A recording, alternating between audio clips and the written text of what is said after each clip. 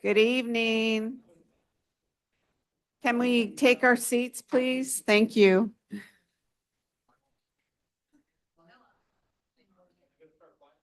Good evening. We will be conducting tonight's meeting here in City Hall Council Chambers, as well as virtually on Zoom and on Wave Channel 18. Members of the public may view and listen to the meeting live on YouTube and Wave Channel 18. If you would like to participate in live public comment, please do so via Zoom with the instructions on the agenda. Pastor Mark Andriotta will be giving the invocation this evening, and Mayor Carl Skint will begin the meeting immediately after. Right. Thank you, Mr. Mayor, for inviting me. I had the week off, and my wife called me about 3 o'clock and said, "Can you do this morning or today?" I said, "Yes." So I had a week's worth of stubble I had to get rid of, and decided to clean up for you guys this morning or tonight. Don't even know where I am. Let's pray. Father, I thank you, God, tonight for these servants, our mayor, our city manager, our city staff, and our city council members. I give thanks for the way of service they have chosen to take up on behalf of all of us here. We all come to this room tonight as a complex human beings, carrying burdens, carrying joy and hope, trusting that you alone can hold us together in your love and peace, oh God. Help us, Lord, to trust you more than our fears and wounds and even our accomplishments. May we lean on your everlasting arms tonight. We pray for wisdom, for strength, for courage to do what is right and good for all citizens. May we put our interests of others above our own, and may we act with love for the common good. May we be good neighbors, recognize your image in every person here. Amen. Thank you.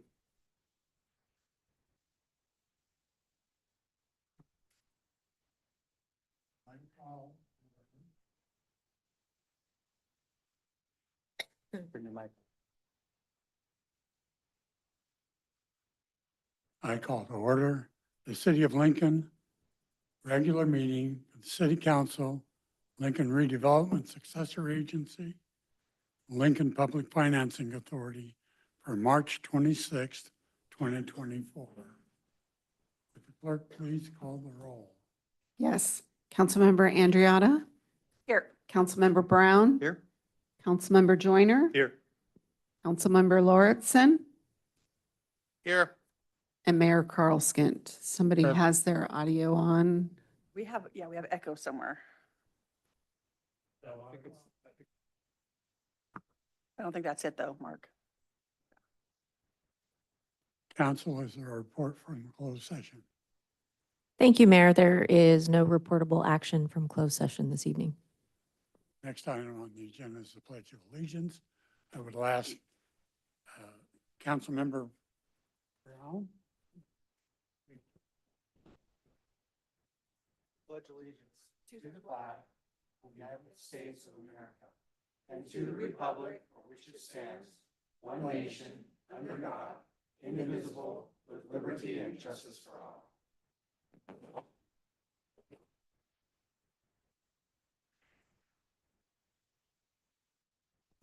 Thank you, Ben. Are there any agenda modifications that members of the council wish to make? No, sir. Staff? And no members. The agenda stands as it is. We have several presentations.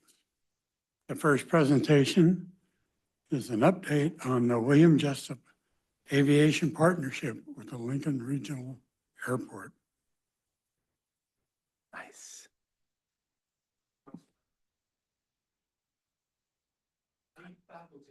Turn your mic on. There you go. I am the lead faculty over aviation and Air Force over ROTC at Jessup University. But I don't want anyone to worry tonight. I'm not here to recruit for the military, so you can relax.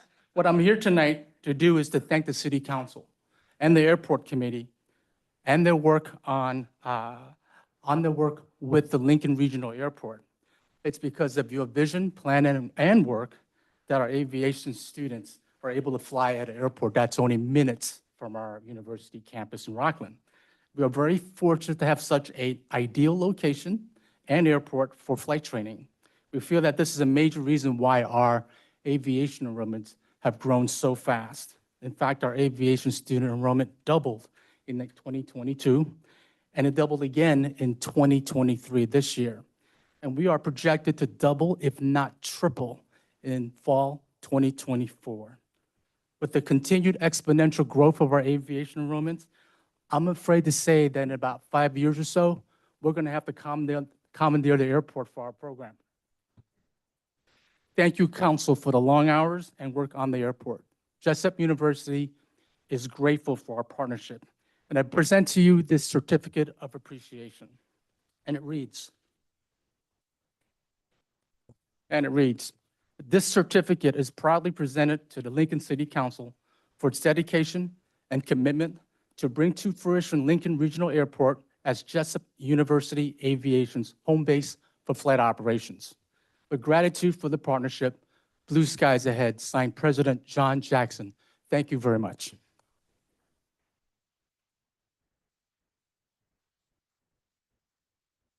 As a token of our appreciation, Mr. Susan will bring up some gifts for you. Please accept this. We'd like to have a picture with you with these jackets on, if you don't mind.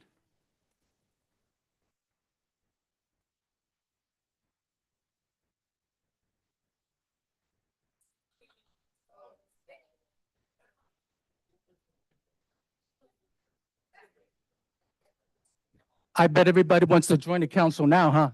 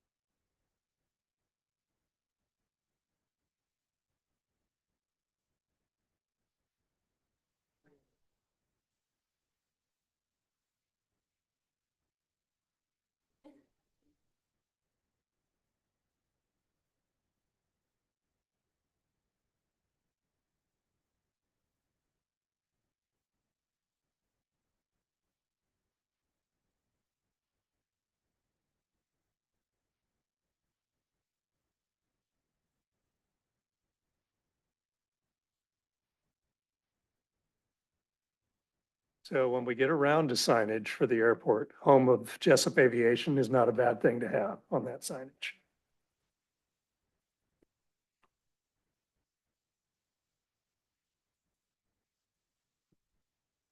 The next item on the agenda is a proclamation honoring the 100th year anniversary of the Lincoln's Women's Club and declaring April 8th of this year as Women's Club Day. I'll read the proclamation, then we'll take a vote. Proclamation of the City Council of the City of Lincoln honoring the 100th anniversary of the Women's Club in Lincoln and declaring April 8th as 2024 as a Women's Club Day.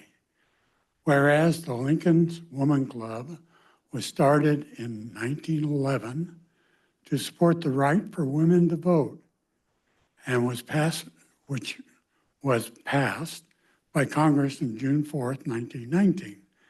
This effort ultimately led to the formation of the Lincoln Improvement Club, and whereas the club's first major project was to address the growing sanitation problems in Lincoln, which resulted in the first cleanup day, a tradition that lasted for many years. In 1912, the local group joined the State Federation of Women's Clubs, and at that time became the Women's Club of Lincoln. Whereas in 1919, Carrie Chandler Gladding served as the first president. Mrs. Gladding was instrumental in getting the clubhouse built with the assistance of Walter Jansen. Walter Jansen, owner of Jansen Feed, donated the original lots. The cost of the mission-style building was $11,860 without CEQA. A gymnasium floor was installed in the main hall, and that flooring still remains until now. Yeah. Correct. Whereas in January 2024, the clubhouse was completed. 1924, the clubhouse was completed. The Women's Club of Lincoln held its first meeting in the new building on April 8th of 1924. And whereas a multitude of projects over the years have included sewing for the Red Cross, care packages for veterans, assisting with coat drives, and provide monetary gifts to local schools and organizations. And whereas several members have become council members and ultimately the first ladies to be mayors of the city of Lincoln. Edna Ragsdale was one of the first women in the nation to vote in every single election since the time that women were allowed to vote. And whereas the Women's Club has maintained the clubhouse for the last 100 years with the help of the community, many organizations, schools, and private parties rent it for many functions. Since the 1920s, the clubhouse has been the site of the weekly Rotary meetings and luncheons. Now, be it therefore proclaimed that the City of Lincoln, City Council of the City of Lincoln, recognize the club for long-time community and civic services and dedicated to the City of Lincoln, and approve 8th of April as Lincoln Women's Day. And hopefully this will be passed and adopted today unanimously. Did I have a voice vote? Or do- I'd like to happily make the motion that we approve this proclamation. Being one of the few women that are members of the Women Club that have been on the council and as mayor, this is a very, very important milestone for the Women's Club, and very excited that we're doing this. So thank you, Mayor. Second. Have a motion and second. Yes, Councilmember Andriotta. Yes. Councilmember Joyner. Yes. Councilmember Brown. Yes. Councilmember Lauritsen. And Mayor Carlskent. Yes. All right, hey. I'm just gonna change my jacket for the picture. Just for the picture.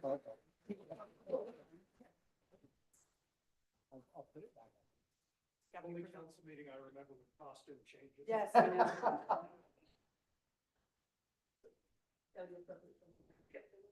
All right.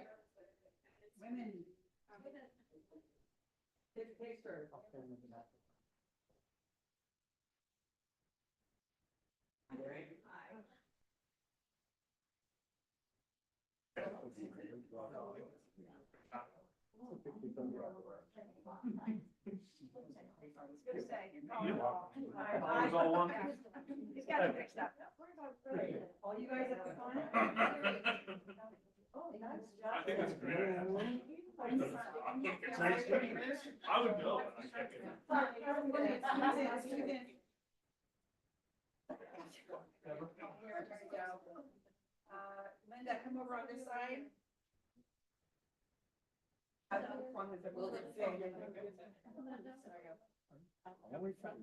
I'm always a boss.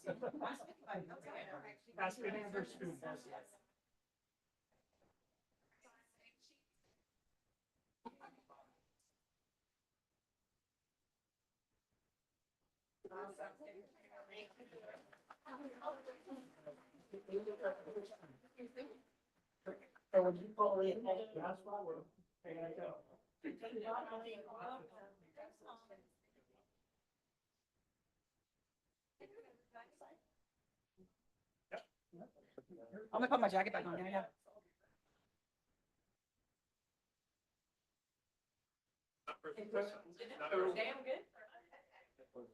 Oh, you gotta change again. Yep. So what did catch my attention was gymnasium floor. I had never heard that that was Yeah, used. and we just got it finished and it's beautiful. Yeah, I saw the It's so pictures, nice, but- yes.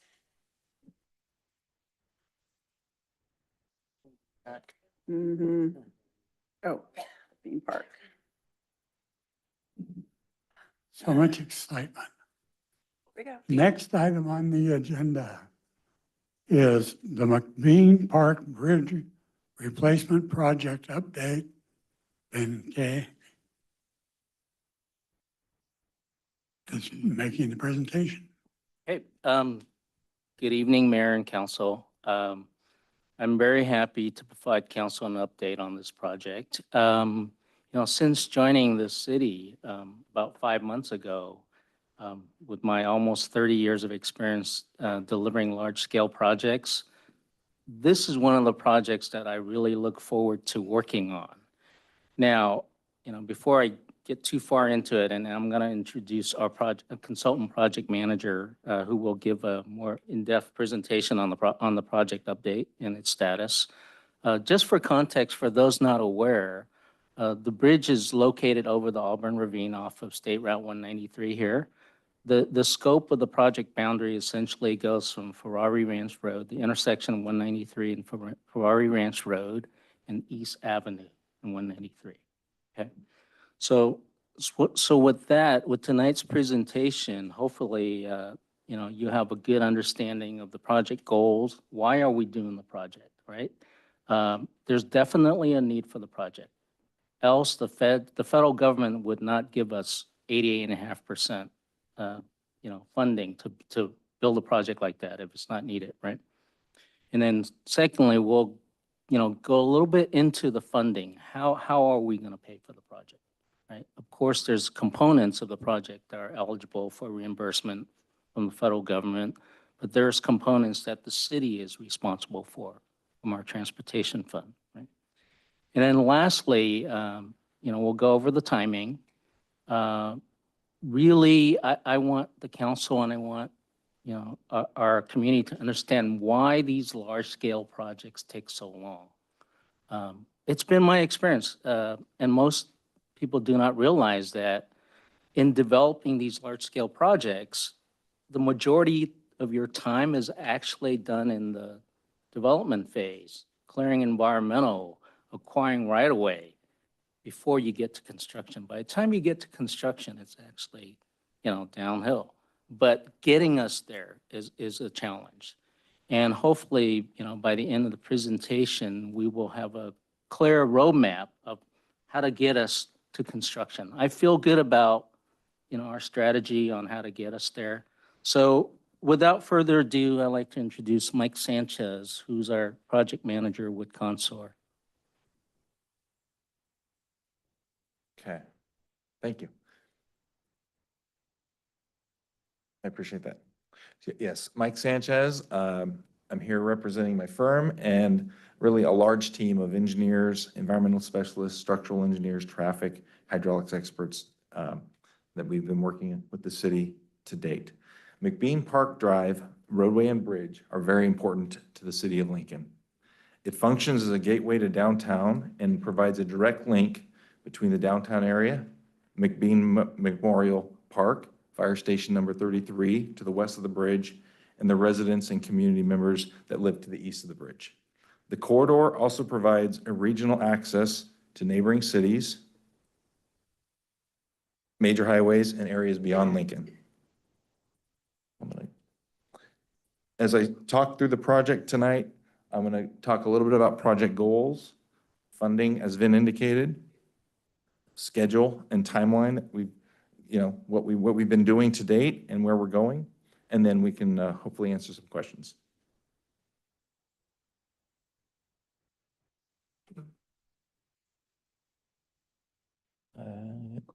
I'm just struggling to see, does that map, can it shrink on the large size?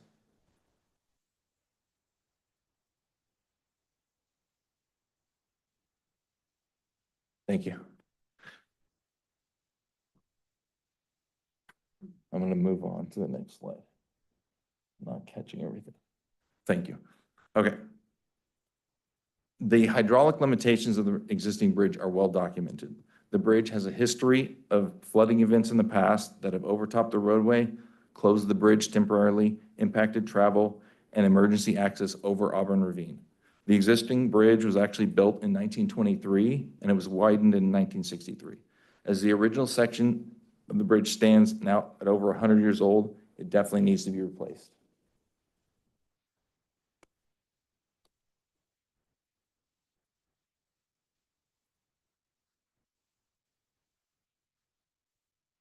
One of the most exciting aspects of replacing this bridge will be the opportunity to provide the much-needed improvements to improving access and safety for pedestrians, bicycles, NEV vehicles throughout the corridor. The future of McBean Park Drive includes connectivity. That's okay. That's okay. Can we pause it for a Yes, you moment can. so Go we ahead. fix it? All right, thank you.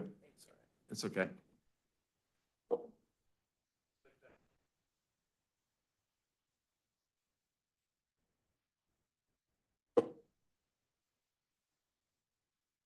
It was a little distracting.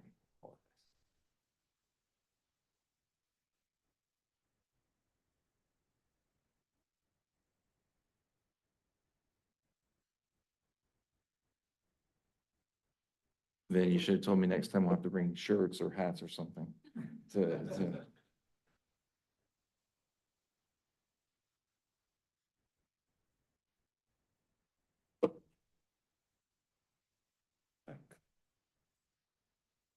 Better, that's better. All right, I appreciate that. Thank you. Okay. So sort of picking up where I left off, the new structure will accommodate through lanes, the turn lanes, outside shoulders for a joint use of NEV and bike lanes, all in accordance with the city's NEV master plan. On the bridge, there'll be dedicated pedestrian space that will be separated from vehicles with barriers. And off the bridge, raised sidewalks will extend the length of the roadway approaches that connect from both East Avenue and Ferrari Ranch Road. We actually plan to step down the speed of vehicles as they approach the bridge, moving from 193 and entering into the downtown area.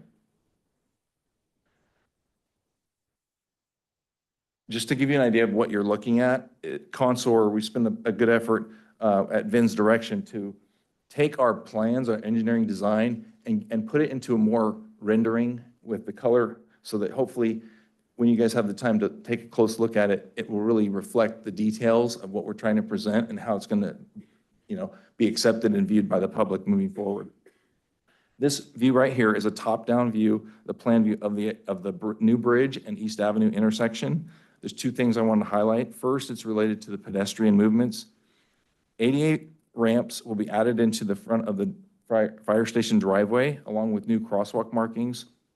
The sidewalk realignment along the north side will result in new ADA ramps at the northeast corner as well. The overall layout of the crosswalks at East Avenue will be very similar to the present condition. There'll be 3 legs that, as shown, and the staggered stop bars along the west side for the 3 approaching lanes. Pedestrians crossing McBean at East Avenue will continue to do so on the west side of the intersection. And the second is related to bicycle movement. I think that's where you're really going to see a significant difference when you look at the footprint of what and the width that McBean will be in the future vision. For cyclists traveling west on the bridge that continues straight onto McBean Park Drive, there'll be signage and the green bike lane pavement markings to indicate and direct the shift into the bike lane space that's going to be provided between the through lane and the right turn lane at the East Avenue intersection.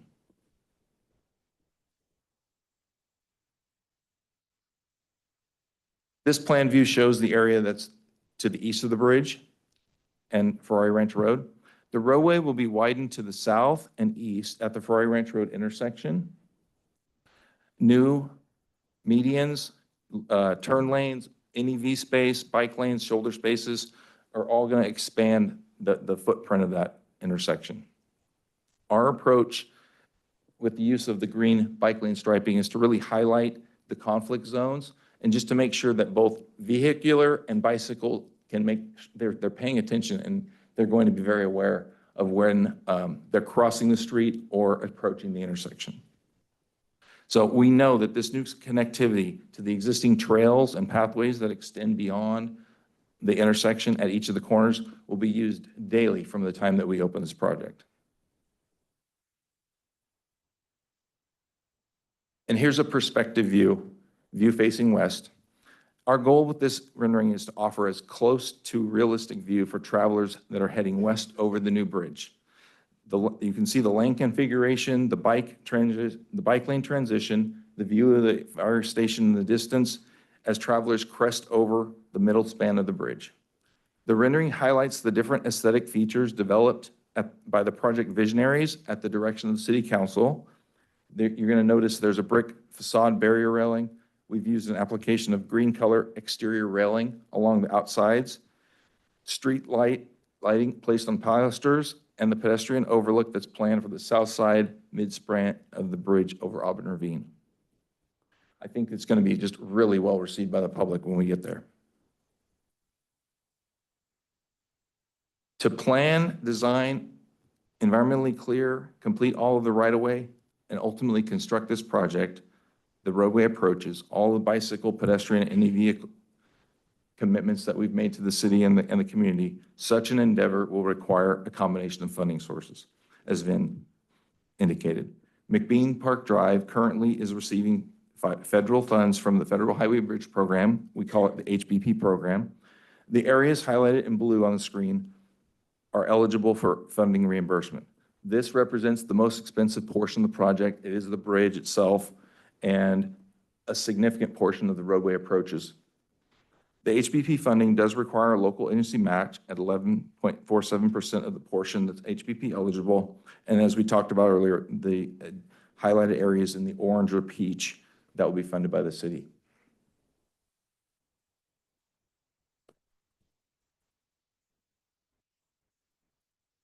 After an iterative, our team monitors the cost of construction pretty closely. We pay particular attention to the cost of transportation improvements. Our current engineer's estimate in 2024 dollars indicates that the cost of construction is estimated at $16 million. The upper end total cost of the project, which includes construction management, environmental mitigation, design costs, they're on track to near almost $24 million. The preliminary engineering efforts that our team has expended to date is just over 1.6 million, and we do anticipate the need for an additional 800 to 900,000 to finish and fully prepare the project for construction. As we push into these final design efforts, we will be working closely with Vin to value engineer the project and find areas of potential cost savings.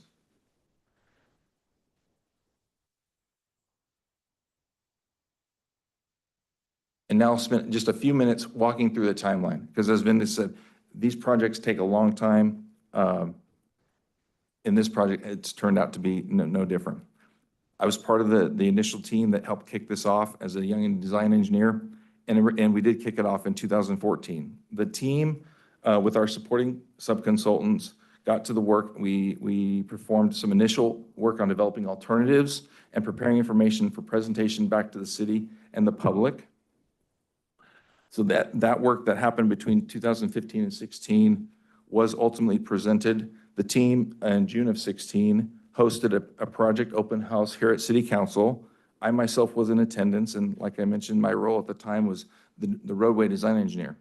The open house provided the community members an opportunity to get an early look at the project and discuss the project details with the team and the city. 3 different aesthetic options and concepts were presented, and the clear majority winner, both with City Council and the public, was the local heritage concept, which we've kind of taken and carried into these renderings that we presented.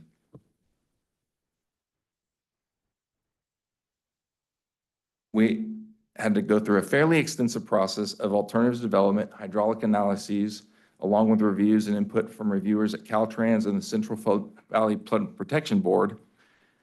This was not a major milestone. We finally reached an agreement upon the hydraulic criteria that would be applied to the project of Q100 plus 3 feet of freeboard to provide that clearance under the bridge. As a result, the roadway and the profile of the bridge is going to be elevated. We know that it's going to be raised about 5 feet above the existing elevation, just to let you know. And what it'll do is we're going to actually have the top and the middle of the bridge will be a crest curve, and it'll use sag curves and touch down at East Avenue and Ferrari Ranch Road.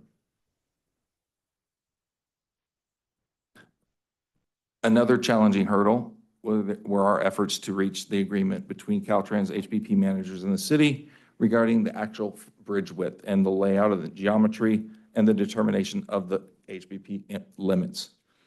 The city and designers developed a series of justification memos, additional support studies, and a queuing analysis for turn lane pockets. And we finally reached agreement in 2020. This became the true launching point to initiate the hard work of the environmental studies that the team undertook. And just as a reminder, because we are using those federal dollars and we are part of the HBP program, a high level of environmental studies is required.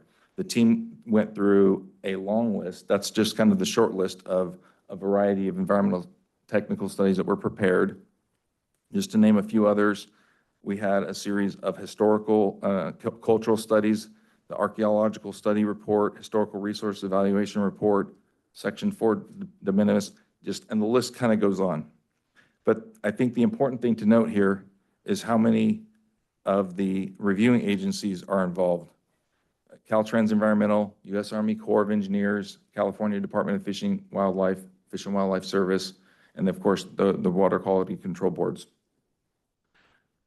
Our team, in concert with CISA, have made progress in working with these agencies, but we do recognize this did require an investment in both resources and time.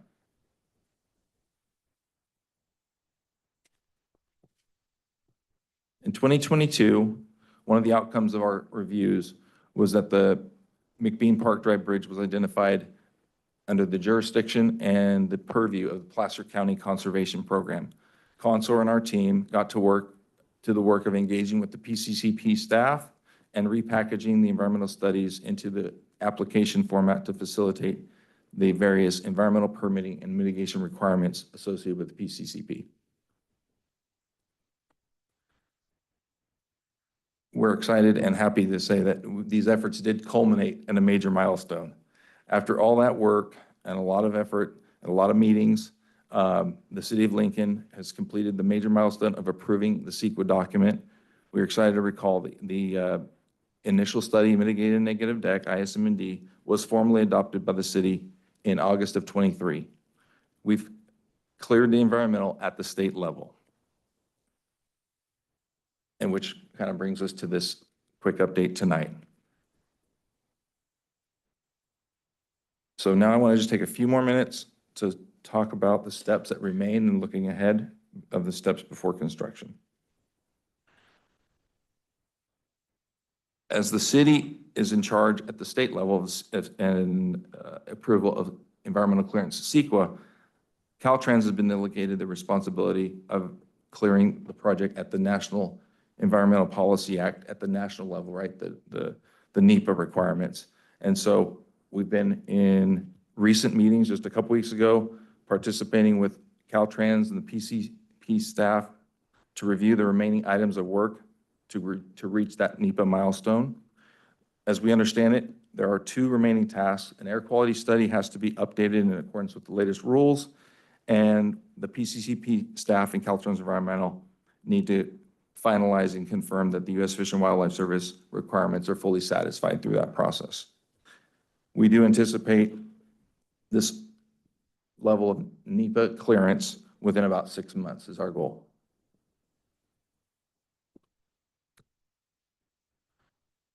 Once we clear NEPA, it really will clear the path to finish the design and the remaining items, as you've seen on your screen, which is the type selection, the 100% plans, and specifically the appraisals and acquisitions that are required to get all of the right-of-way that's needed.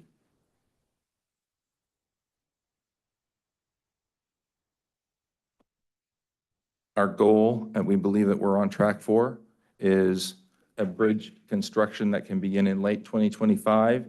And due to the scale of the project, we believe it's a 2-season construction. So I feel like I hurried through some of that. There's a lot of information. I hope that this has been informative for the council and those in attendance. And with that, I will do my best to address some questions. Thank you.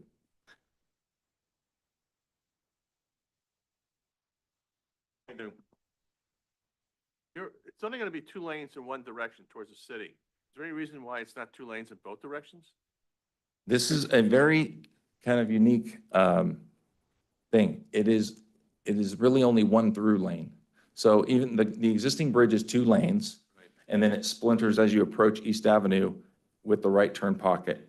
The design that we have on the bridge, it will be 3 lanes for a very short duration, but really it just, that right lane becomes a right pocket. And so I'll go back to, let me go back. I'll attempt to go back to one of the views. Go ahead, Vin. Yeah, let me chime in a little bit. Thank you. While Mike is looking for the slide. Yeah. So one of the challenges we have with paying for a project like this is that we rely heavily on the federal government and the Highway Bridge Program, right? So therefore, if we're building or designing something that exceeds and increases capacity, right?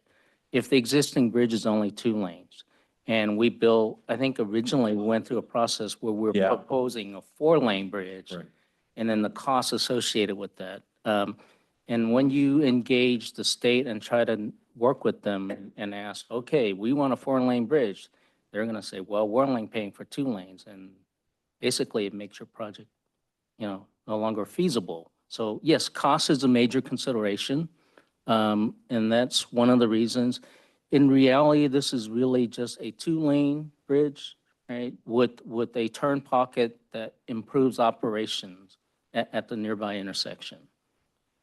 So I think the easier answer, the more direct answer is that going west on Right. 193, as you enter the city, it is a 2-lane road. It is not going to be expanded to 4. Going east, the roadway does expand to 4 lanes, so it makes sense to open it up heading east and to narrow it down coming into town. Yes. Yeah. No, thank you for that clarification. Also, isn't it, that with the miles per hour coming in is also different than going out? Right. And in connection with the NEV routes and stuff, you don't need to have that much more room on the going eastbound because that's within the speed limits of an NEV, yet also coming in this way to provide room for an NEV because at that point, the speed is too high for Mhm. NEV coming in, so you have to make sure there's room for that too. Right, yeah. And there, like I said, the NEV master plan, which was just updated in March of '23, lays out the NEV network. And this will provide, it already functions because of the shoulder space that's present today, but this is really going to be a much better defined shoulder space where we'll have the NEV bike lane markings on the pavement. Yeah. That's really important in this case because we've got the logging trucks coming straight down that. And if you're in an NEV and in conflict with one of those logging trucks, we want to get you as much clearance as we can get you. I remember when you guys saw yeah. this presentation in 2016. Yeah. When I was looking at the slides, I'm like, oh, I remember this. I was in the audience. So it's nice to see it come back, you know. It is. I think something I will say about it is you've understandably scaled back some of the architectural features to it. I'm going to fight really hard to keep you from scaling it back any further. Understood.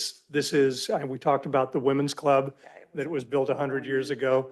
This bridge was originally built 100 years ago. This is a once in 100 years opportunity to create that gateway into our historic downtown. I think we need to do everything we can to make sure those enhancements are present. Okay. Can we write a proclamation for a 100-year-old bridge? Sure. Sure, we can. Just kidding. It's, and Tough maybe crowd, yeah, then maybe you're going to get into the details of the financing here in a minute. But I think we ought to be reaching out to every partner we can possibly have. PCTPA is in the room. I'll talk to them tomorrow. But beyond that, there are opportunities given, you and I have talked about this, given the nature of Auburn Ravine and its history with the native peoples, there may be a partnership opportunity there with the tribe if we include some elements honoring the tribe and their presence in Auburn Ravine. I can't speak for them, but I would think that Caltrans would be very open to that type of partnership and might be willing to kick in a little additional funds to make sure that happens. Noted.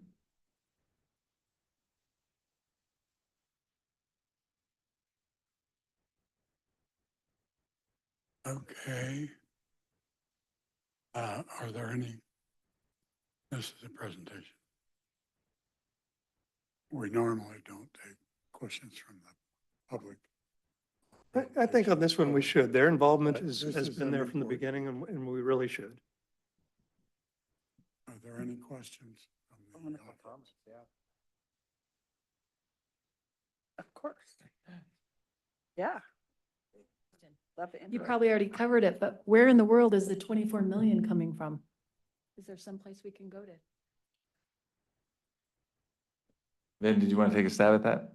Sure. Okay. As Mike indicated in his presentation, the majority of the bridge funding, 88.5%, 88.53%, is coming from the federal government through the Highway Bridge Program. The other aspects of the project that the city wants to include, like the aesthetics, the pedestrian sidewalk on the other side, and the improvements at the intersection of Ferrari Ranch Road, that's going to come from our own local funding sources, the PFE and our transportation fund. It's still a work in progress. I have to be honest with you. Everything that, that's HBP related, it's sort of a negotiations with Caltrans in the state. Everything we try to include in the project, I don't want to call it a battle, but it is a process to get that approved. I think we have folks here from PCTPA who understand that. But as far as, some of the mentions about possibly, some of the aesthetic treatments that might have been reduced or eliminated. Yeah, certainly we're open to additional aesthetic treatments and the possibility of, supplemental funding from other sources. Yeah, we are definitely open to doing that. And this has been in the PFD plan for a long time, so that's where that's developer and citizen funded through purchase of houses. So, any other questions from the audience? Okay, thank you very much. Thank you so much. We're through, so thank you very No, I much. appreciate it. Thank you. Thank you. Thank you, man. Another presentation. Mike, I don't remember you having gray the first time we had this conversation, and I actually had hair when we had the conversation. So nice of you to mention that, Councilmember Joyner.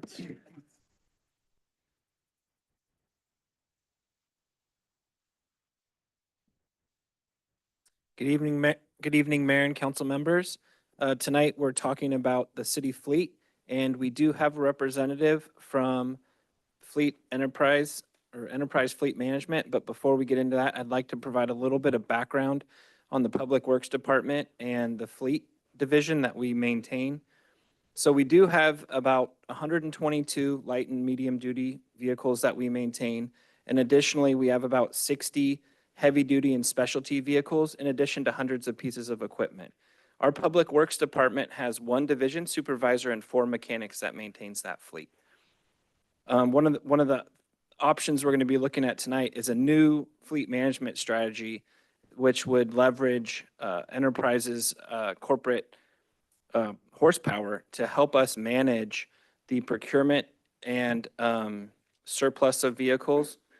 And just to provide a little bit of background on our division supervisor is helping us navigate the advanced clean fleet regulations that are going to be requiring us for the median heavy-duty fleet to be purchasing 50% zero-emission vehicles starting in 2024. And in 2027, that requirement goes to 100%. There's a milestone option that is also aggressive in nature. I know there's some pending legislation to push that back. Maybe as far as 10 years. I'm not holding my breath on that one. But we do have challenges in the fleet division. They're busy. Out of those 4 mechanics, one is dedicated full-time to maintaining garbage trucks, one's dedicated full-time to the fire department, and one's dedicated full-time to the police department. So that leaves one, and when others have time available to manage the other fleet.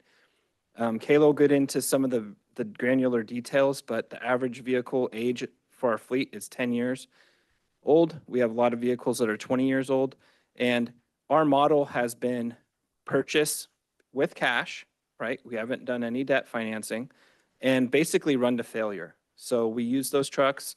The police department a lot of times will have volunteer vehicles when they're near the end of useful life. We'll make sure they're safe, but we'll get the last little bit of life out of them.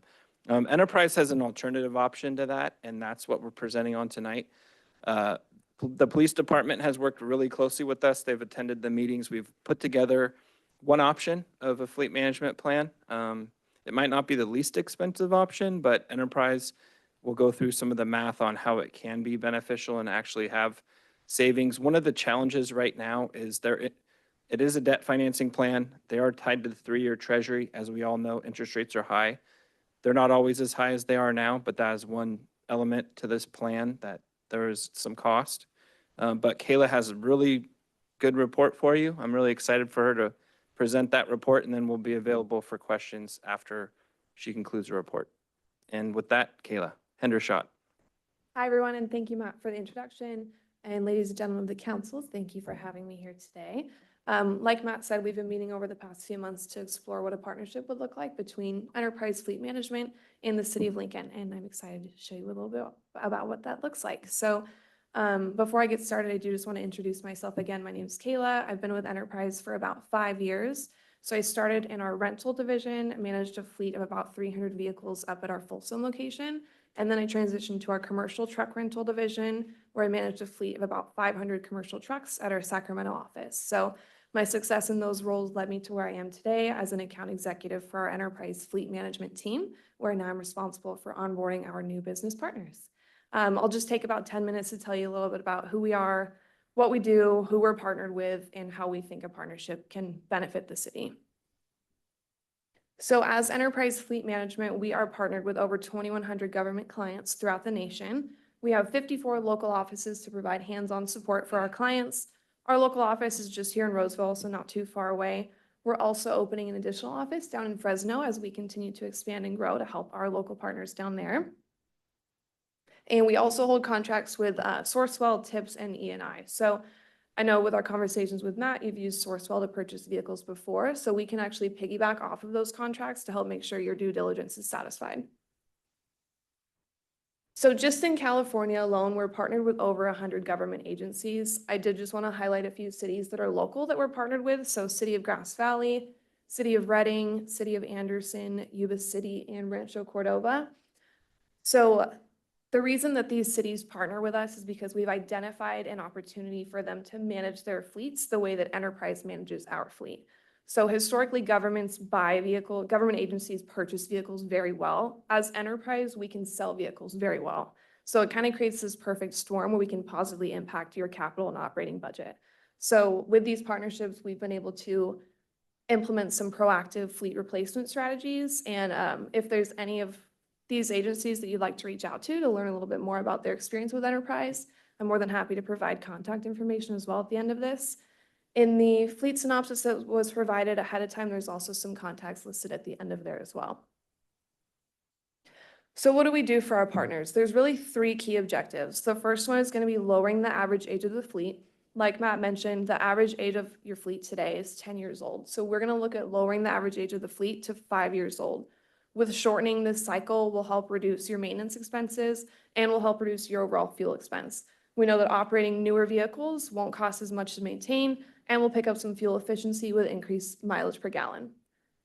With that, lastly, leasing the vehicles through Enterprise will help you establish a more fixed budget year over year and help bridge any gaps between capital and operating budgets and replacement needs for your vehicles. So there is a little bit of data missing on the bottom of the page, but that's okay. So to look at what the replacement plan would look like, we looked at the city's fleet of vehicles. So in the light duty fleet, there's 122 vehicles. We divided this up by vehicle class. So by vehicle type, number per type, average age per vehicle class, and then average annual mileage traveled. So out of these 122 vehicles, the average age, like we mentioned, is about 10 years old, traveling about 7,000 miles per year. So if you shift your focus to the bottom of the screen, inside the red box, you can see that there's 54 vehicles in the fleet that are over 10 years old. So 44% of your fleet is over 10 years old. 20 vehicles are over 20 years old. We know that vehicles don't last forever. So what we do for our partners is help implement a proactive fleet replacement strategy to help replace these aging units. So the vehicles in the red box are going to be what we're looking at first. So if you look to the top right of the screen, in fiscal year 2024, we're going to look at replacing all vehicles that are 19 years old or have an odometer reading of over 150,000 miles. In 2025, we're going to look at replacing vehicles that are 15 years old or have an odometer reading of over 125,000 miles. And you can see in 2024, there are 26 vehicles that fall in this category. In 2025, there's 27 vehicles that fall in this category, and so on. So what does this look like from a budgetary consideration? Based on data provided by the city, if you look at the yellow or orange line, this is what we estimate the city is spending year over year to purchase, fuel, and maintain their vehicles. So on average, the city acquires about 11 new vehicles per year with a capital outlay of about $580 since we're going out and purchasing the vehicles with cash. We estimate you're spending about $216,000 to maintain these vehicles and about $433,000 to fuel the vehicles for an all-in fleet budget of about $1.2 million year over year. We know that with leasing vehicles through Enterprise, we can help free up cash flow for the city and provide equity back to the city from the fleet. So if you look at fiscal year 23 to 24, there's already 6 vehicles that this city's identified need to be replaced. We're going to go ahead and take over purchasing these 6 vehicles for the city, freeing up $310,000 worth of equity to put back into the city. There is a 50% down payment required for any aftermarket equipment on the vehicles. Some of these vehicles are police units, so there is some aftermarket equipment on them. So that's where the purchase capital comes from. So the $50,000 is for the aftermarket equipment, $80,000 for the lease payment, and then again, you see that $310,000 flowing back into the city from equity. Your maintenance expense is going to come down to $208,000 as we operate newer vehicles. They're going to cost less to maintain. Fuel expense comes down to $426 as we pick up some fuel efficiency with newer vehicles. for an all-in fleet budget of $455,000 in year one. So just in year one, we estimate we can free up about $770,000 for the city from leasing vehicles through Enterprise. In year two, so fiscal year 24 to 25, we're going to address the remaining 20 units that were aged on the previous slide. So adding the 20 units to the lease, we'll lease 26 vehicles total. Again, some of these vehicles are PD or streets vehicles that have aftermarket equipment, so there is a down payment associated of $156,000. The lease comes to $326,000. We're going to sell off these vehicles on behalf of the city. We estimate we can get about $110,000 worth of equity to put back into the city from the sale. Again, your maintenance expense will fall down to $186,000. Fuel comes down again to $407,000 for an all-in fleet budget in year two, about $966,000. So you can see year over year, as we're transitioning from a purchase to a lease structure, we'll continue to bring down our maintenance and fuel expense and continue to positively impact the city. So over the next 5 years, we're estimating we can free up about $1.6 million for the city based on the fleet of vehicles. And with this replacement plan, it'll help us get the average age of the vehicle down from 10 years down to 5 years. So there's also some intangible considerations to think about. Your employees are going to be driving newer, safer, more reliable vehicles. It's going to help them be more productive throughout their day without having to deal with any vehicle issues, non-preventative maintenance, or any breakdowns and that sort of thing. So again, just to recap, and this is detailed out in the synopsis we provided ahead of time as well, but the current fleet, 44% of the fleet is over 10 years old. So again, our objectives are to lower the average age of the fleet, reduce your overall expenses, and help provide a fixed manageable budget year over year. So again, over the next 10 years, continuing on the replacement plan year over year, we estimate we can create a conservative savings for about $2.1 million for the city. And then again, just to touch on the safety side of it, there are 27 vehicles currently in the fleet that predate anti-lock brake standardization, 42 vehicles in the fleet that predate electronic stability control, and 66 vehicles in the fleet that do not have backup cameras. So we know with moving the average age down from 10 years to 5 years and adding new vehicles into the fleet, your employees will be in safer and more productive vehicles as well. So overall, this is how we believe we can positively impact the city of Lincoln with a partnership and what we've done for our current partners. Growing up in Roseville, it's been really cool to see the growth and development of Lincoln over the past few years, and it would be really great to be able to contribute to that as a partner. So happy to answer any questions you guys might have. Please. So Kayla, obviously we have some specialty vehicles within the fleet, garbage trucks, firefighting apparatus. Are you including those in this No, plan? sorry. No, that's a great question. So this is just looking at the light duty fleet. So Okay. 1 ton and down. Got it. Mhm.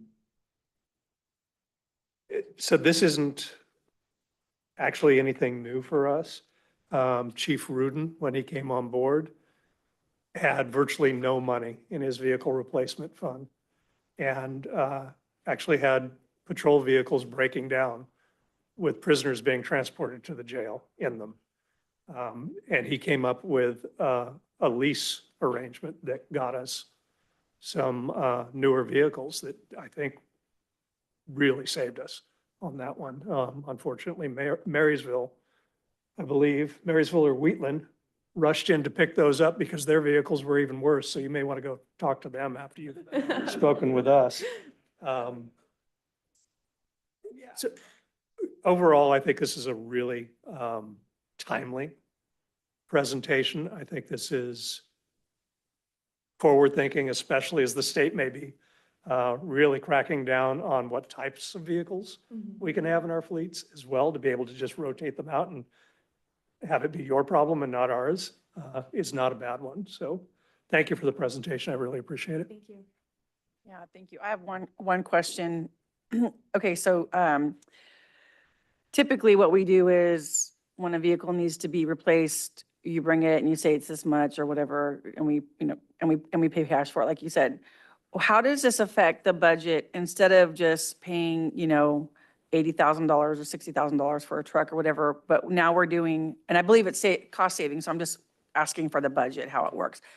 We do the down payment of, whatever it is, $156,000 or $300,000, whatever that is. How does that affect like, how does that work in the budget? Instead of just paying for one vehicle at a time, we pay cash. Now we're putting a big chunk down on a down payment. How does that wash out in the budget, Sean? So it's, while the savings that have been indicated in the presentation, we believe in those because they're put together from a lot of experience on Enterprise's part.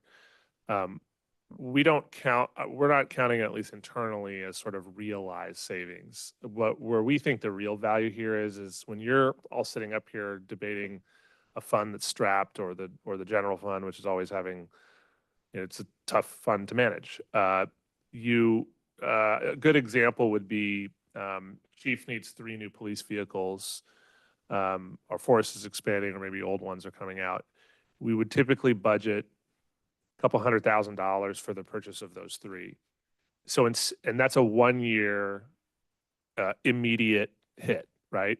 So your ability to do other things with those limited general fund dollars is hampered because you're putting out that very large capital outlay in 1 year, right? So the difference here, I'm just talking kind of on a micro scale, is we have the same exact kind of product from Enterprise, but our lease payment is the down payment, and the yearly lease payment is a specific amount of money that, from a budgetary perspective, is much easier for us to just plug in every year because we know exactly what it's going to be, versus when you're running an average 10-year-old vehicle in our fleet, it could be that it lives another 3 years, or it could be that it lives another 6 months. And so then, boom, next year we're back and there's $500,000 coming out for other vehicles. So it just doesn't give, from a cash flow perspective, it handcuffs the council and budget staff significantly, because we have to outlay a significant amount of money 1 year, when you can spread. It's better from a budgetary perspective to try to spread those out on much lower levels over a number of budget years. So the answer to your question, that was a long roundabout answer, but is that it gives really the council primarily a lot more discretion to allocate dollars towards other things that are just as important, park improvements, you name it, versus sort of being handcuffed to, hey, we have to have police cars for police officers, and so we're gonna have to put that 300,000 out. No, thank you. I appreciate that. Yep. And I appreciate the presentation. I'm just really thankful. I mean, you have a lot of these things coming up where you guys are investigating cost savings plans and programs. I think we're in a really good place for that, and I appreciate it. Thank you. Well, and please forgive my humor a little bit, but when we talk about, and Paul said, it becomes your problem if something happens. I think of Days of Thunder when they had the rental cars to go to the dinner and just hand the keys back to you. Like that idea? It's a great presentation. I wholeheartedly am into it because the exactly what Sean said. I mean, it allows us as a city to have more capital to do other things. And in the long run, it saves us not just money, but vehicles, and having vehicles that are not in the shop are costing a ton of money over time because of that. So, But Councilmember Brown, there's 2 more things that I haven't mentioned I just think are important. I think the difference between when you think about it individually, about whether you might want to lease or own a vehicle, some of us, you being one of them, you get an emotional connection to your vehicle, and so you may keep it longer, you may want to improve it or keep it as an old. We don't have that. Dan doesn't have that. But we don't have that at a staff level. These are utility vehicles. We use them for their job, and once their job is done, they go wherever they go. And so that's one. The second part is that we really like is the process of purchasing vehicles, as you all are aware, for a city is a real pain, especially specialty things like the police department uses. Sometimes it takes 6, 8, 9 months to get one police car outfitted and into rotation for us. Enterprise, I believe they told me they buy about 1 million vehicles a year. Does that sound right? And so they have purchasing power that's different than us. They have relationships with manufacturers that are very different from us. When we call Chevy or Ford, they don't go, "Oh my goodness, this is Lincoln, California. Hold on a second. We'll get that right out to you, sir." they'd probably say something more like, which Lincoln are you talking about? And, Yeah. you know, we'll transfer you to press 0 for the operator or something. That's So, so that's another benefit is that they take care of the entire procurement process, the registration process. We just get the vehicle. They, you know, one of Matt's guys jumps in the truck and he goes to work. It's really that simple. So this is a presentation. Are you gonna, when you bring it back for? Yeah, we just, this is a pretty significant change to how we do business. And even though we think it's pretty matter of fact, we're trying with these things, even if they're cost savings measures, to talk about it a little bit before we force you into a vote. So. Real quick, so we've all got the answer to this because we've spoken with you offline about this, but I think it might be important for the public to know what happens to those fleet maintenance guys if we switch to this model. Yeah, so as Matt mentioned, the fleet team spends so much of their time, majority of their time on heavy duty equipment that's not part of this agreement. And so they also do other work that's not even fleet related. They're mechanics, right? So they have technical abilities on all types of equipment that need work. They have plenty of work to do. And our fleet, as the city continues to grow, will only grow. And so I don't see that really being prohibitive. And there are some things within the maintenance portion of the agreement that when we get to you with a decision, we'll have a little more discussion on about whether we have enterprise actually assume some of those responsibilities or whether we keep some of those in-house because it's just more convenient and accessible for us. And Matt, I don't know if I missed anything there, but that's my memory. Didn't miss anything, but I never miss an opportunity to add more. So, and I know people are waiting, so I'll be short. But one of the things that we're challenged with is our fleet supervisor is slammed with the COVID impacts, supply chain impacts, upfitting challenges. PD's got 3 light duty trucks that we've been sitting on for months because we've been trying to get all the upfit equipment. So just the coordination, the leverage that Enterprise has to have their staff track down these upfitters, track down the equipment. I personally did this in Sassoon City. I didn't have a fleet supervisor. We're doing pretty good here. Lincoln's pretty well set. I like working here. Thank you. But they do leverage that, and I have really important stuff I need Mike working on. So there's benefits other than the consistency.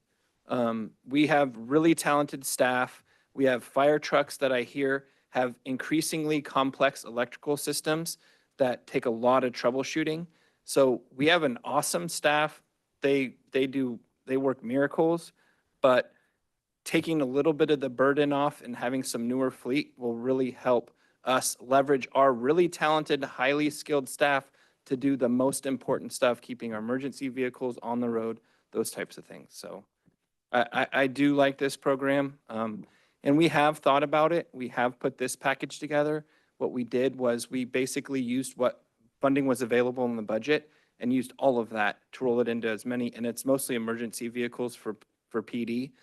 But Sean, Nita, and I haven't fully developed the plan. We wanted to see what the vibe was here. If it was like, no, get the heck out of here, or hey, this is intriguing, or we really like it, before we brought back a plan.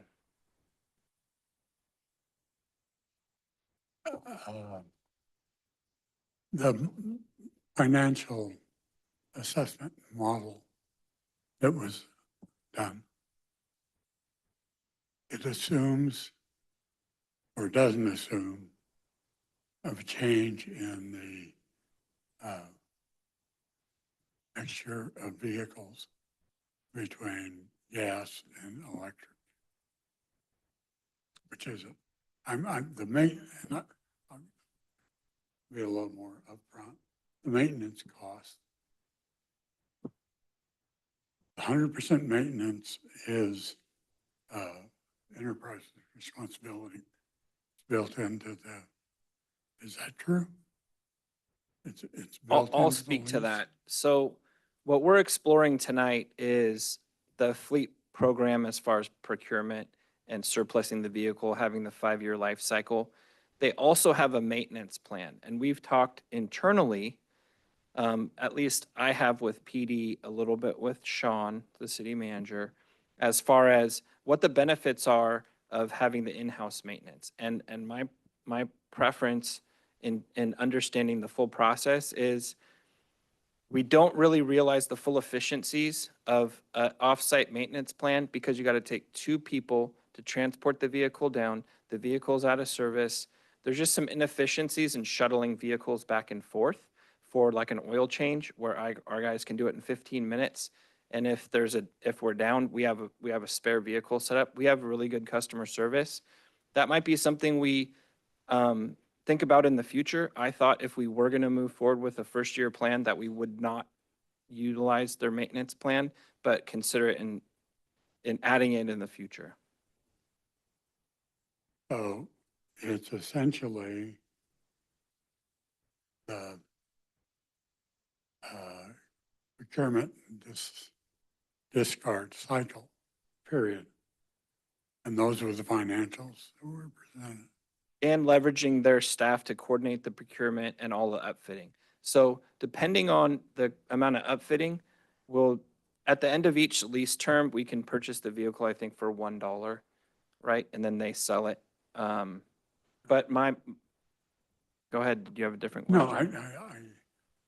I understand that. It was just, I was lost. I thought it was more of a wrap than it is. And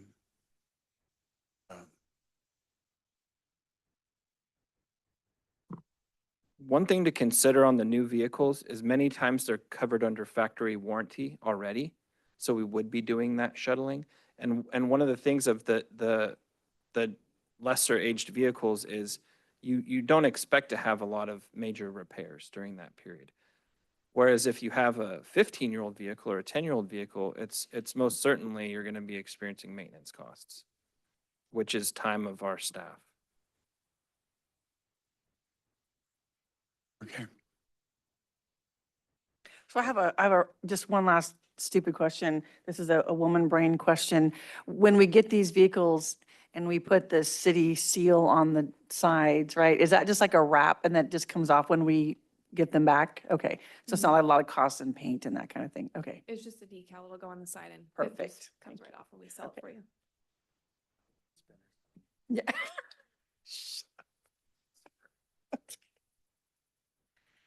You want to do public comment? No? You don't have to. I was just asking.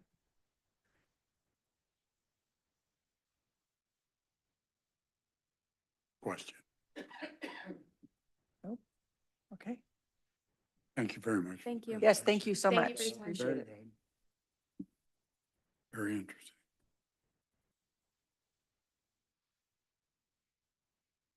Now we go to public comment on items not on the agenda. I have 2 cards, I think, yes. Deborah Gilchrist.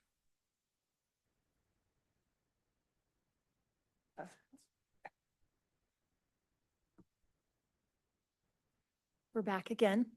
Good evening. Today, we're going to talk about additional harassment that the city attorney has projected on our family. But I also want to mention, I have had several members or citizens, residents of Lincoln contact me after the last council meeting. I want to clarify, my understanding is that the city attorney is hired by the city council. Her actions represent our city council. So just keep that in mind. Last city council meeting, I brought up that I incurred $5,000 in order to get the city attorney to do what she was supposed to do, give me the appeals process. Once she finally got around to doing it, it was a $100 fine. I paid $5,000. We will come back to that letter. Tonight, what I'd like to talk about, you can see all of these, hundreds of them.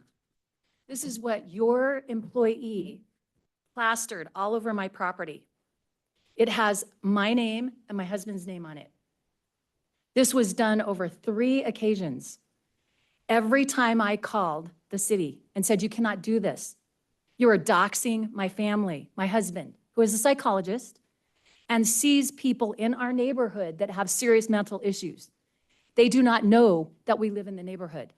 They put these signs on my property, plastered them on my front door, put them underneath my doorstep. It has my husband's name and my name. And Tim Jekyll continued to do it even after I told them the reason why they should not be doing this. None of you stepped in. She, your city attorney, continued to allow this to happen. The only person that came to help us was Dawn, which is an employee that apparently you let go. She's the only person who helped us. These are hundreds that they plastered down my wall. I just want you to know that. This is a picture of my wall. Next time I will blow it up so you can see it. They accused us of building this wall November of 2022. This has Christmas lights along the top of it. It also has weeping on the wall. That is not a brand new wall. I have a picture of a brand new wall. This is what it looks like. That is a brand new wall. They accused me of lying. My wall had been up since the fall of 2019. According to them, everybody else, the hundreds of walls that are just like mine that have been left intact, I was told their walls have been in. So has mine. But they have harassed me for years, ignoring that fact and calling us a liar. I will have these blown up so that you can see them. Thank you.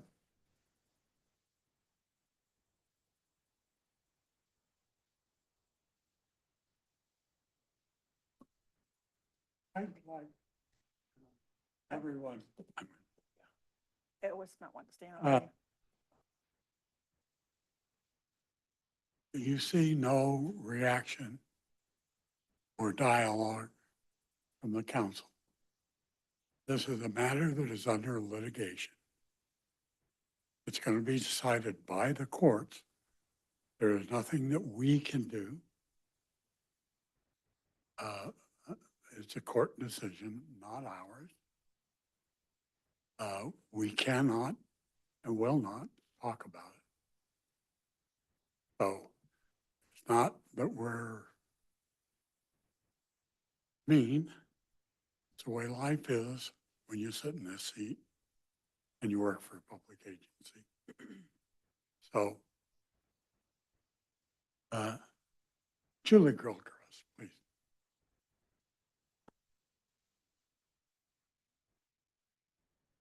Thank you. I appreciate the time. I wrote each of you a letter, which you probably received, and I want you to know it was not written out of animosity, but of frustration. And I agree with Deborah. According to your website, you hire the city manager and the city attorney, and this gives you oversight on both of these employees. It is your responsibility to see that the authority given these positions are in conformity with the policies and procedures set out by the city. The policies and procedures were not followed in the handling of the neighbor's complaint against Deborah Gilchrist, wall and fence. She was told in a letter by the city attorney that she could have avoided time and expense if she had just moved the wall when she was told to. There was no appeal process given. Deborah was told to cease and desist any building, leaving the property open to vandalism and liability. This is in direct violation of the California State Building Code for swimming pools. She is being bullied with citations, fines, petty citations, and even threats of criminal prosecution. We have presented our case to you hoping that these could be resolved in-house. We have not put forth any case of actual litigation. You have the responsibility, authority, and oversight to bring this to a common sense conclusion. We, as residents of the city of Lincoln, trusted you to use that authority. What value is there to the city for forcing litigation? It doesn't sound like we have a lot of budget for that. The resolution is simply allowing Deborah to leave the wall as it now stands to stop the erosion on her home as verified by a soils engineer.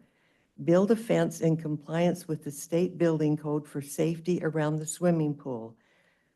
Without doing that, that is totally irresponsible to leave it any other way. I'm going to ask you how bad something has to get before it gets bad enough that you, as a city council, use your oversight in this manner. We respectfully ask you to consider using that oversight to resolve this matter so that we can have a conclusion on it. And as much as we enjoy these meetings, we like to just go ahead and stay home. But I thank you for your time.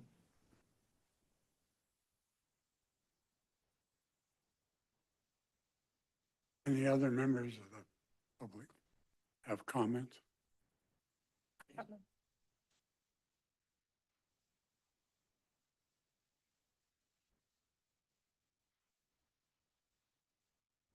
Thank you, Mr. Mayor, council members, city staff. All of those have taken the time to come here as often as possible. What the mayor said is true. People need to understand that on non-agendized items, the council is in a position where they don't either all have the information. In the past, I think the council has done a very good job at trying to answer as many of those questions as possible, and I and others appreciate that. But also, there's an element here that literally needs to be addressed. Most cities that I've dealt with, and I've dealt with a few, is that oftentimes it has to get to a position of push and pull, and then finally the legal card is thrown down on the table, and then that literally, anything and everything that the city could have done to avoid that is now literally, the bridge is severed. There's no way you're going to get from one side to the other. And then you have to have a bridge keeper come in, and that's a legal firm. The city needs to try to figure out how to make this work. I'm just putting together the pieces of what I know from the meetings. And to be quite honest with you, unless there's something missing, it sounds like there may be an inconsistency somewhere, and I would hope that the city would look at that. And again, that's what this particular section is for, is that when people do have an issue and they bring it before the council, there's nothing that says you have to do anything about it, but those people sometimes just need to let that know that the community is realizing and knowing that you can't fight City Hall. The issue is you should never have to fight City Hall, and that's what I'm hearing tonight. Thank you. So, Mr. Chapman, you've lost a button or something here next to the dais. You bet. So we can't speak of this, but there was a statement made tonight that I think needs to be addressed. The statement had to do with not taking any action to create litigation. That's not my understanding from the city attorney. And so, Christine, if you could clear that up for us, and if you feel the need to address any of the other statements that were made, feel free to do that. Thank you, council member. I will follow the recommendation that I've given all of our council members and staff, and that is we should not be speaking substantively about the claims of Ms. Gilchrist. She has filed a lawsuit in the Placer County Superior Court. We are going to have to go through the process of law in motion, discovery. There will be dispositive motions, and ultimately, if the matter cannot be settled at some type of mediation, then the facts and law will be decided by a judge and or a jury, depending on the cause of action. And so, I appreciate perhaps some of the public's confusion, but no litigated case is as simple as one side's argument. And so with that, I will turn the mic over. Thank you, Christine. Any other public comment? So we do have a number of people on Zoom, but no hands are raised, Mayor. Almost forgot about that. So we can close public comment and get on with the business, city.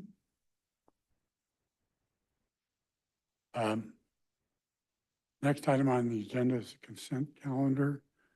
Does anybody want to pull an item?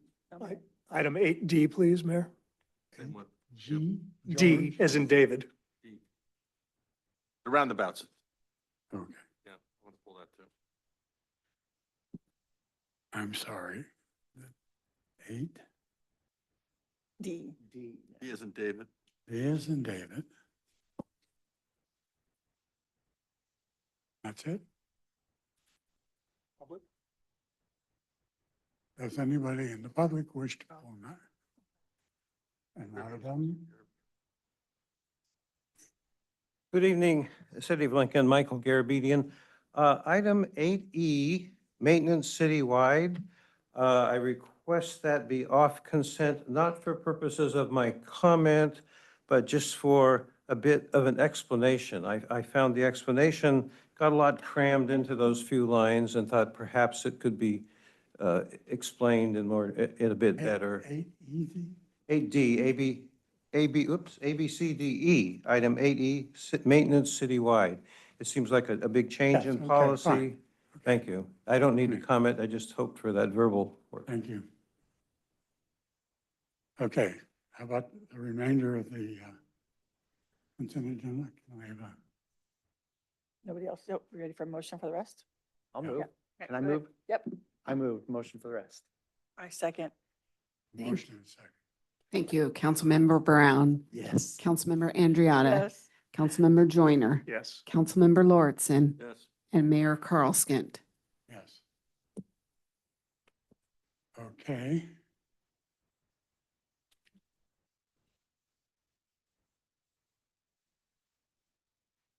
Eight D, Yep.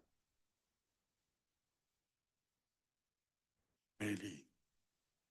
8D, resolution renaming CIP 644 to Ferrari Ranch Road Improvements Project. Presentation. full Yeah, I want the presentation. presentation. Because I lived near there, I lived near Sun City. When there was a lot of complaints about accidents and people getting hit. What was your question? I don't need the presentation, but if Councilmember Lawrenson does, that's fine with me. And I can make my comments and share my concerns afterwards. Ben? Yes, Council. This item is essentially a design consultant contract to construct, to begin the design phase of the two roundabouts along Ferrari Ranch Road at the intersection of Sun City Boulevard and Ferrari Ranch, and likewise at Ingram and Ferrari Ranch Road. Again, this is a routine item. Typically, we do have our our impact fee or transportation impact fee, PFE program. These improvements are identifying that, city staff and our senior engineer who's in charge of traffic engineering. As we get requests from the public occasionally, and then as identified, with our specific plans for certain developments, with certain building permit triggers, improvements are needed at various times throughout the city. So we've arrived at a point in time where we need to look at improving these two intersections, which is crucial to serving the Sun City and Lincoln Hills neighborhoods. We do go through a process of evaluating what improvements are needed. And based on the information that I've obtained from Roland Neufeld, who prepared this staff report, our recommendation is to move forward with two roundabout designs for these two locations. So with that, I'd be happy to answer any questions you may have. And if I may, Councilmember Lawson, I wanted to add one other thing. One of the things that a few months before Vin came on board, that I was a little bit concerned about was, just depending on where you live and your experience with roundabouts, we were sensitive to the fact that some members in the community maybe aren't super excited about that particular traffic treatment. And because Sun City will be traveling the most through these. I reached out to the executive director of Sun City, Kyle Bodyfeld, and said, hey, the data and engineering is showing us that for a variety of reasons, this from a safety perspective and a maintenance and ongoing cost perspective are probably the best improvements versus a signalized intersection. Would you like us to have more of a discussion with the Sun City Board and community about that before we kick this off? And he sent back a very interesting response, which I think is worth saying, which is, he said, his perspective was that if the subject matter experts of the city and the folks that we have working on these things that train their whole working lives to do it, think that this is the most appropriate way to address the traffic problems there, then we are not going to armchair quarterback that decision from his seat, which I thought was really interesting because it's very different from what we hear sometimes. So just if you're wondering why we ended up in this position at this time, that's one reason why. I just wanted it to be clear that we did reach out to them and wanted to make sure that this is something that they could be supportive of. At coffee with the mayor, I had him give a presentation. Part of the presentation was this, and there is a lot of interest. People will be waiting breathlessly for the design and the promised safety numbers that will accrue from that. And I think that it's a change, but they buy off if it's the safest way to do it, then they're okay with it. But it is a change. Bill? Yeah, do you want to talk about why roundabouts are safer than, say, lights or stop signs that no one pays attention to? Yes. Well, people don't just drive through stop signs. That's not how they're supposed to work. So I'm just going to give a very non-technical answer to that. The reason is that when you have a signalized intersection, there is an ability for people to, much like a stop sign, simply ignore the requirement to stop or slow down. That's one reason. The second reason is there's different speeds that exist. People trying to catch a light, avoid a yellow. And those are, when you have T-bone crashes or head-on collisions, it's almost always because somebody is trying to beat a light or they're just running right through a red light. In addition, there's a lot going on at a three-way or a four-way intersection, right? You have turns, you have right turns. A roundabout, in a way, simplifies all of that. There's one way into it and a variety of ways out of it, but only one path out of it. So the blows that you have, we will have accidents, just like we have everywhere, but they will be glancing accidents versus head-on accidents or T-bone accidents. So when you enter into a roundabout, let's say someone's not paying attention and they get into the lane as you're traveling around it, the most likely outcome of that is you glance cars and trade paint or, a little fender bender here or there versus the fatalities that we see in other areas. And that's borne out by all types of data. And if we wanted to get in deep into that, we can study upon study upon study have shown that. And there will be a learning curve, but what's being proposed here is a simple one-lane roundabout, which is a lot less complicated than two-laners that you might see. There's a couple in Rockland that are a little more complex to navigate. Have there been a lot of accidents at those two intersections? There have been a number of accidents at both intersections. In fact, we've had one and maybe two fatalities in just the last year and a half to 2 years, pedestrian versus vehicle fatalities there. Interesting. I drive that a lot, so I just was curious. Could I just say that, as I read through the report, I really appreciate how detailed it was from the three different engineering companies that were involved with roundabouts and with the the attention to detail when it came to NEVs and making sure that the speed stayed the same so that NEVs were, could still travel on that same bypass. And the amount of time and effort I saw that went into the report was pretty amazing. And so I wanted to say thank you for that. But pointing that out, I also wanted to say that each one of these has that same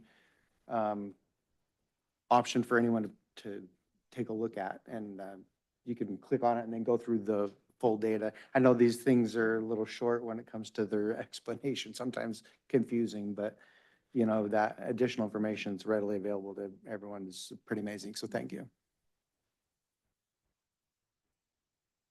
So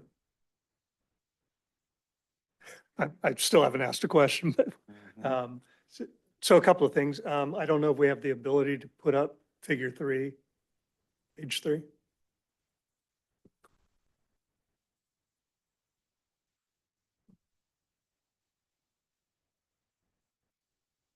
While you're doing that, it's almost a afterthought, but looking at this figure, and I recognize this is not the final design by any means, but for those concerned about roundabouts and not being familiar with them, at least in this drawing in figure 3, there's been a very unique treatment to the roundabout, which is that you have separate lanes for right in, right out on Ingram, where you would not even have to encounter the roundabout unless you're going through. Oh, right. And I've never seen that before. I think that's. Yeah.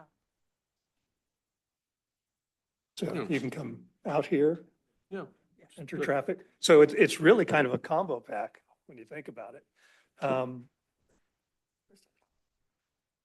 In addition to what Sean pointed out, that the thing about roundabouts being that if you do in fact have an accident, it is a sideswipe effectively.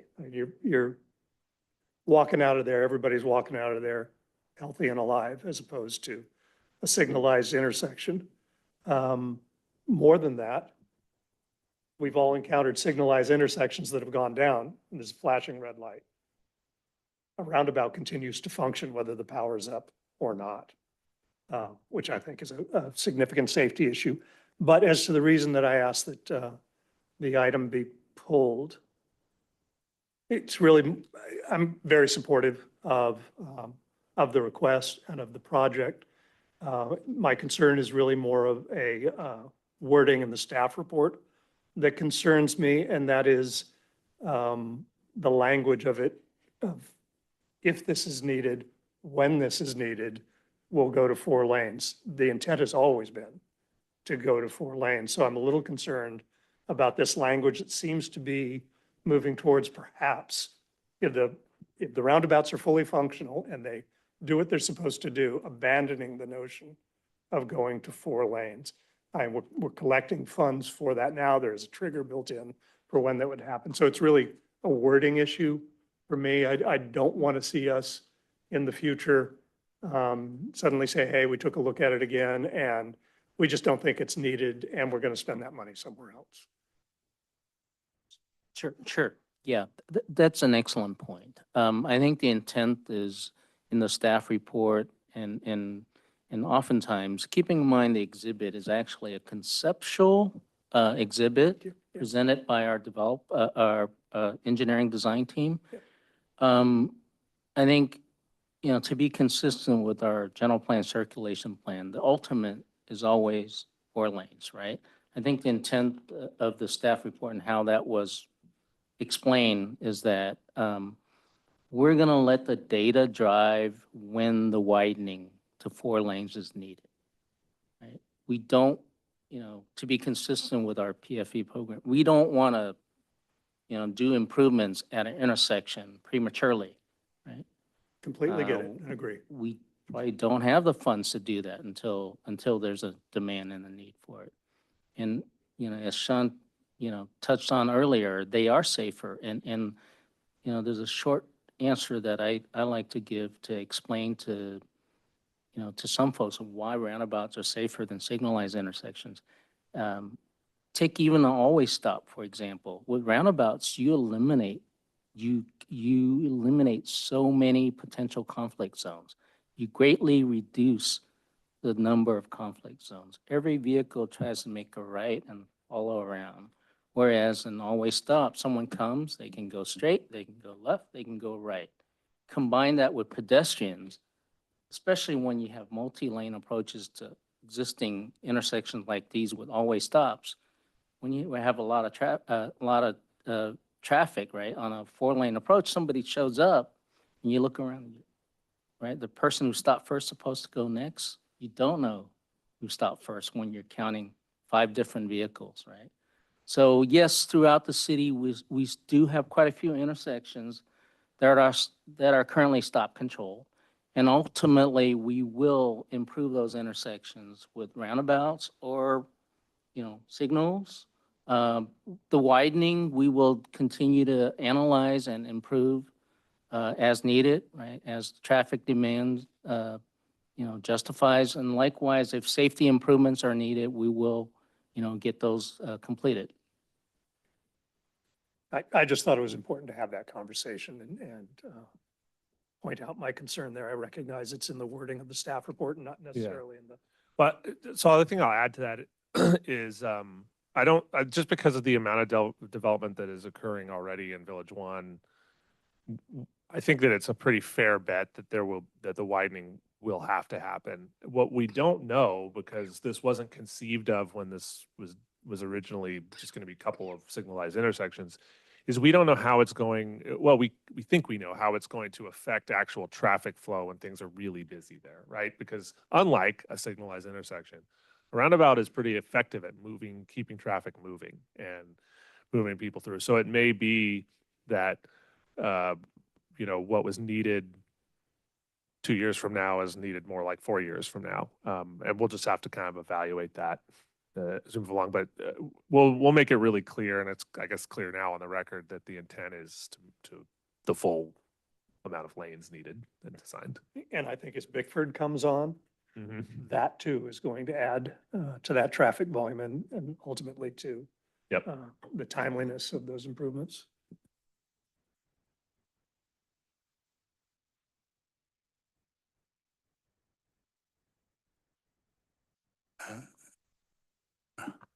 Public wishing to make comments. I have 2 comments. Questions, maybe. My first question is, I'm not sure what Village 1 is, but are there any plans to widen Joyner? So you're talking about all these other roundabouts and what have you. Joyner is terrible for all those of us who live in 12 Bridges. A lot more homes coming in, a lot more traffic. So that's my first question. My other question is, and I believe it was in Rockland, where they spent all this money for roundabouts. I don't even know, maybe a couple of years they lasted, and then they ripped them out. Where? Was that considered? Again, that may have been an isolated situation because of what was going on, but it seems to me like that's a waste of money if you're not for sure this is going to work. And I'm going to make a comment. Again, I live in 12 Bridges. I take 12 Bridges daily. People coming off of Joyner, making a right-hand turn onto 12 Bridges, they don't stop. There have been numerous close calls, numerous accidents at that junction. And so I'm concerned these roundabouts going into an elderly community, they're difficult for those of us that are younger. So I just want to make sure that those things, and my mother-in-law were talking about it, just concerned, making sure that those things have been addressed. Yeah, so I can have a succinct answer to the first comment, which is you're correct. And yes, widening for Joyner is a major project that is in the process of being funded. A lot of fees have been collected in the 12 Bridges area to widen Joyner both ways, and also intersection improvements at, I can't remember the 2 intersections, but the 2 intersections that are primary there. I think I don't think that I would agree with the assumption that age is a factor in learning how to navigate a roundabout. It's actually not to be glib, but it's a fairly simple concept. You go in and you move in a counterclockwise manner because we drive on the right-hand side of the road. But our job is to make sure that the way that it's signed and the way that it's designed makes it intuitive for the driver to know exactly how to get in and get out. And so, and there's, you know, thousands of examples of where it works really great. If anybody's ever been to parts of Europe, you can drive, especially in rural areas, for hours through intersections and never stop one time because everything's a roundabout. And so, but, you know, this is why the item is on the agenda. It's a very expensive contract for a very expensive improvement. And so we hire, Kimley Horn is sort of known, at least certainly in our area, as roundabout experts. And this is all, not all they do, but it's a big part of what they do. And a lot of engineering goes into the geometry of how it's established lines of sight so that people can see through the intersection and know what they, you know, come to expect. So we feel pretty confident that, you know, it's not like it's going to be an immediate, hey, I get this right away, but we think that it's reasonable that most drivers will be able to navigate a circle and get to their chosen location. And I think the third comment was about Joyner and 12 Bridges, which I think is a signalized intersection, which, yes, we're aware that there's a number of traffic problems, or at least concerns along 12 Bridges, and are working on that. There's also a question about Rockland. Rockland is very happy with their fact they added their third on Granite Bay because the other two have been so successful. They had a 8-month or a 10-month There are 4 problem now, yeah. Yeah, they're 4 now. with people getting used to them, but there hasn't been any. So I think your point is that they have not been built and removed from Rockland, quite the opposite. And stopping in Lincoln Hills isn't a problem. Nobody does. And driving at over 80 years old on a roundabout isn't a problem either. The only problem is getting out of it. Any other questions from the audience? Sir? I'm different right now. It's not a sir. Tony Frazier is Frazier Design Group. Just have a thought about this. You know, the bridge that was built when I was involved was done at 4-lane. I think just a recommendation that if you're looking at the roundabout to have and consider the 4-lane is maybe from Ingram to the bridge, complete as a 4-lane, it's a small section. And it will avoid confusion having 4-lane going down to knocking down and then going through the roundabout and then escaping. It's a short distance, but you get a lot out of it. You eliminate some confusion, and there's not a lot of improvement needed between the bridge and Ingram Parkway. It's just a thought. Tony, does that create the necessity for that roundabout to be 4 lanes? Well, I mean, the way it is kind of configured, that leads to it, but you know, like when I did the bridge, we considered all of these things to set up front so you can avoid costs in the future. So having this roundabout, thinking about the 4-laning in the future will be important. That short segment, especially we're adding that commercial site. We have a signal right before the bridge. We're knocking down. So you have a small portion that could be considered right now to be completed. So you're not going to change the traffic so many times and a couple of years later change it again. And I don't think there's a lot of cost between Ingram Parkway and the bridge to be considered because we had to do the bridge 4-lane and then we have a transition area. So your money spent is wise, you know. And I know that Village 1, we have money coming in, but why spend more money to eliminate a portion in the future versus now to be considered? Thank you. Got it. Thank you, Tony. Any other comments from any other engineers? Yeah. Mayor, we do have a hand raised. You have a hand on Zoom. You have a hand on Zoom. We do have a hand. Yes, we do. Whitney, go ahead, please. I just wanted to say that I think roundabouts are great, and I agree with what Sean said. They do take some time to get used to, and we lived in England and went through them. You know, I don't know, it's like there's like 10 every mile. And safety-wise, they're exponentially safer. And I also wanted to agree with what Tony just said. So thank you. Thank you. No other hands are raised, Mayor. I'll close comment on it. So I'll accept Mayor, I move that we approve item 8D, please. Second. a motion and a second. Thank you. Councilmember Andriotta? Yes. Councilmember Joyner? Yes. Councilmember Brown? Yes. Councilmember Lauritsen? Yes. And Mayor Carl Skint. Yes. Obviously, Item 8E, Dan, if I may, real quick, obviously Tony's comments were not part of this contract and what's before us tonight, but that's a conversation I think that might be worth having.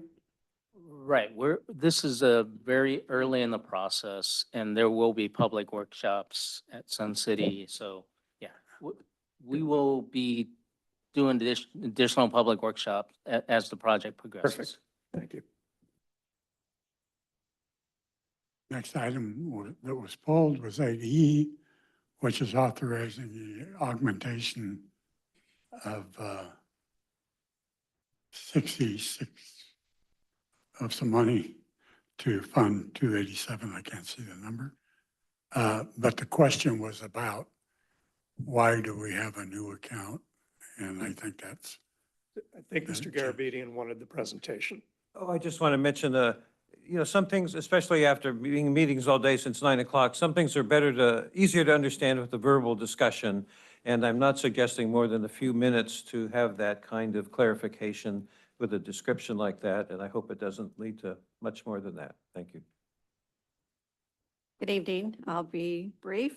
So this item is to simply create an additional fund that the city is going to be used for tracking purposes.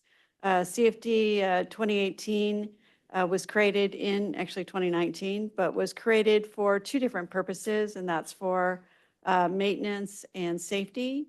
Within the maintenance components of that CFD, there are funds collected for a local and then for regional expenses. And so as a result of money starting to come into that fund, we realized that it was going to be better for transparency and for tracking to create a separate fund for those two purposes. So it's CFD, the maintenance part will be split into a regional component and a local component. And if we do this in the future, the augmentation will not happen. It'll be split at. Correct. Yes, everything will be AR handled receipt, during the budget so process. it won't come Exactly. up anymore. So, Correct. But anytime we're going to create a fund, we will bring it before council. any other questions about that? If not, I'll entertain a motion. I move to adopt resolution 2024-051 8E. Second. Councilmember Brown? Yes. Councilmember Andriotta? Yes. Councilmember Joyner? Yes. Councilmember Lauritsen? Yes. And Mayor Carl Skint. Yes. Next item on the agenda is public hearings. The first public hearing, 9A, is to conduct a public hearing, find that the portion of adopted Village 5 specific plan area be in conformance with the CEQA for Village Fine and adopt a resolution approving the application for an annexation.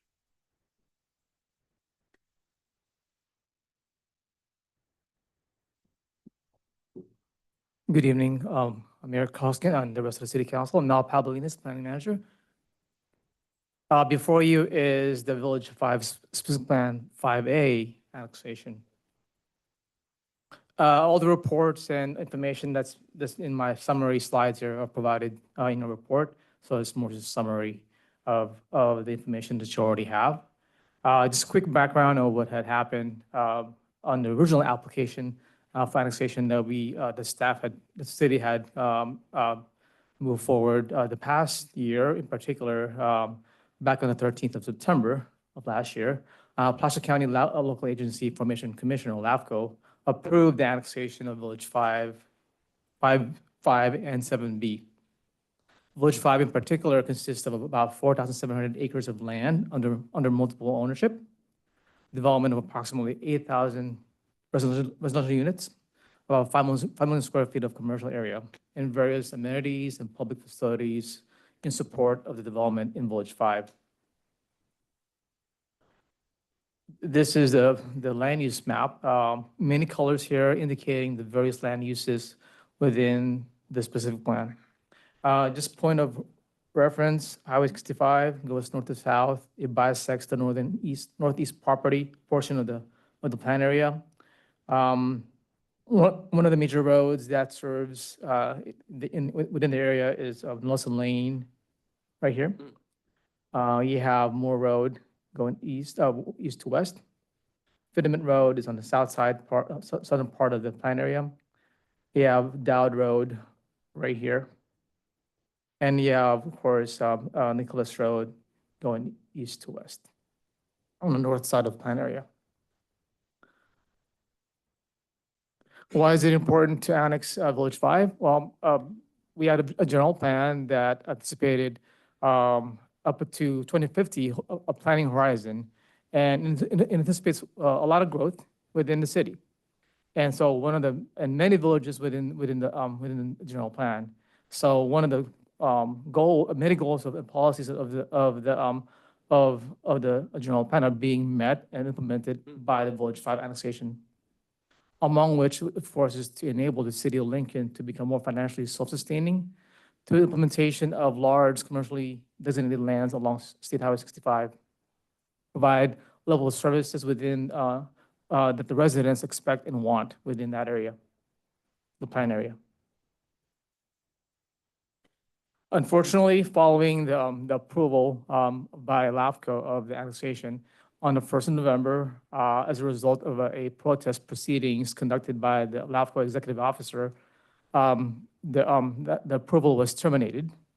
And then, of course, the LAFCO Commission considered that and adopted the termination officially on the 8th of November.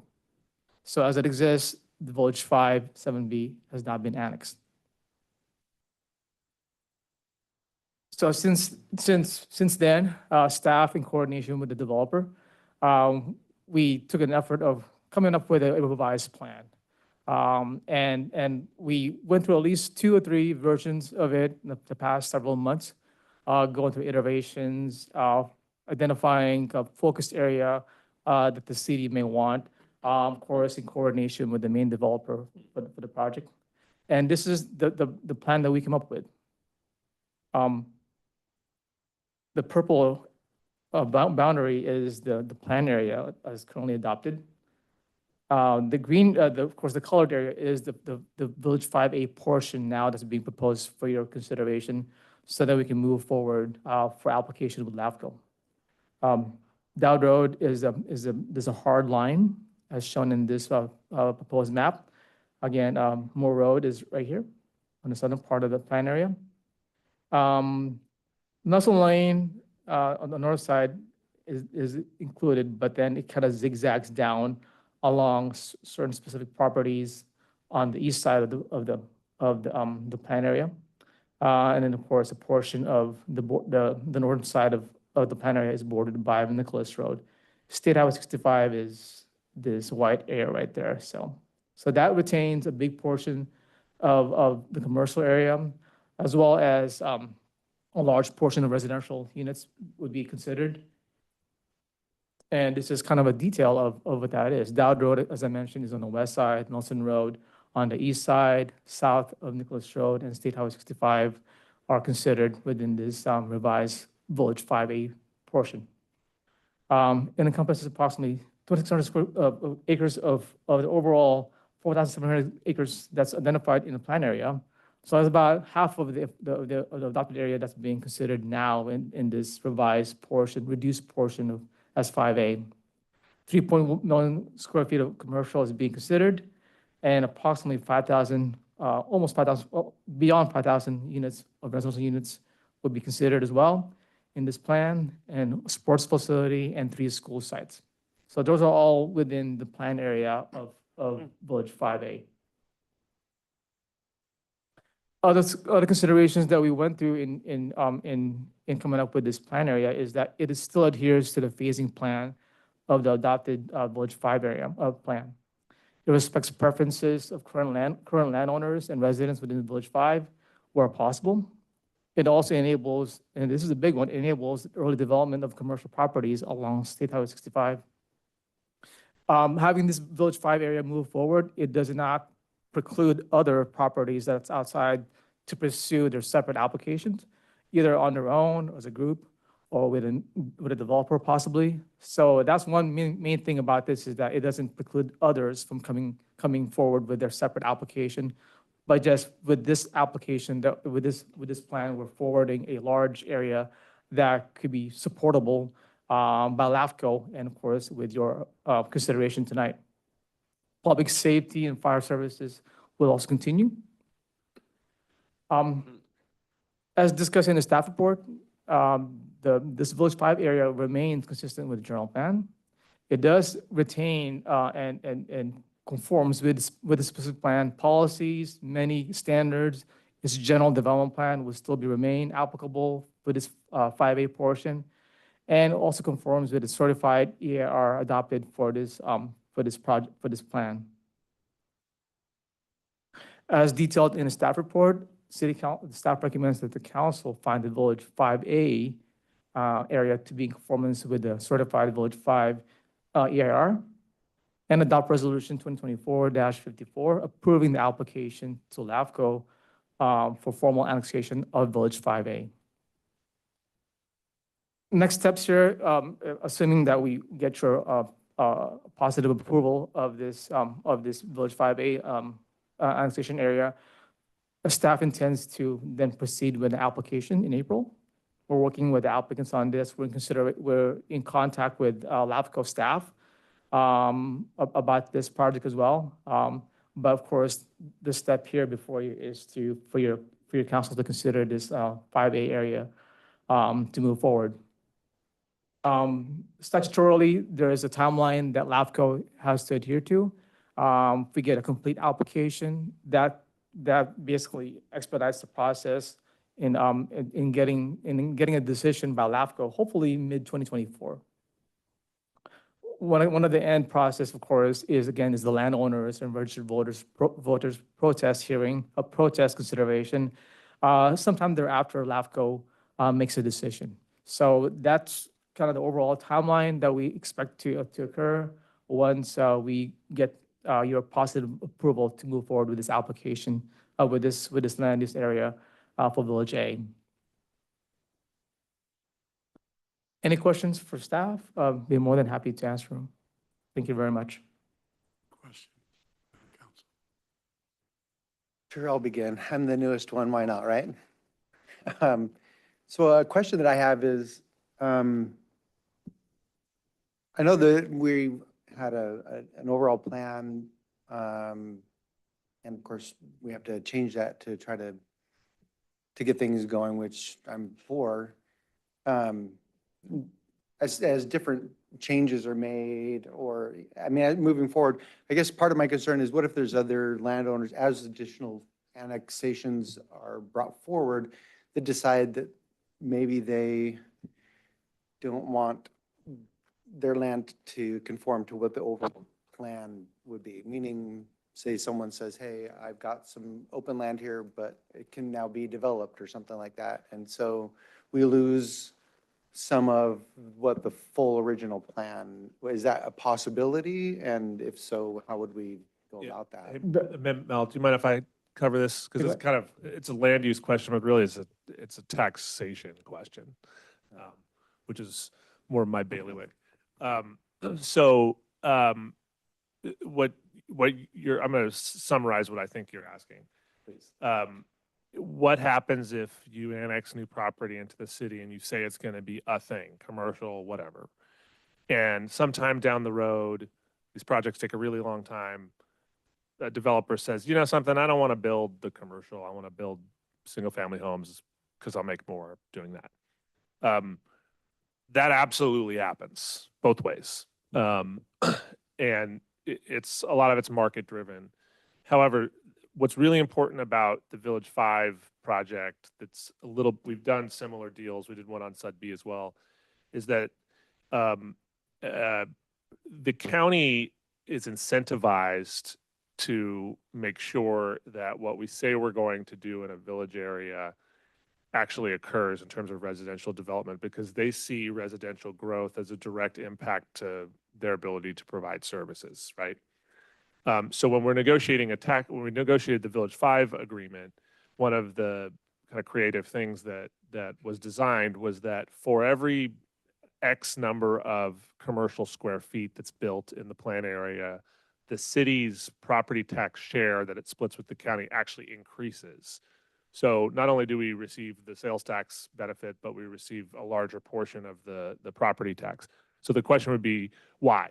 Well, the reason is that I'm going to say this incorrectly, but disincentivizes future city councils who will be brought these things for consideration from flippantly saying, yeah, that's fine, just change the land use away from commercial. Because if we do that, there will be a lesser share that we receive on the property tax, besides the fact that we don't get the benefit from the commercial.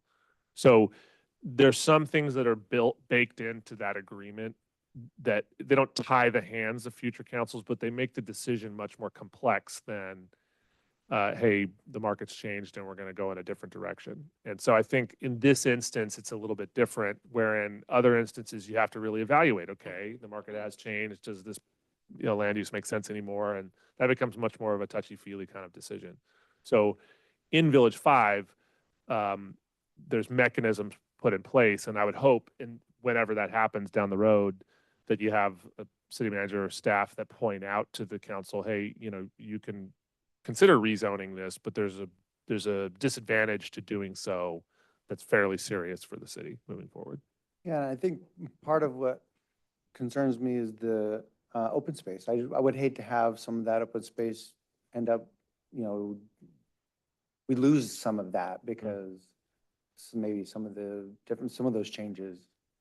Well, so what they're required to, unless the council changes the policy at some point about the percentage of open space that's required within a plan area, that's not a discretionary decision. In order to do that, you'd have to basically kind of toss out what has been a pretty long-standing beneficial policy generally to the city. But to your greater point, any change that someone wants to do down the road is a super expensive, very involved process. It includes, general development plan amendment and sometimes even additional environmental. And so that if the change was ever proposed, whatever it may be, it would need, from a development perspective, I think I'm safe saying this, maybe some of the developers in the room can jump in. It would need to be a really serious decision because it's so expensive to do and it takes so long intentionally. Public hearings, vetting, application deposits, maybe more environmental. But the plan is designed to be flexible in the sense that, hey, look, if things change down the road, we don't know what world's going to be like in 20 years. You can come back and change the plan and we'll consider it. Okay, answer my question. Thank you. Mayor, can I jump in just from a council member land use perspective? And this addresses something that I would have brought up anyway. The general plan as conceived required each village to come up in its entirety so that we wouldn't have that checkerboard development that we so often see. This adjustment, because of the vote that negated the original annexation effort, bothers me from the perspective that it isn't all coming up together. But it is, because we already have the specific plan in place. Anyone within that footprint of the plan, if they annexed in, would have to adhere to the specific plan unless a future council altered that. And so I have some comfort in that. It effectively is coming up as a whole. We can't control timing. Even if the entire thing came up all at once and was annexed all at once, the timing of the development is out of our control. So it would come out of the ground at different times anyway. So I have a measure of comfort in that specific plan being in place and future councils hopefully I'm holding glad them you to said that. because that gives me a little bit of comfort too, because I had that concern of, what. So, Yeah. no, thank you. And another element of that, you were talking about the open space. A lot of the open space in this is dictated by FEMA's 200-year floodplain. We have no control over that. That's locked in stone.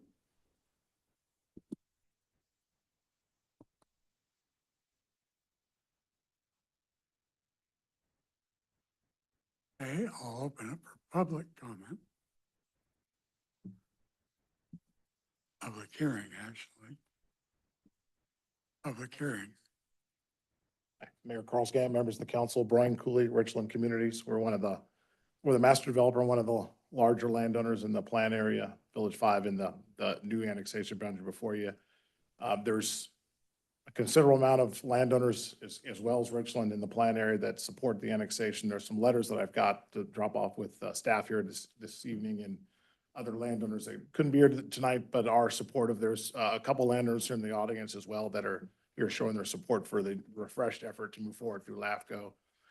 Just briefly, as Ramel pointed out through his presentation, we did get approved through LAFCO last September, and as everyone's aware, through the protest process, the last application was terminated. And so we quickly dusted off our wounds and we started working with their staff on a new updated boundary to try and get a foothold of some property annexed, albeit piecemeal and not the whole specific plan. But I do want to report that the guiding principles the staff impressed upon us through that process was that there had to be a substantial amount of commercial property in the new updated boundary. And so one of the criteria that really establishes the boundary that you see on the screen is the inclusion of sales tax generating property that the city can grow into over time. And I would say tonight there's roughly 58% of the property is commercially zoned property, which is about 3.2 million square feet of private commercially zoned land, which will help you grow your sales tax base over time. And so that's really is a real strong driving force. And on a percentage basis, the smaller boundary is a greater degree of percentage of land use for commercial versus residential. And so that's another strong element for this first phase in this annexation.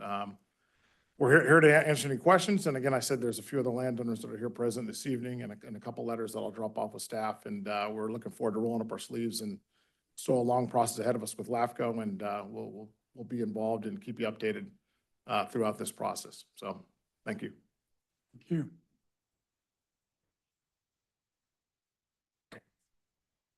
Mr. Garabedian.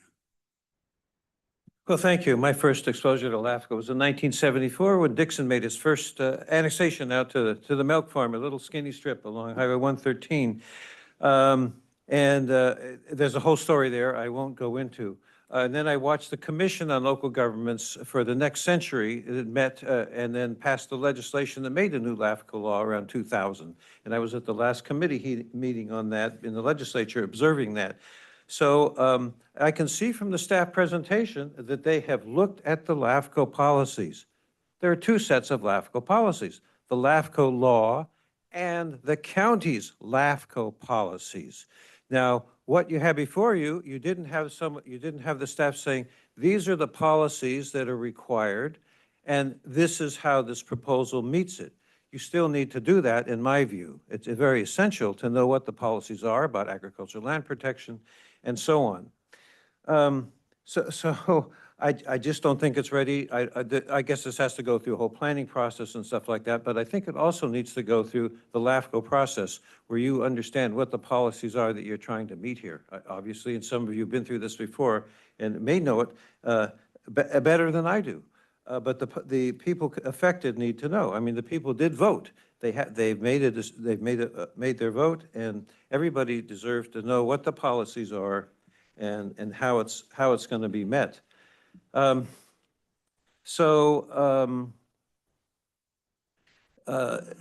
just not clear to where you're going from here in terms of this vote. It would be good to explain, what the next steps are after whatever you're doing now, so that people understand that. And I mean, if there isn't going to be an outlining of all the policies, then somebody needs to do it for the community if it's not the city. Thank you. Yes.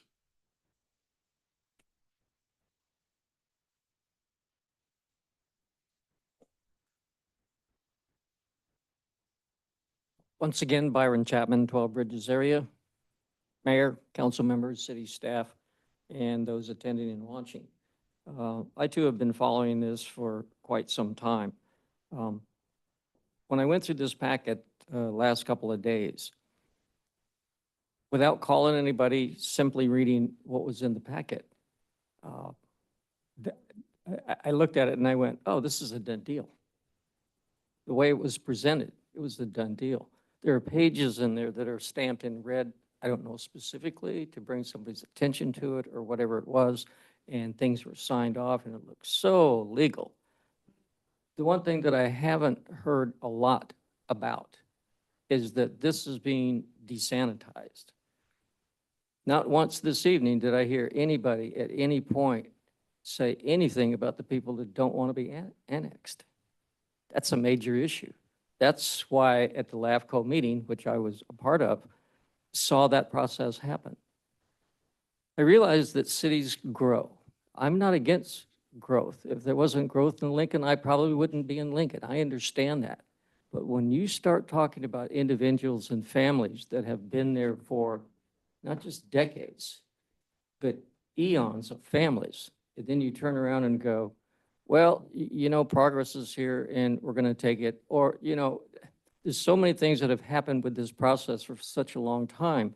And it's cost many of those people out there money out of their own pocket because the city of Lincoln wants to expand. I would have hated to have had a family out there and be one of those that had my grandchildren, and what you have, you're preserving. And the city comes along and says, well, you know, we have a developer that wants to develop all this land, and we want you guys in there. If this was a clean deal, it wouldn't have been denied the first time around. What I'm looking at is, I don't hear anybody saying, does the city know how many parties out there that don't want this process? I don't hear any of that. I hear who's for it, and I hear this, I see what percentage.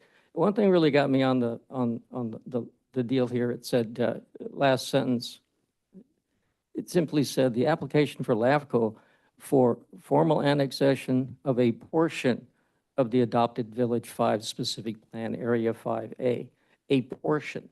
It's close to 50%. I think that's more than a portion.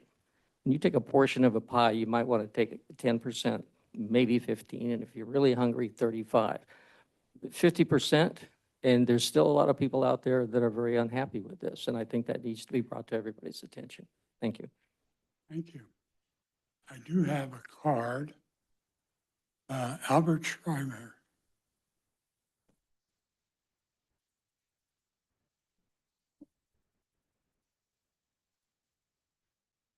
Good evening, Albert Schreiber. When the notification of this project for tonight first came out in the mail, I got, my phone was started blowing up with people wanting to know what I thought about it. And so I told everybody pretty much the same thing after I looked at the map, and I said, well, it looks like they're leaving everybody out for the most part that doesn't want to be part of it. So, you know, I wish they would have done that 6 years ago. But I also said I'm going to follow go to all the meetings and follow it through to make sure nothing gets changed. And, you know, it's not a perfect project the way the new map is, but it's a lot better than it was. So I attended the city meeting for the landowners, and it kept coming up that you're going to have this meeting on the 26th with the council. And so I didn't think twice about it until I left that meeting. I thought, well, how come it's not going to the planning commission? Everything goes to the planning commission. So long story short, it wasn't at the planning commission last week. I watched a portion of that meeting where a project that had been fully approved just wanted a 1-year extension, and they had to go through the planning department to get that. This, for some reason, is not going through the planning department. It's in the staff report for this tonight. It's almost like you're not deciding anything other than to send it to LAFCO, which seems kind of odd to me. So yeah, I'd just like a little clarification as to why one project has to go to the planning commission to get a 1-year extension, and this, you're, like Mr. Chapman said, you're almost cutting the project in half, and how about the specific plan? How does that work with the open space? How does that work with law enforcement? Who's going to be patrolling? There's 2 islands instead of 1 now. You know, seems like it's, you know, there's a lot of stuff missing, kind of to Mr. Chapman's point. Thank you.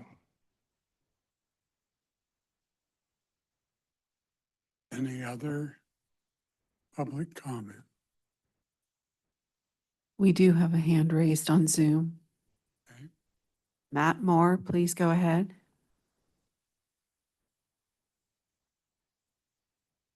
Matt, can you unmute yourself? I think I'm unmuted now. Yes, we can hear you. Thank you. Oh, that's a picture of my wife there, I think you have. I wanted to bring to the council's attention that I have some property on Nelson Lane, and most of the property along Nelson Lane is not included in this, but a portion of my property is. And if you take a look at your map, you'll see that there is a plan for Nelson Lane to extend from its current location and go down and connect up with Fittement Road. And it cuts right through the, back quarter of my property, putting the part of that's in white out of this consideration, and then the back portion of my property in the annexation. And what I'm really want to bring to the council's attention is the fact that Nelson Lane could easily be moved over just a little bit and moved to line up with Fitiment Road perfectly, and it wouldn't need to go through my property. And I'm hoping that in the future that can be done. I am not necessarily opposed to the annexation. God knows most of that is being annexed used to belong to my family.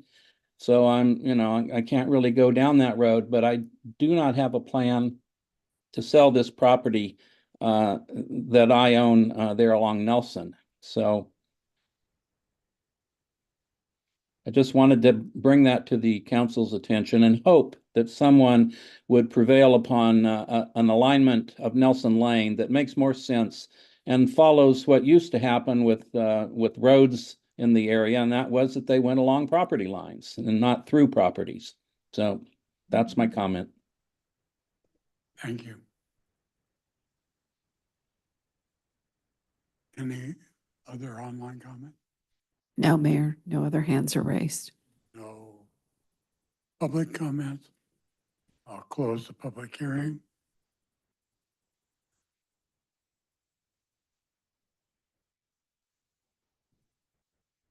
You want to respond? Oh, yes, sure. I think Ben question has already been covered, so thanks, Brian, for a quick speech on the project. Mr. Garabedian, LAFCO experience policies. Well, with regards to LAFCO, the policies that he's stating here would be taken forward as part of the LAFCO process.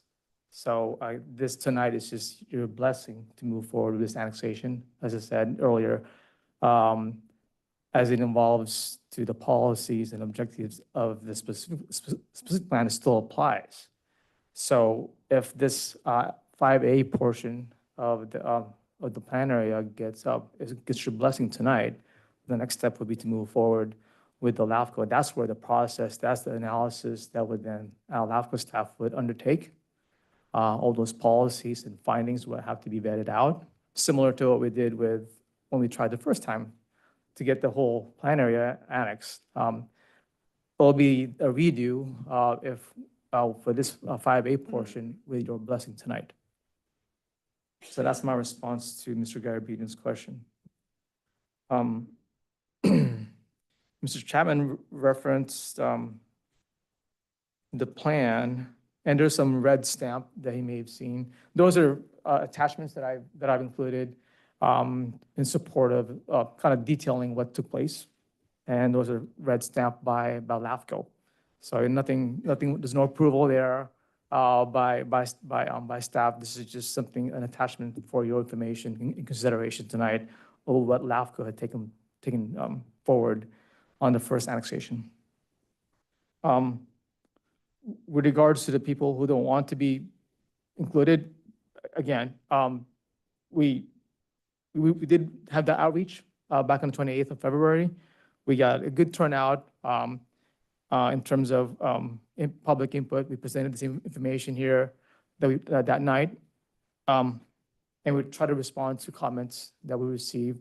But people who didn't want to be there, of course, had opportunity to respond and comment if they wanted to. But this is the plan that we with a lot of forethought and a lot of time put in that staff in working with the developer on this and in pursuing the city's goals and objectives. This is, we believe this is the best opportunity and best plan to move forward with. Mr. Schreiber mentioned about, in particular, why it did not go to the Plan Commission. We considered, we went through the process of the steps of whether it needed to go to the PC. Ultimately, the Plan Commission makes a recommendation to your council, and which is then it's your discretionary approval to move forward with this plan. But we felt that the change that's being considered here from the Village 5 area originally is still not substantial enough that all the policies in the specific plan did not change. All the rules and regulations remain the same. So from that standpoint, given that the original plan was adopted approved by the Plan Commission and forwarded to your council for approval, it already went through that process. And having this reduced area, which matches and retains all the approvals, all the rules and regulations that are in place, remains the same. So from that standpoint, we considered just moving forward to your council because it expedites the process as well, and from that standpoint. But for the most part, because that the adopted plan has already covers this Village 5A portion. Yeah, and Mel, maybe I could just add. So it's an interesting question because the concept generally is when you're talking about anything planning, well, it goes from Planning Commission and then to City Council. That's actually not true. There are statutory things that must go through Planning Commission and then to City Council. In this particular instance, this is really a policy decision more than a land use decision. So the question tonight is I'm going to make it really simple. A, is the map something that we can live with?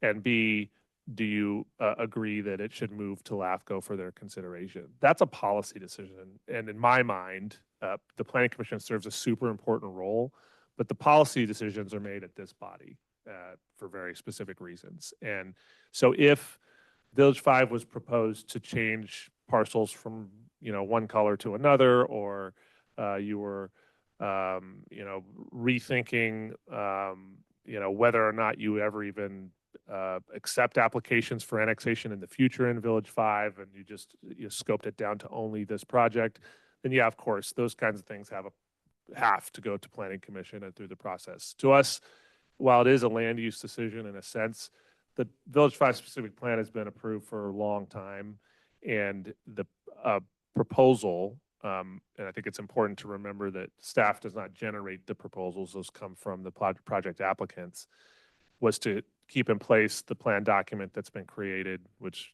at some point, as we discussed earlier, can change, that the decision about whether or not this moves back to LAFCO is a council decision. And here's why it's so important. To be very clear, from a straight up simple planning perspective, it is always inadvisable to create islands when you can avoid it. Of course, for a million reasons that I can go into if you'd like. But what we heard loud and clear at LAFCO and then subsequently through the vote was there's a good group of people that simply aren't interested in participating in the plan or annexing into the city at this time at least, and maybe ever. And So the feedback that we received from LAFCO and internally was, well, okay, if that's the case, how can we make a project work that still achieves what we're trying to achieve from a commercial and housing and parks perspective, but also respects that there is this divide of folks that aren't interested in being in, which is their absolute right. And it may not look super pretty on a map, but it serves the purpose that we could come to, with keeping in mind the general plan policies and goals of the city. And if at some point in the future property owners change their mind, the reason why we're calling it 5A is we're leaving the door open for those that may decide they'd like to do that in the future, and if not, then not. So And if they are, 5A, 5B, however long it goes, every one of those developments or annexations will be held to the specific plan which covers the whole area when it gets annexed. correct, It unless doesn't- amended. Yes. That's right. Yep. And actually, there's precedence for this in Lincoln. There have been I think Sud B is an example, actually, of a kind of splintered annexation process. Like I said, it's not clean and neat the way you kind of hope it. But look, I worked for the most of my professional career for a group of 5 elected individuals. I think everybody can acknowledge that it's hard to get 5 people to agree on anything, let alone hundreds of people over thousands of acres. It's really complex. You're never going to get a situation where everybody is happy. So the point here was to try to find a way to marry the realities with what the goal is. Quick question to, Well, sorry, Could you go give ahead, an Mike. Okay. answer? To your explanation about why this didn't go to the plan commission, makes perfect sense. Can you explain to me then what's the difference between a project just coming and wanting an extension? Mhm. Isn't that a policy decision too? So what's the difference between that and this one? No, Not coming to the, An extension project is a statutory process that's That has to go to the defined planning by the commission? MAP Act, Okay. or it's many times it's even like, some sort of state law that requires the process of how it should go for a consideration. The better example of comparison, and since he's sitting in the back row, I'm going to pick on him, is Village 7, which the difference between that project and what we're discussing tonight is Village 7 was changing some of their conceptual ideas of how they'd like to develop their project to respond to market conditions. So it's still very much Village 7 as originally conceived, but with changes to what is going to go where, how it's going to go there, et cetera. And that is a general plan, or excuse me, a general development plan amendment, and that has a prescribed process of first you go here and then you go here. Going through a second annexation request isn't like it never happens, but it's a fairly unusual situation where you retool a project and try to see if another configuration might work. And so it's not expressly written to in our code that I'm aware of anywhere. Yeah, and then the last item was from Matt Moore. I did talk to Matt Moore this afternoon, corresponded to him with him via email as well. He asked the same questions regarding the property. His property that he was referring to was this flag-looking area right there, and then the new Nelson Lane would punch through, and that's as contemplated originally in the specific plan.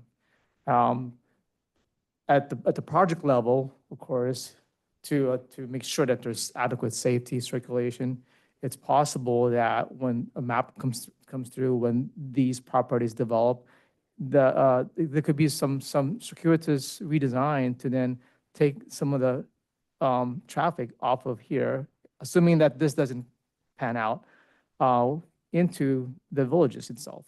So some plan then that could happen at the level of development to address any traffic issues, safety issues, accessibility that may be needed to basically to for this gap to be covered, it could be that at the design level, some of the traffic circulation could be managed through the redesign within the plan area itself. Of course, that would take an amendment of the specific plan. It's a good point made by Mr. Moore.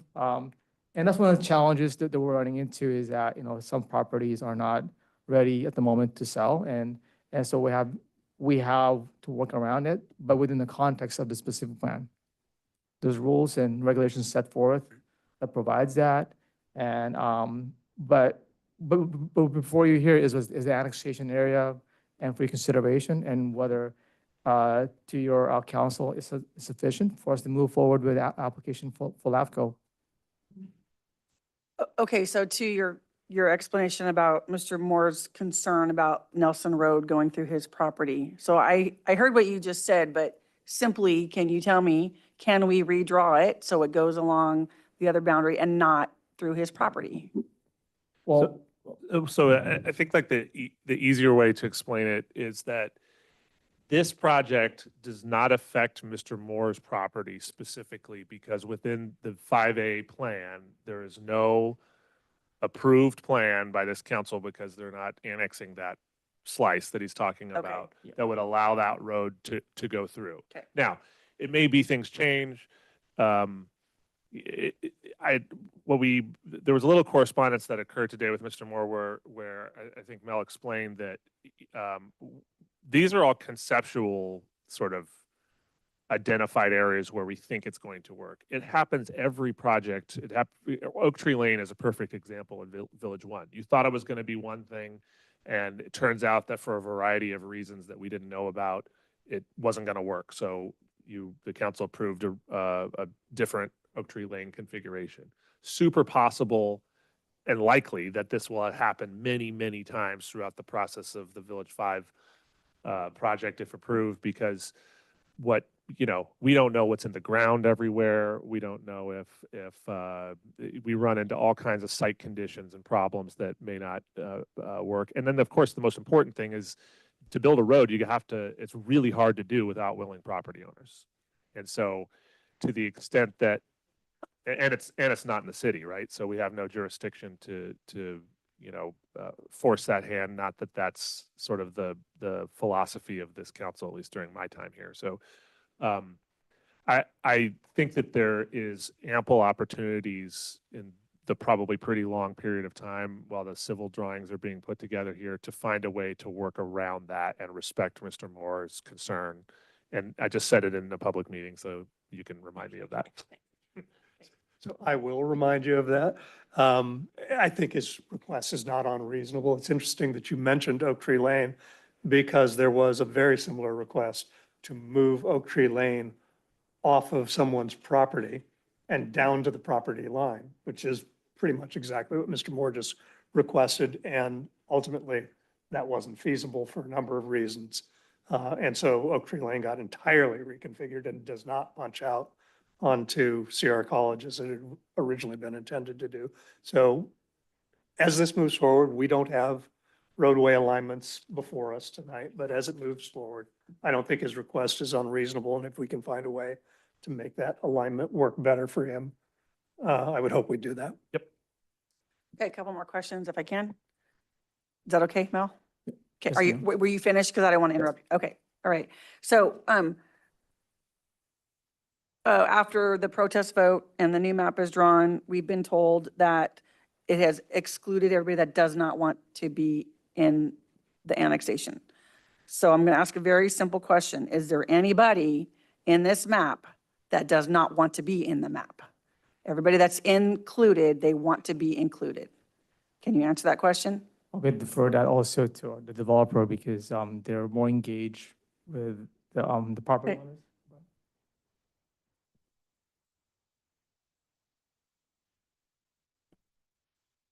I can say to the best of our knowledge, everybody that's included in this boundary wants to be in this boundary. Okay, The other thing I'd say is there is a protest process following LAFCO, which will bear that out. So, okay. Yeah. All right, thank you. And then my other question is this. Now that the map has been redrawn, right? And it's cut out a lot of the area that was previously going to be used for open space.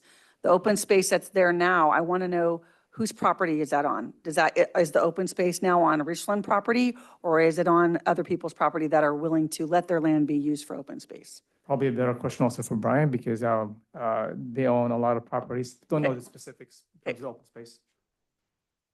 The 40% open space requirement for the whole specific plan is across a variety of landowners' properties. We actually have the greater percentage of open space on Richland-owned property for the simple fact that we own the most property out there.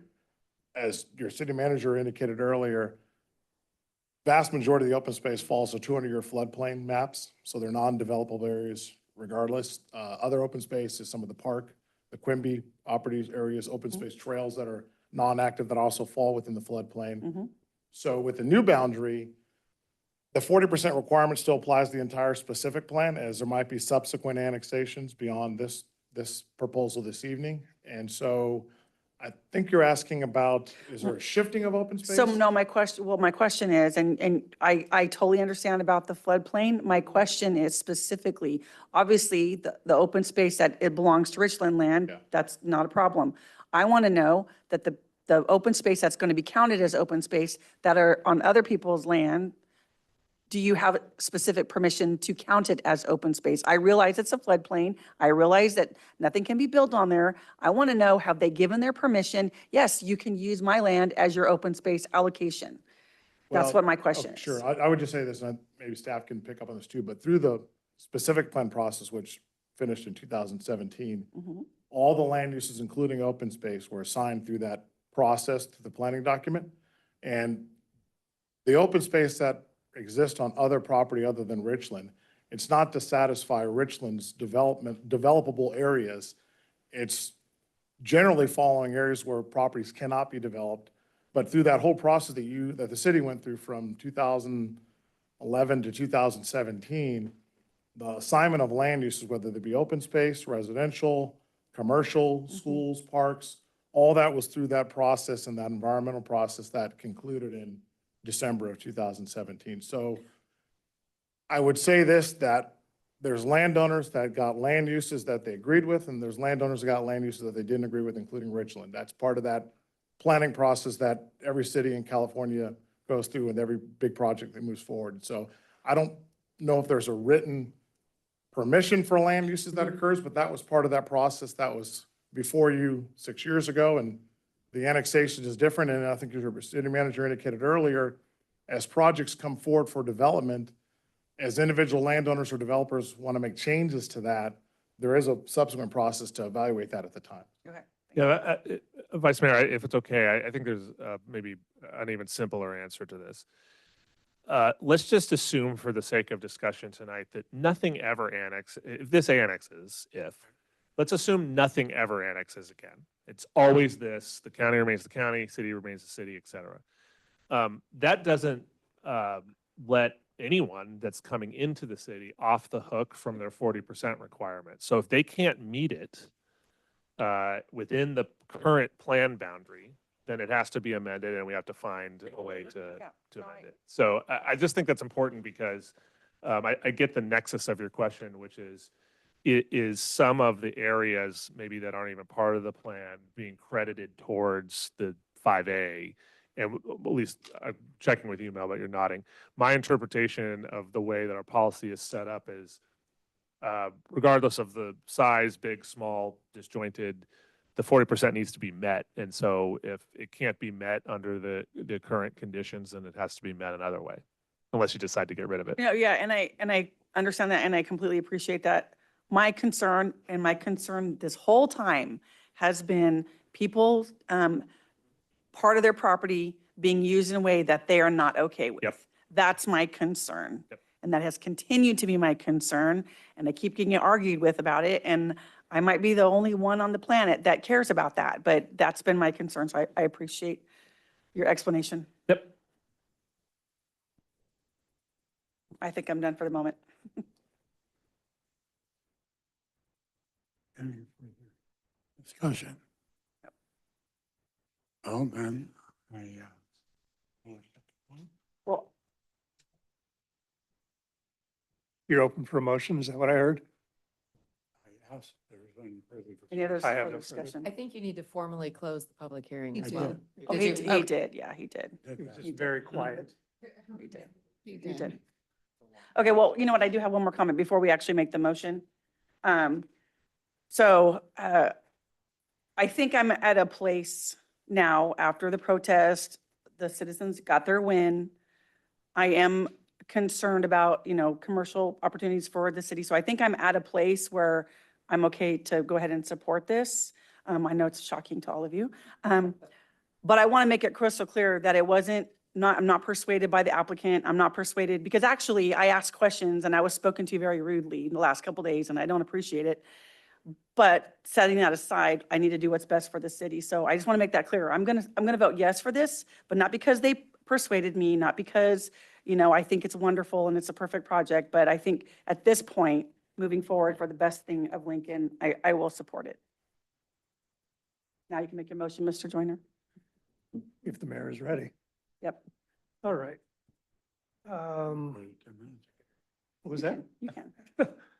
I don't want to. Motion to find the portion of the adopted Village 5 specific plan area, Village 5A, to be in conformance with the Certified Environmental Impact Report, EIR, for Village 5 specific plan, and to adopt Resolution 2024-054, approving the application to LAFCO for formal annexation of a portion of the adopted Village 5 specific planning area. I second. I have a motion and a second. Yes, thank you. Councilmember Joyner? Yes. Councilmember Lauritsen? Yes. Councilmember Andriotta? Yes. Councilmember Brown? Yes. And Mayor Carlskint. Yes. Motion unanimous passes. Thanks, Mel, for your patience.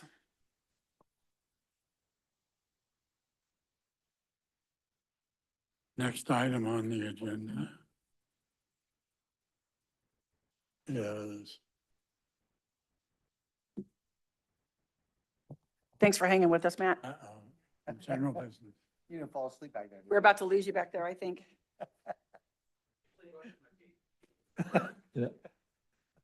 Matt and I both have an early morning in Auburn, so we can move it along. So, You're ready to present the draft transportation tax plan. Mayor, I promised Matt this morning that I would give him like kind of the Elvis lead in. But so I want to be careful and clear here, at least from my seat and certainly I think from Matt's too. This item has already, I've spoken to a number of residents, has been kind of misinterpreted about what the purpose is this evening. We are prohibited in this room and even in our professional work from advocating for or against measures, almost with only really small little exceptions here or there, this not being one of them. So just so it's clear for the audience, there's a likely going to be a very important decision about a road measure in the fall. And each and every person that's voting is going to have to review that and make their determination on their own. And so what Matt's here to do tonight is talk a little bit about what the project list would look like if that measure were to be successful down the road, so that you can consider if you agree with those projects, in which case it then moves on to his board and they'll make a decision. And this is Matt, Elvis. Thank There he you, goes. thank you, Sean. Good opening. Good evening, everybody. And as Sean said tonight, really what we're talking about, we're not asking in the resolution that you'll see in your staff report, we're not asking this body to vote on whether or not you like taxes, whether or not you want to put a tax measure on the ballot or anything like that. That will be the purview of the PCTPA board. What you have to do, like the other 5 municipalities and the Board of Supervisors, is look at the expenditure plan and say, yes, if the PCTPA board chooses to put this on the ballot and the voters of the district vote for it, we agree that this is how that money should be spent. So the resolution and the action before you tonight is to do that, simply do that, and only do that. So why are we here? I just want to really set the table quickly to talk about our transportation needs and our proposed solutions and why we're going forward with that. As you all know, and you readily know it here in Lincoln, probably better than anyone because of your geography and where you are, traffic is back. It's back and it's increasing and revenue is down and declining.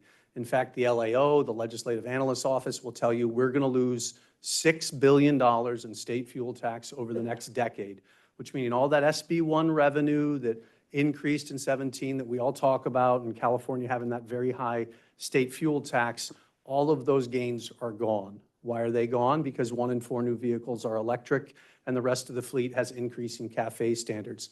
It's great from a climate energy perspective, depending on one's persuasion. From a transportation revenue perspective, it's not great. So bottom line on this is if we want to solve for our transportation problem, we're going to have to do it locally. We're going to have to solve for the congestion locally and the funding. A half-cent sales tax for transportation will generate $1.58 billion over 30 years. And it is the fairest way to do this because 17% of the revenue will come from outside of the district, from people coming up from Sacramento and other places to, you know, shop in the malls and spend their money here, which we love. And then we can send them home. So as I mentioned, what we're asking of you tonight as a body is to approve the expenditure plan. This is the process that we're going through. We were at Roseville last week. We're with you tonight. We'll then take a little time off on the 9th of April. We'll be with the board in 2 cities, and it goes on through the 22nd. If successful, we'll then bring a first reading of the actual ordinance to my board in April and a second in May. So that's the process. A little reminder here. We did attempt a countywide measure in 2016, and as you might know, that did not pass by a few points. So in 2019, Assembly Bill 1413 was passed, allowing us to carve out or create this sales tax district. And people say, well, why do that? Why do that? Well, because Placer County is a really big place. And the problems we have here in the Southwest are much different than Middle Placer and Eastern Placer. The congestion we face is a lot different, and it makes a lot of sense to have a district where the problem is. And that's what we've done with having a district that would be defined as Lincoln, Rockland, and Roseville. The money will only be spent on transportation and transportation benefiting the district. The money cannot be taken by the state. The money will go to the local transportation authority, which is PCTPA. It will come to us. The money must be used to supplement existing transportation revenues, meaning we can't take this new money and then say, well, this old money that we had, we'll spend it on other things and we'll just supplant it. It can only supplement it, so it will be new money. And there will be a Citizens Oversight Committee with full audit power that will have open books and be able to see how we're spending the money. Why consider the tax? Well, I mentioned about where we're at with state fuel taxes. The federal fuel tax is declining as well. And by the way, it's 18.4 cents a gallon, and it hasn't been raised since 1994. For more than a decade, it has been borrowing from the Treasury. So there is, at the federal level, a transportation trust fund. It used to self-perform. For more than a decade now, they go over to the Treasury in DC and they borrow money. So it's you're paying for it out of your general federal income tax. State funding for highways and road improvements, some of the types of categories of projects that we want to do, some which was on the agenda earlier in the evening, you're not going to go find money for roadway expansion in Sacramento. It's almost non-existent. If we want to fund that category of transportation project, we're going to have to do it. And the money we have to go get out of Sacramento, they require us to bring a local match, which we currently do not have. We're the largest county in California that is not a self-help county and has no match. So the money that you put in your gas tank here in Placer County, you're sending to Los Angeles because I cannot compete with Los Angeles because I have no local match. So if we want to bring our money back to our county, we need to have a local funding measure. So a couple of quick pictures here. What you're looking at, and I'll set this up for you, is you're looking at the density of collisions on 80 and 65 before 2018. That's an important year because that's before we did the phase 1 80-65 interchange improvements, which was 2 from the east. And you can see all of the collisions east of 80-65. Well, I'm going to press my magic button and you're going to see they went away. And they went away east of 80-65 is because we fixed that problem. But what we didn't fix is the 2 from the west. And you see the density of collisions that are still out there between 2019 and 2022, and unfortunately, the fatalities. We've still got a safety problem. And we have a responsibility to fix that safety problem. And the only way we fix that safety problem is to generate these dollars locally. Let's talk about congestion. This is what 65 and 80 look like today in 2023. This is in the evening, on an average evening, the existing 2023. This is 2028 if we do nothing. Remember, green's great, yellow's not so great, red's bad. No build, that's, good engineering speak for do nothing. If we do nothing in 2028, this is what happens. This is what it looks like in 38. And this is what it looks like in 48. So it's only going to get worse.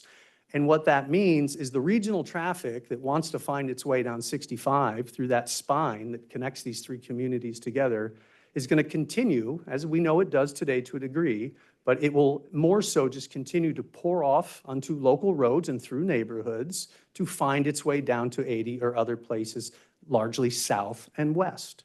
So if we don't improve 65, this is what you're going to be faced with. So here's the idea. What would we fund and build? 52% of the revenue would be earmarked for highways and roads. So this is widening State Road 65. This is the 80-65 interchange. There's some money for I-80 Rockland Road interchange, a little money for Baseline Road, 2 interchanges, Nelson and Nicholas on 65, and then a small amount of money for Placer Parkway. So that is the major highway funding. Earlier, you had a question, you were talking about, your bridge program. I'll remind you that one of $4 goes to the local transportation program. That means it comes into PCTPA and $1 in $4 gets redistributed to the 3 cities, right? For you to use for your local transportation program. And as long as that is meeting a transportation benefit, that is an acceptable use of those fundings. So fully 77% of the money is either major highways or local roads or how you define to use that money. There's 12% for rail and transit, 5% for bike ped. Some people love that there's just 5% for bike ped. Others wish there were more. No one's in agreement on this. What I will tell you is the money that still does exist in Sacramento is usually denoted for rail and transit and bike and ped. So if we make this nominal investment, we can go get more of our money back. That's one of the reasons the percentages are the way they are. It is not by accident. It is very strategic. Lastly, competitive projects. What does that mean? It means that there's a lot of innovation in transportation, and over the next 30 years, and this is a 30-year measure, there'll be more. And so we want a little bit of flexibility to do some grant making if there is creativity. Vin might come to us with an idea for innovative traffic signals or a way to move the same amount of traffic through the same roadway, and instead of widening it, we're going to operationalize it and do it better.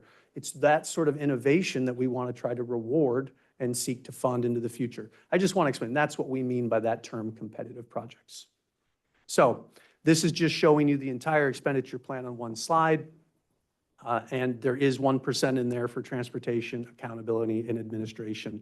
And just so you know, we are capped. It's a question that'll probably come up. We are capped at 1%, right? So we can't spend more than 1% of the total receipts on administration, which is, it'll be a lot to administer.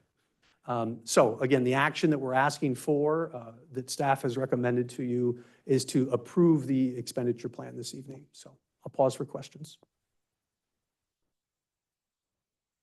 Questions from the council? Just one, Matt, thank you. That's a good presentation. So I think what I heard you say is, if this passes and the money starts coming in and you've allocated those percentages and the money that's coming back to our cities, so as the years roll on, then when we have a project, we can come to the agency and apply for that, compete between Roseville and Rockland. And so as the years go on, just projects come up, then we follow that process, right? So right now, there's not specific things allocated for each jurisdiction. It's just as they come up, once the money starts coming in, correct? You're absolutely right. And you really commented, I think, on 2 aspects of it. One is there will be 25% that will be allocated. You will get your percentage of that 25% based on population. Okay. So, you're going to, get about, well, we can do the math. So we're going to be on the bottom? Yeah. No, you're going to do, you're probably talking $2.5 to $3 million a year. Cool. Right? And that's going to come to you. And we as PCTP are not going to say, let us see your list, or it can only be, we're not going to be a regulatory body, right? Okay. We will have a regulatory burden to ensure it's being used for a transportation benefit. So we'll work with your staff and they'll say, yeah, here's our allocation. We're going to spend it on these 4 things. Those all have transportation benefit. We go, yep, that's great. And so, but you'll have full local control to do with that. And then there's that second part, which you also commented on, which is the competitive, which is in addition to that 25%, which you'll get your share based on population, you'll be able to, that additional 5%, I misspoke, you'll be able to compete for those additional dollars as well. Okay, I got you. Yeah, Okay. it's both. Cool. Because I think what I was remembering, and it wasn't in this presentation, but when this came, before with Measure M and the presentations to the cities about before we had the legislation that removed everybody else but Lincoln, Rockland, and Roseville, there was a whole list of town projects or city projects that were going to be included, right? So that's what my brain was thinking. So it'll be different. Okay, thank you. It'll be different. I appreciate that. Yes, ma'am. No questions. I've been on the PCTPA board for quite some time and been tracking this expenditure plan through all of its changes along the way. I think this is the right apportionment. And as we continue to grow, our portion, or our population-based portion of those funds coming to us will grow as well. So as we look at Rockland, as we look at Roseville for the moment, Rockland is heading towards being built out. Roseville does not have a sphere of influence that they would grow into. Lincoln will be the growth center of southwestern Placer County. What's that? And the unincorporated county, yes, which is not participating in this, except for the fact that they will shop at the Galleria, they will shop at the Auto Mall, they will shop and dine in Lincoln. So in that respect, they'll be paying into it, as will those folks who come down from Reno and everywhere else. So I have no questions. I think your presentation was dead bang on. I guess I do have one question. Let's assume for a moment that timing on the Nelson Lane interchange was pretty urgent. This had passed. We would have the ability to figure out how much revenue would be coming Lincoln's way over the years and then bond against that so that we could move swiftly to make that project move forward, correct?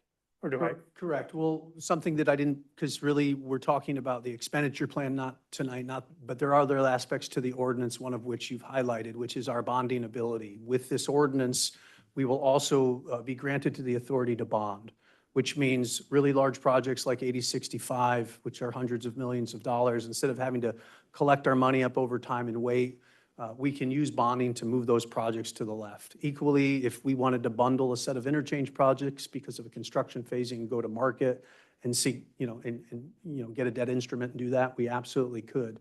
We also will have the ability to do fund swaps as long as it's supplementing, and we're not supplanting revenue, we're supplementing it, and it's for a transportation benefit. And then over that period of time, everybody is getting what their fair share is. But inside of that, we will have, funding and financing authority to be more creative with our proceeds. Good. Thank you. That was going to be my question. So essentially, if I remember the old plan, the 52% was probably going to be revenue for bonds. All the major construction, probably. Yeah. Bond for it. Mayor, I'll be happy to address that. I think, I would say this, I come from an agency and a background where we went to Wall Street every September and bonded hundreds of millions of dollars for construction, right? Bonding there is a financial cost to that, as there should be. So, I don't envision us bonding for an environmental document. I don't envision us even bonding for design or right-of-way acquisition. But when we need environmental documents are millions, designs tens of millions, construction's hundreds of millions, right? So when we get into those large numbers, yes, I think for construction phases, we will seek bond instruments when appropriate. We're going to also be very strategic and go after, congressional earmarks and federal dollars where available. Yeah.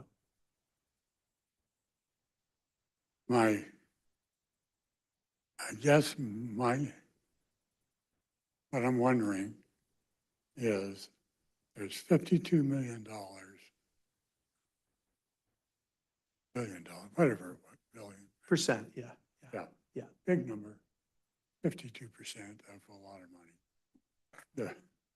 That we will somehow be building big projects and bonding. Bond debt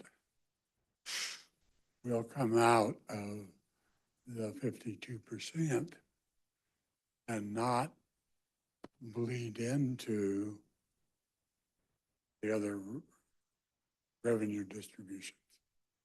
It's a really good question. And honestly, the way we would set up the accounting practice for that has not been developed yet, right? Because that's going to take some administrative time. But I can tell you in the spirit and how we run our agency, yeah, let's say inside of that bond package, it could be blended modes, right? We could have highway construction and a capital bus fleet purchase. I'm making this up, but in that instance, we would look to assign those financing costs to the different programmatic buckets fairly, yeah. But it is more typical that the bonding will be for highway construction. Mr. Mayor, I recognize that we have gotten quite far away from the expenditure plan, and I probably took the first several steps in that. It's fun. Did you want to take it to the public? No more questions, I right? just wanted to make a Open quick it to the public. Oh, Are there any questions or comments about the distribution plan? Yes? Mr. Garabedian?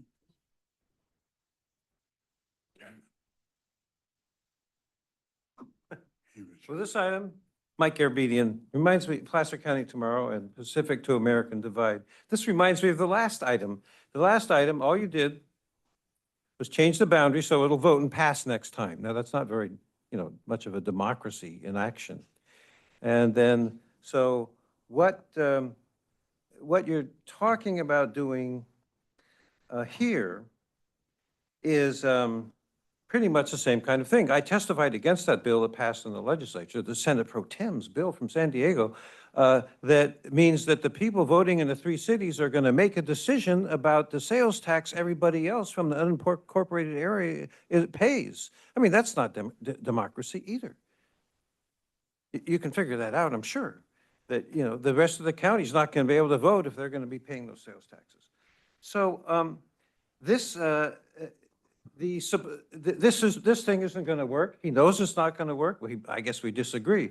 But I have a handout here from the book by Barbara Handy. I have two handouts for each of you. I don't know when you get this, if you get this now or if I have to send an email later. Barbara Handy is the expert at Davis. He has a chapter on this. It's about supply and demand. The more supply you make, it fills up, especially on the highways right away. You already have, one account was 100,000, back when Measure M was on the ballot before, 100,000 houses in the offing. So there's no way that the highway is going to solve the transportation at all. It's really misleading to the people who are moving here. Now, last time when Measure M was on the ballot, the Republican Central Committee voted unanimously against it. The Democratic Central Committee needed 60%. They couldn't get it. I'm sure that the people are going to try to get a different result out of that at this time. But Ronald Reagan said the user pays. And guess what? One of the users on Placer Parkway, the casino, is willing to pay for the access it would get to the first phase of Placer Parkway. The casino, I think it's $9 million. So are the developers willing to pay their share? Are the universities willing to pay their share for the transfer? No, we're going to have the public pay it through a sales tax and whatever else you can scratch up in Washington, I guess. So this is a really troublesome thing that you're, in the last one, you decided that you don't want it to go to the Planning Commission, that the rest of the city doesn't have any interest in an annexation. Totally false, of course. And you didn't talk about how the county always gets the best deal in the negotiations over annexations. They always get the best deal by far. If anything is ever different here, you aren't covering that. You're just covering very, very lightly what's going on here. But on this congestion idea that somehow this is going to relieve, the public didn't go for it before. If they're informed, they've been doing surveying to try to find out if it will pass. And presumably, if the public is well informed, wrap it up. it's not going to pass. So if you aren't going to take this to the people and the voters on both of these issues you're just talking about, someone else, like I said earlier, is going to have to do it. It's just not going to be you guys and gals. Please. Do you mind if I could, through the chair, before we receive next public comment? There was two things that Mr. Garabedian said. He talked about this isn't democratic. This is the exact same process that all the self-help counties in California have taken on, including Sacramento to the south. We currently poll at 73%. 73% of your public have asked for it and want the opportunity to vote on it. So, and we have a burden of a 2/3 margin. So I don't know of anything more democratic than taking this directly to the voters. Thank you. Let me add something to that, if I may. Mr. Garabedian, my wife does not shop in Roseville if she can avoid it because of their sales tax measure. You can vote on whether you pay the sales tax or not by where you choose to shop. If you choose to shop within the district, should this pass, you know that you're going to pay that additional half-cent sales tax. You can shop in Auburn, you can shop in Colfax, you can shop in the unincorporated county and not pay that tax. That's how you vote.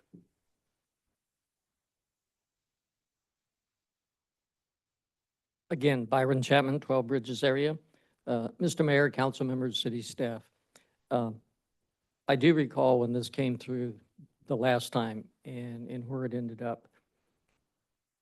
We're a little bit further down the road, and I guess my question is at this point, because I think it's been brought up before, a majority of the gas tax that the state is losing and has been for quite some time, you're getting something great, but there's a trade-off, and that's called the electric vehicle. If the electric vehicle is not using any gas, how do you tax it? And I've heard of several ideas that are out there, but I don't know exactly what's going on as far as the state goes. Anywhere from monitors to determine if a vehicle's in a particular area, regardless, you live in Lincoln, but you work in Sacramento. You talk about the sales. People will go different places for whatever.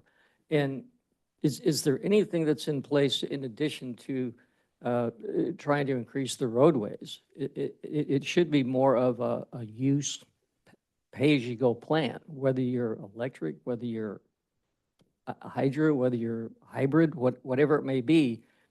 It should be based on who's using the road, and then therefore you pay for it as you go. I know it seems simplistic, and it's not, but it is one of those things where if you're using your vehicle, and one way or the other, you're going to have to either get it at the pump or get it through some sort of a tax, and I think that's where we are. But I don't know if there's any programs that are out there that are looking at that. Mr. Chapman, it's not simplistic at all. There are a number of conversations being had. I think the one that rises to the top right now is vehicle miles traveled.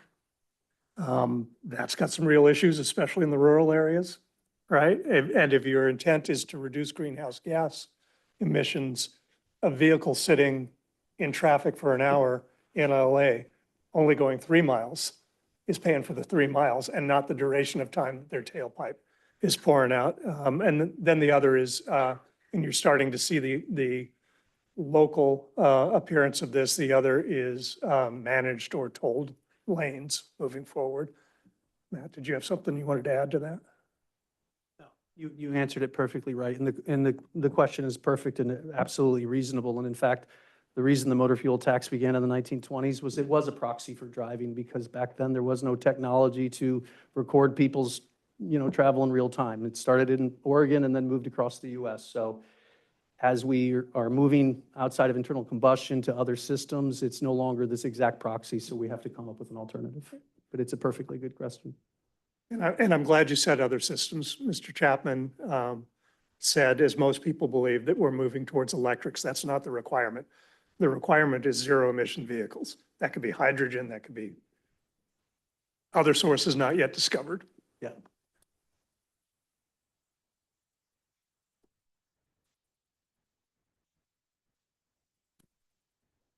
Good evening, Mayor Carl Skint, and Council, Jeff Short, North State BIA. Just wanted to speak in support of this item. This is a top priority for us, not because it's growth inducing, but because it is conducive to the growth that's already been planned for in South Placer County.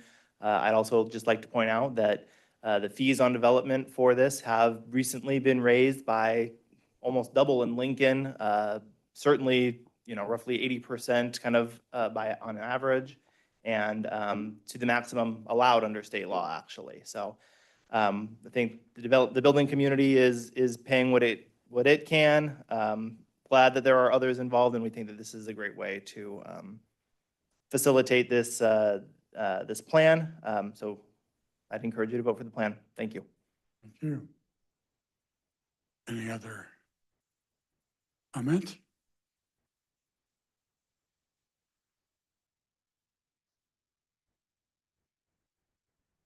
McDonald, I actually live in the Village 5 that was cut out of the annexation, but that's not why I'm here. I didn't plan on speaking, but what I would like to know is about Thunder Valley's participation in the roads and do they have to pay for anything for the roads? And this, I know that's not exactly about this percentage, but also the bonding, the bond measures that they're talking about that would be available to pay for the bigger projects, because the roads that are in Village 5 are going to be affected even more when this annexation happens. And it's already a huge problem because those back roads connect Highway 65 to 99, I-5, 113, and 80. And I have never heard any talk about what the road construction is going to be like. Maybe when the baseline project is done, I don't know. I really don't, drive those roads into 65 very often, but it seems like Thunder Valley should be more accountable for maybe some stoplights over in their area. I'm going to say something that I don't know whether it's true.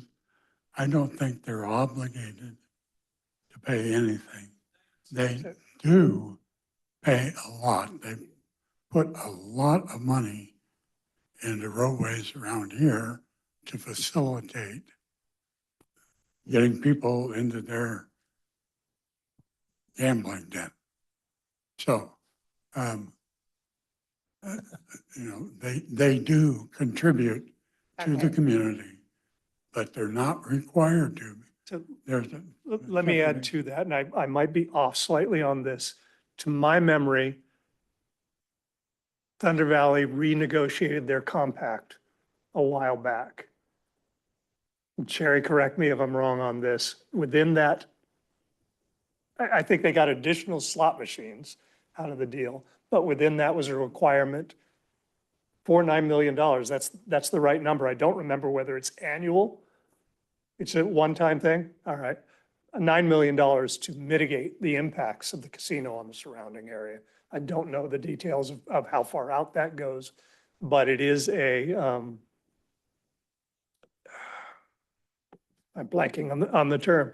It is a nation state of its own. It is, so they're a sovereign nation. Thank you very much. So we can't force them to do anything. The state can and the feds can through the Bureau of Indian Affairs. But my understanding too, and we've seen it, is they're very good partners in reaching out and sharing revenues with our communities to help mitigate the impacts that their presence causes on us. Thank you. Yeah, thank you. Any other comments or questions? on the tax distribution plan. Okay. Okay, I Yep. have to call for an order. Mayor, I move that we approve item 10A, Resolution 2024-055. I'll second. Thank you. Councilmember Andriotta? Yes. Councilmember Brown? Yes. Councilmember Joyner? Yes. Councilmember Lauritsen? Yes. And Mayor Carl Skint. Yes.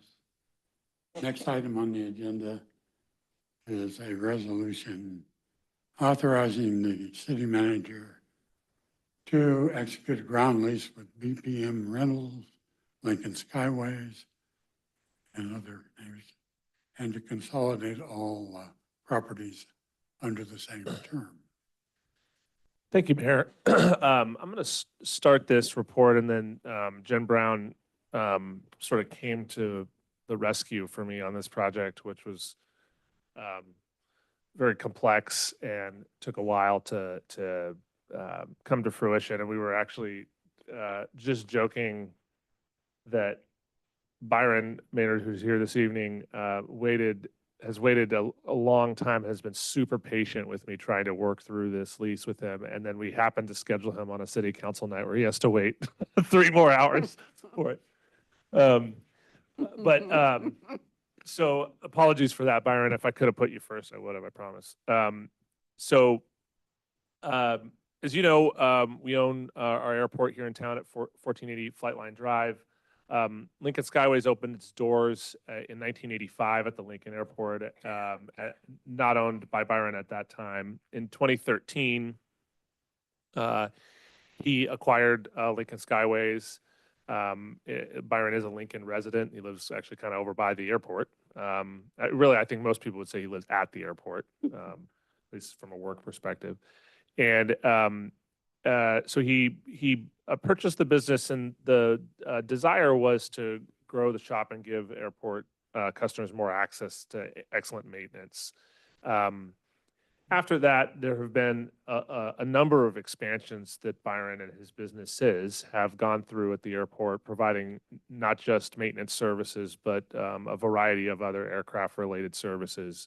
Byron will broker purchases of aircraft. There's flight training, and has become probably the keystone business in terms of service at the Lincoln Airport. And so when council gave us really clear direction to get moving on the airport and find opportunity, Byron not only has been a great advisor in helping us move those things along, but one of the things he mentioned to me was, hey, I've been trying to get a lease going with the city for a long time. I'd like to expand my business, and I've struggled to do that. And so we made a commitment to, with council's direction not all that long ago, to allow us to proceed with 2 more leases, this being the first one along Flightline Drive, allowing our current residents at the airport to expand their businesses and continue to provide those services. So that's just what we did. The other complication of this was that Byron has 4 other ground leases, not including the new dirt we're talking about this evening, that he has had really since 2013. And from his business perspective, he would like to have them all in one lease. That makes a lot of sense for the city too. It's incredibly difficult and complex for us to administer the probably hundreds of leases we have out at the airport, with them coming and going and them being assigned to other people. It makes a lot of sense for us, especially for a business, to extend significantly in terms of term, the ability for Byron to grow and expand his business. So what you'll see, Jen's going to walk you through some of the finer detail of those exact leases that we're updating. This will all be wrapped into what's in your packet tonight, which is a master lease. And you might be thinking, gee, Sean, this seems like an awfully long term. And when Byron and I sat down one of the first few times to talk about term, he asked for an astronomically long term. And not to have any kind of comment on his age, but I looked at him and I said, you really need a term that long? And he looked at me dead-faced, and I believe this, and said, Sean, I love the Lincoln Airport. I will probably die at the Lincoln Airport. I'm never leaving the Lincoln Airport. That's good enough for me, at least. The area of vacant land that we're proposing for Byron's hangar expansion is located on the northernmost portion of Flightline Drive that's still dirt. So Byron's shop is literally right adjacent to it. There's a little concrete area for parking, and then this would be where his new 200 by 200 plot is for his hangar. In addition to that, there's a number of other leases, and maybe Jen, you could step them through the other four. So you have an updated exhibit in front of you. We had an issue with the one. I could probably go bring it up, but so there's the four existing leases, and then they're in different spots in the airport, and then the new ground lease, which Sean told you but it's 200 by 145 feet, and so it goes to the sidewalk right away.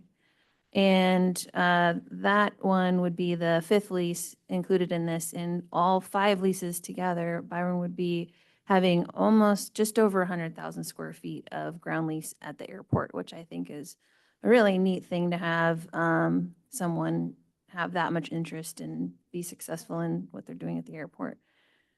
Other than that, it took a long time to get this together, not only because of just the different existing ground leases and the different companies that they're in, but the survey of the new ground lease, which is how I got into it. You're probably wondering why I'm involved in this at all.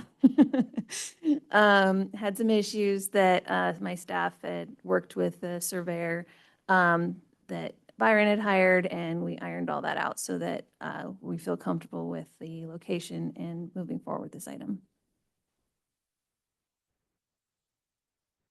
The only thing I'd like to invite Byron to speak a little bit as well. The only other thing I'd add is your direction to me was really clear, which is we want to add value to the airport, and we want to see dirt move, and we want to do things that help grow the health of that fund so that the airport can be everything that people want it to be and more. And this might be all of whether it be Ed Sue's project that was just approved 2 meetings ago, or some of the subsequent ones that you'll be seeing soon. All of them are done very intentionally and specifically to look at opportunity that exists to do really one thing, which is drive fuel sales. So you may look at the monthly amount that will be adjusted with this new lease, and you might think, okay, well, a total of $3,800 a month, Sean, it's not exactly going to change the world. You're right, it's not. But we've gotten out of the philosophy that lease revenue is the way out of the financial hole of the airport. It must be fuel sales, and we've seen it. Those are the 2 council members that are on the airport commission. We talk a lot about the increase in fuel sales we've seen, and that you can have 3 or 4 months of a lot of jet traffic and a lot of general aviation traffic, and all of a sudden your fuel sales budget is completely out of whack because you're bringing in 50% more than you thought. And so that's the goal here, is that his businesses continue to flourish, more people fly in to Lincoln Airport to get Byron's services, and while they're here, stop at the pump and add some fuel. And so that's sort of the concept.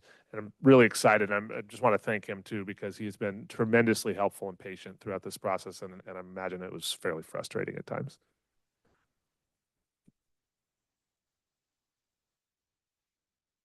All right, Brian, you have something? Mayor, Yeah. council members, staff, I want to thank you for the opportunity to speak tonight. Lincoln Airport has really changed the last 10 years, and we have turned it into what I would consider a destination airport. I just want to give you a little sample of my week this week. We had a student arrive from San Jose that they have their airplane based over there by San Jose. They are getting their flight training at Lincoln. I sold them the airplane they're flying. We did the annual on it, and they're staying in a hotel here in Lincoln and eating at our restaurants and renting a car. I just had today a plane arrive from Florida. They're getting their annual inspection done at our shop. They're going to use the avionics shop there and have avionics done. And we're going to do a full-on maintenance on the airplane. And he flew all the way from Florida just to come to Lincoln, California. Tomorrow, I take off on an airplane to Houston because we did an acquisition agreement for a client. We're most likely going to pick up a twin-engine airplane there in Houston. I'm going to fly it back with the owner to Lincoln to have maintenance, upholstery, avionics, and paint done all at Lincoln. And then I come back on Saturday. Sunday, I go to Noss Field to pick up another airplane that's coming to Lincoln for its maintenance. We are becoming a hub for maintenance. And we're becoming well-known because of our work in Lincoln and being a one-stop shop. But all these airplanes are going to arrive in Lincoln, and they're going to be thirsty when they get here. And our hotel's going to get used, our restaurants are going to get used. It's becoming perpetual motion.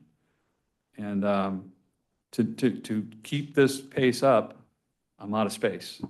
I'm stacking, if you guys look at the ramp around my shop, it's always full.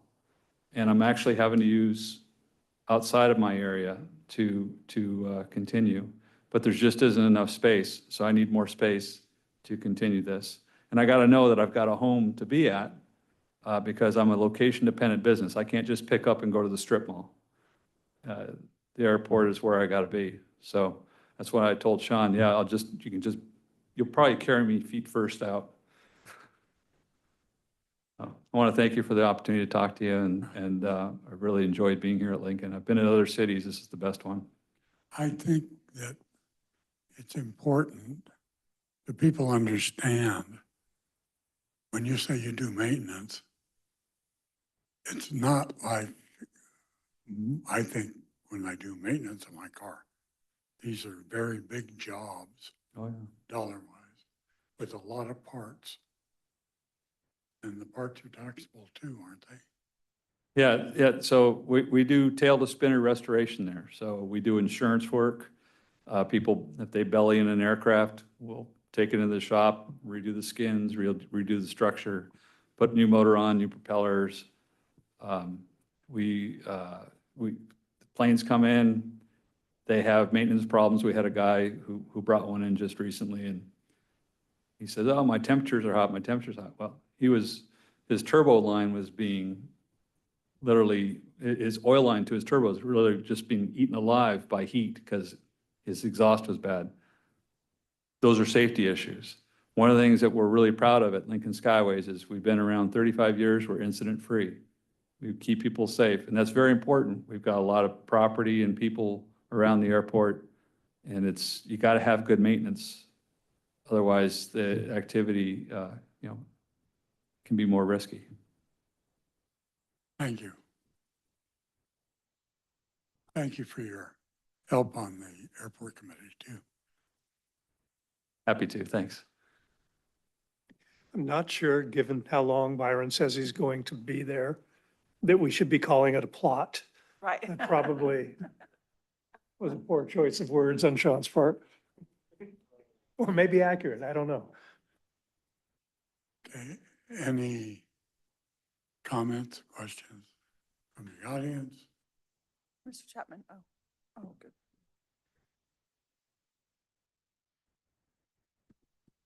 Just this, the gentleman who spoke, Boeing needs him.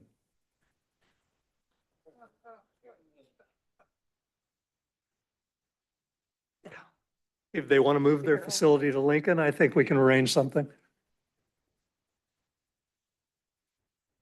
Once again, Byron Chapman, Mayor, council members, city staff. Prior to coming to Lincoln, in fact, quite a while before coming to Lincoln, from the time I was a little kid, boy, flying, that was, if there was a passion, that was it. I ended up getting my private pilot license when I was 18 and flew for almost 20 years and occasionally go up with people. And it's a passion. And as the mayor had pointed out, it's also very, very technical. When I went through the flight school and that sort of thing, the one thing they drummed into your head time and time again, if your car doesn't work going down the road, you pull over. If you're in the air, there's no place to pull over. And there's things that are in place to do that. But to have an individual that is that dedicated to that kind of work, I can't possibly think of anyone else that could bring that there. And as an offset to that, I used to fly out of Napa, and Jonesy's Steakhouse was absolutely the place for people in airplanes to go. Every time I went there, I met someone outside of California. And I'd say, hey, where are you guys doing? Coming in to get a steak. Oh, where do you live? Utah. That's just what happens. If you look at Napa right now, it's incredible. But anyway, it sounds like I think that's a win for everybody. So that's just my thoughts. Okay. No questions online, no comments. No hands are raised, Mayor. Okay. I'll entertain the motion. I'll go ahead as soon as I can find it. NB. 10B. Motion to adopt resolution 2024-057 approving, no, that's the parklets. 10C. Resolution 2024-056 authorizing the city manager to execute a ground lease with BPM Rentals / Lincoln Skyways and to consolidate all properties to same term. I'll second. Thank you. Councilmember Joyner, Yes. Councilmember Brown, Yes. Councilmember Andriotta. Yes. Councilmember Lauritsen, Yes. and Mayor Carl Skint. Yes. Next item, Congratulations. 10C, Parklet Pilot Program. Aaron? Take it away.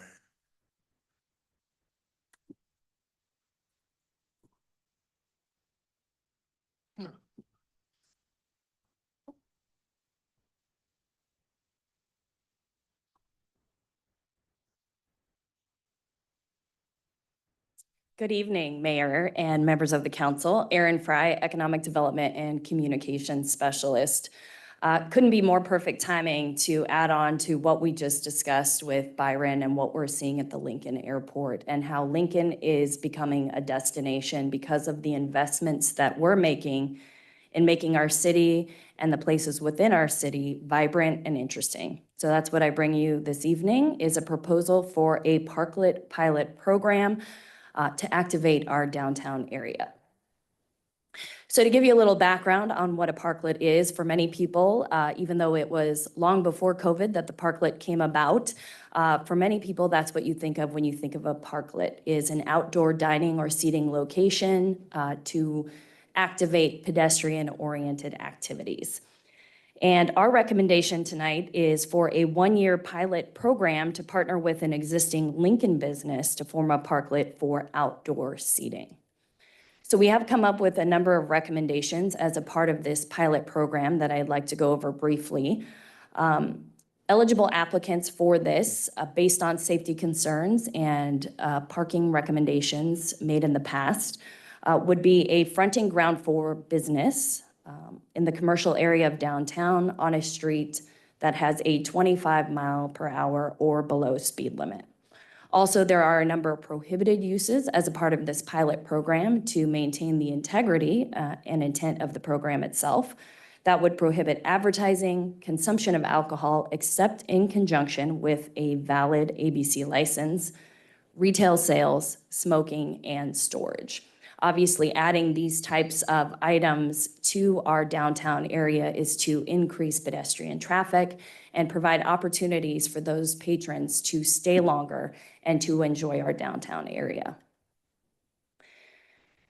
The Parklet program really hits on a number of items that we've been focusing on as a city, which is why we bring this proposal to you this evening. First and foremost, it supports local business. This encourages, as I mentioned, pedestrians to linger, to stay downtown longer, provides vibrant, interesting locations that make downtown a destination of choice and a place for gathering, and also aligns directly with initiatives outlined in our economic action plan. How can we revitalize our downtown and breathe life into the area to bring more people to downtown. We do have a proposed partner in mind for our pilot partner program, and our proposed partner is Slice Beer Company. Slice has come to the city with a proposed design that they've worked with a licensed architect to develop. This is an exciting opportunity. This is an existing, established business that wants to continue doing business in downtown and is looking for unique opportunities not only to benefit their business, but to benefit our entire downtown area and our city overall. So we're very excited to bring this opportunity to you this evening. If approved tonight, the city would move forward with a one-year pilot program with Slice to work on the design and also, more importantly, the process with the city.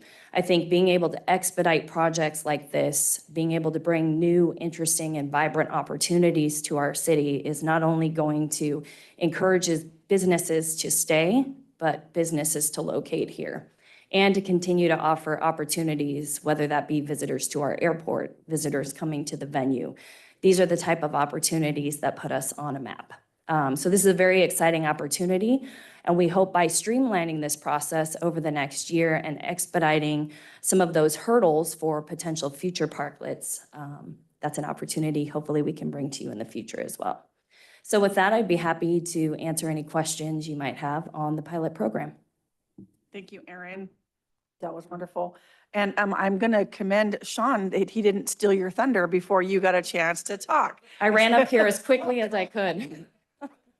Look at that face I just got. Yeah. Yeah. Thank you. I so badly wanted to. I know you did. I know you did. I know you did. This is really exciting because we started talking about this several years ago.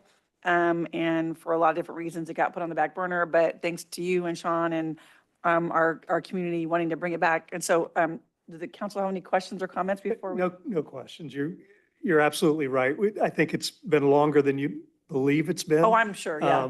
Credit where credit is due. This concept was brought back to the council by then Councilmember Nader from San Francisco. I don't think most of us were quite ready to accept the concept yet. We've certainly seen it work well in other cities, but I think COVID drove that message home to us that this could be something of a more permanent nature than what COVID brought us. And I think this is a great pilot program. I encourage you to begin looking at how we build upon the pilot, not just, unless this thing just totally bombs, not just for this business, but in general for the city of Lincoln, that we're thinking about next steps, that we use the pilot to figure it out and perhaps even begin to form a list of those who would like to join the program after that one-year period. And I appreciate you bringing that up because going into this pilot program, that is our intent, is to really partner with businesses that are interested in creating unique spaces that make downtown a destination of choice. And so that's what we really hope to accomplish through this process and with our willing partner to come through and work with us to make this as streamlined as possible, because we do think a parklet and other opportunities in downtown are really going to put Lincoln on the map in terms of how we compete, how we offer amenities to our existing residents, and also attract new people to the area. Right. And I'm really excited that this is Slice because I know they need the space. And so this is going to be really awesome. So I want to encourage you as we move forward with this to think beyond taking up 2 or 3 parking spaces and creating an at-ground parklet or dining area. Think about the Jansen building and how we could more align with what Truckee is doing by allowing balconies to be added to that for outdoor dining. I see Reese in the back. He's added rooftop dining. So within this program, let's think more than parking spaces and think about how we can expand it. I will, thank you. Do you want to comment? I was going to say that I also had conversations with owner of Old Town Pizza that is super in favor and wants to do this too and spend a bunch of money to do this in concept, same pilot. Yeah. Yeah. Well, I saw a thumbs up. Yeah. Do you guys want to say do you guys want to speak? You want to say anything, or you guys waited so long? You sat. I thought Aaron did a great She did a great job. Yeah, but you guys waited so long. Okay. There we go. Are there anybody else in the public would like to make a comment on this? Go ahead and come to the microphone so we can hear you. Yeah, that way the people at home can hear you. Yeah. The ones on Zoom. Mayor, City Council and staff. I'm Scott. I own Hi, Dillard's Scott. Bar and Grill. And I just want to say that I fully support this. I'm glad that Slice is able to do the pilot program. I think it will bring more people down to the downtown area. It helps our business as well because they feed off each other. So I just wanted to say that I'm all in favor of it. Good. And how are things going with you since you reopened? Are you going okay? To be determined. Okay. No, we're dealing with a little issue, but. Okay. Well, we're glad you're still there. Thank you. Anybody on Zoom, Gwen? We do still have folks. Yes, one hand just went. Whitney? Whitney? Yeah. Please go ahead. Well, some of you have already heard me advocate in favor of parklets, so sorry to sound like a broken record, but I also agree with what Councilmember Joyner said. I think that it's first of all really exciting to see Slice being approved for this project, but I also think that there is a lot of potential and room to grow, and I'm excited that we have Aaron to implement and make our downtown more vital and help the businesses. And I know our community will really love having more outdoor spaces to enjoy because our weather is so great here. Thank you. Thank you, Whitney. And if I could just add one other thing that we didn't go into too much depth on because it's been beaten to death is so much of this discussion over the past 18 months or so has revolved around this kind of concept of parking and whether there's enough or too much or there needs to be more. And the EDC did a really cool project where they evaluated it sort of top to bottom and came up with ideas about how it can be solved. And you heard that at your last meeting. And I really don't think that had that not happened, we'd still be talking about the loss of a space or two or three and kind of missing the forest through the trees a little bit. And so, I don't think we'd be here without them sort of pushing. Yep, they've done a great job. Hey, there's no other comments, then we'll take him, huh? Well, yeah, well, let's take the vote. That way he can catch up on the next one. Yeah. You ready for a motion? Yes, go ahead. Yes. Motion to adopt resolution 2024-057, approving a one-year parklet pilot program, allowing a business within downtown Lincoln an opportunity to extend its operations onto the street in the form of a parklet. Second. Okay, got a first and a second. Roll call, please. Yes, thank you. Councilmember Joyner? Yes. Councilmember Brown? Yes. Councilmember Andriotta? Yes. Councilmember Lauritsen? Yes. And Mayor Carlskint? Mayor, we are on item 10D. Thank you. Welcome. And there's a resolution approving Bella Breeze Park Master Plan. You don't look like Ben. Good evening, good night. At this point.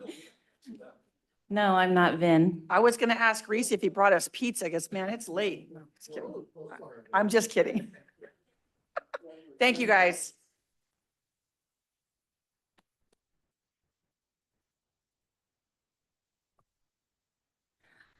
All right. Okay, so good evening. Araceli Casares here, engineering manager, working in capital improvement projects under the city engineer. And I am here tonight to talk to you about the Bella Breeze Community Park Master Plan, which we're really excited. We're at this point in time with this park. And with me, I have today Dalton Lavoie with Stantec. He's been the project manager with the consultant side, helping mastermind behind the scenes, putting the concepts together. And we'll walk you through what we've been through the past several months and where we're at today, and looking for approval of the park master plan and phase 1 design implementation contract so that Stantec can get going on this phase 1 implementation. So just a little project background, just so we're on the same page here. As you know, the Bella Breeze Community Park is within the Toll Bridges community. There's 18.5 acres slated for this park. And the master plan has been underway since September of 2023. And here we are in March of 24, presenting what's been going on. And I already talked to the other two bullet points, so. This is just an overview schedule of where we started, and I'll get into the details of the survey results in the rest of the presentation, but just high level. In October, we had community survey number 1 open from the 9th through the 23rd. On the 17th of October, we held a online Zoom workshop with community members to talk about amenities that we're going to be showing and having the community input on survey number 1. On December 6th, we went to the Parks and Rec Committee, showing 4 preliminary design concepts that were put together based on the community survey results. December 11th, we had a community outreach meeting in person at the 12 Bridges Library, where we opened up survey number 2 at that point in time. And survey number 2 was open between December 11th and January 9th of this year. Oh, that's the wrong year there. And then here we are in March of 24. Again, we went back to the Parks and Rec Committee, summarizing all the results. We had the preferred concept that was chosen based on community survey number 2. We went to Parks and Rec and presented that. Although I will note, there weren't enough committee members present for a quorum, but there were 4 present, and the 4 present did give a head nod for us to come and be here tonight and proceed for your council approval. So just, again, overview, here's a project site. The Bella Breeze Community Parks site is bordered by an open space preserve, Cabra Street, Bella Breeze Drive, and McCullough Street in the 12 Bridges community. And then I'll go really brief over the community outreach, just because I think it's important that we really did strive to include what the community's voice was being said and what the majority of the votes were going towards, or the amenities, I should say. So we had a really strong representation. Over 1,000 people responded in the first community survey. 98% of those respondents saying they live in the community of Lincoln. 53% of those within the 12 Bridges community. So we have a very active 12 Bridges community. Getting into some of the other, so survey number 1 was a total of 15 questions. And we wanted to get this demographic information to make sure we were getting the community needs and we were getting the demographic people that were going to be using these parks within Lincoln. So, and that's exactly what we got. The results show that. The age range of the park users, majority being between 5 and 12, and then 12 to 18, followed by age 35 to 45, which would be the parents with the younger kids. Makes perfect sense. Along within this survey number 1, we had 3 write-in questions for people to write in their responses. And I just want to highlight, like, of the top 5 for design ideas, sports fields, playground with shaded area, and shade were among the top 5. For safety, lighting, cameras, and shade was in those top 5. And then beautification, shrubs, amenities for shade, and trees were in the top 5. So there's others, but I just wanted to point out that shade, trees were the top write-ins for a lot of these. On this next slide, you will see we asked for individuals to pick the top 10 amenities that they would like to see in this community park. And what's highlighted are the top 10. I won't go individually one by one, but just like the top 5. Children's playgrounds was number 1. It had 697 votes. We had jogging, walking loop was number 2. Shade structures was number 3. The picnic barbecue areas was also important. And then just to round up the top 5, our baseball, softball fields came in at number 5. So you'll see here among the top 10 we have shown, you'll also see letters A, B, C, and D next to them. And that indicates what concept. So we have 4 concepts that we presented, concept A, B, C, and D. And this indicates, so amenity number 1, the children's playground, made it in all 4 concepts. So that shows you how these amenities were placed into each individual concept. this provides a visual. So when people were given the opportunity to vote on the amenities they wanted, a visual representation was provided, so they had some idea. This may not be or is not exactly what we had envisioned, but just gives people an example of what could be. And as I mentioned before, once we got survey number 1 results in, 4 concepts came to life, and they're shown here. I'm not going to go into details of it, but the A, B, C, and D, and it really captures what the results from the survey number 1 were as far as capturing those top 10 amenities, and then sprinkling in other amenities that maybe weren't the top 10, but would make a good fit for the programming of the park. And so now we go into, we had our public meeting in December where we had good participation. About 25 members from the public came in. And then we opened up survey number 2. And here's survey number 2 results. We had close to 900 responses. Again, 98% saying they lived in Lincoln, 50% of the respondents within Toll Bridges community. Survey number 2 was much shorter. It was 5 questions. Really was the purpose of survey number 2, we wanted to know what the top concept was that people wanted to see in that park. And concept D won, hands down. 40% of the respondents voted concept D as their top ranked choice. When asked to rank the concepts in order, concept D came in first, followed by concept B, A, and C. And then another question asked during survey number 2 is wanting to figure out how we were going to proceed with phase 1, knowing we needed to phase this park. Then we asked the community members to select what top 10 amenities they wanted to see in phase 1. So of all the amenities provided, which was 20, they needed to select what 10 they wanted to see in phase 1. And again, I'll be brief and say the top 5. Restroom was number 1. Playground for 5 to 12-year-olds, including shade. On-site parking was number 3. The jogging walking loop, 4. And then a playground for the 2 to 5 with shade was number 5. So I'll hand it over to Dalton to get into the preferred concept and talk a little bit more about what's included in this.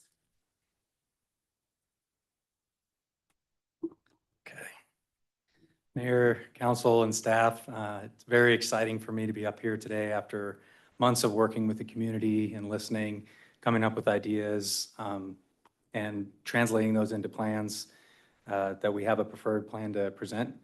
My name is Dalton Lavoie. I'm a landscape architect with Stantec.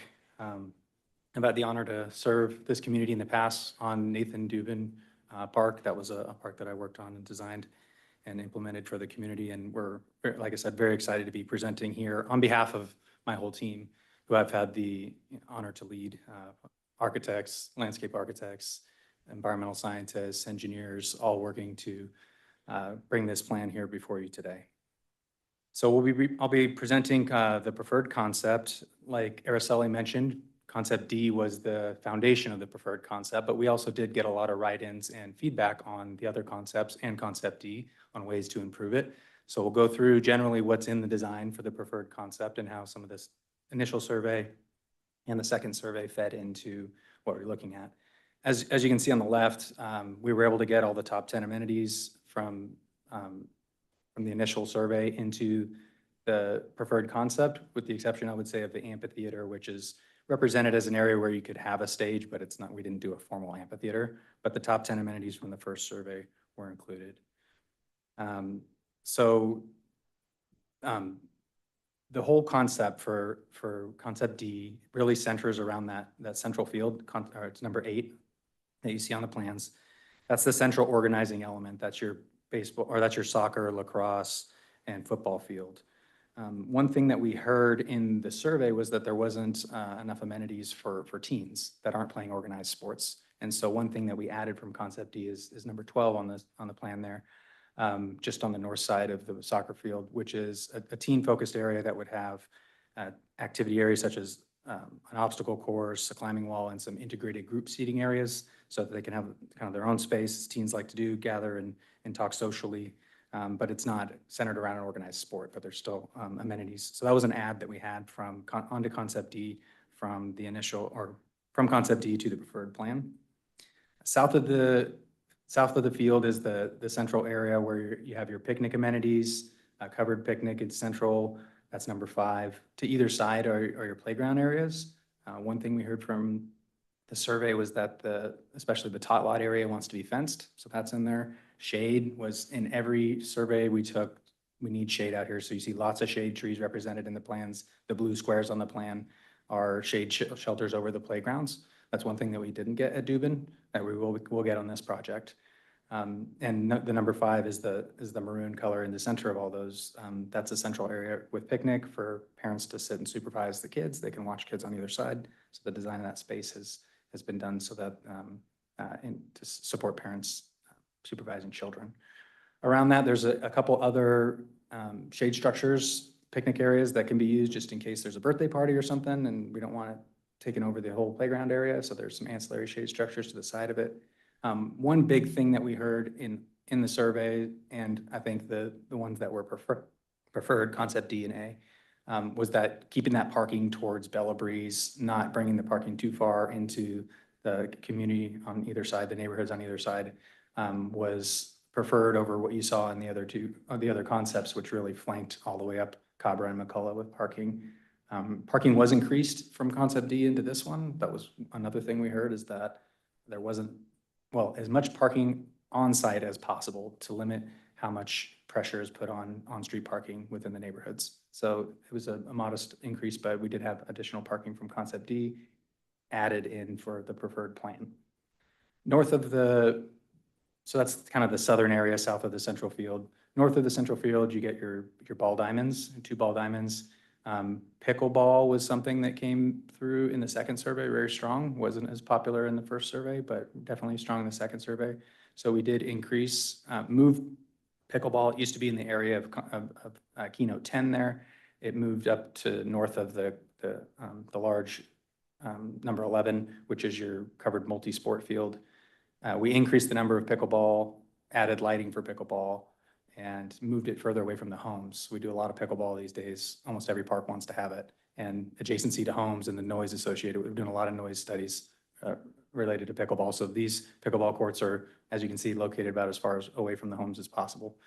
And that was something we heard in the second survey.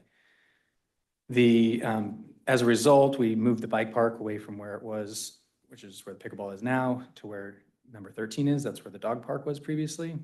That was one thing that in the second survey didn't get as much support. So with the pickleball swinging up and dog park not getting as much support, there isn't a dedicated fenced dog park in this concept, but there was in D. Just want to highlight that. There still would be doggy bag areas and people would be able to bring their dogs through, but there's no off-leash fenced area for dog owners in this park concept currently. The number 9 areas are across the top are informal turf areas adjacent to the open space. Those were done in favor of fencing it. There's a lot of fenced things going on the north side of the park site. So if we would have done dog park in those areas, it would have been maybe a little too much for that open space edge. So that's the way we chose to interpret the concept or the community comments to get to the plan that we're looking at today. There's a large perimeter loop trail that was popular, very popular in all the concepts, all the surveys. And so the perimeter loop trail goes all the way around along the open space edge, makes the park feel bigger, invites those views out to the open space, and allows a nice connection between Village 25 and Village 27A as well, across the backside of the site. I think one thing I want to highlight is that the park kind of slopes to the northwest at about 1%. There's a lot of turf fields that need to be flattened as a result, and we also had an existing soil stockpile on site. We're able to use that existing soil stockpile and flatten out the site, but what it does result in across the back of the site is a wall. So there'd be a wall with a fence across the back side of the site. It would allow for elevated views out to the open space, so we put some bench nodes along the edge of that so you can see out to the open space as well. That's what I'd like to cover for the preferred concept. And then what we want to also talk about today is the phase 1. So the preferred concept's $24 million park. Phase 1, we have around $6 million.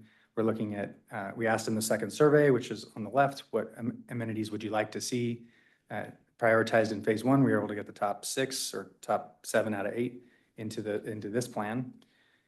So what we're looking at here is about 7.5 acres of development. We would mass grade the front part of the site, focus towards Bella Breeze to support the proposed amenities and leave the back side of the site undeveloped at this time.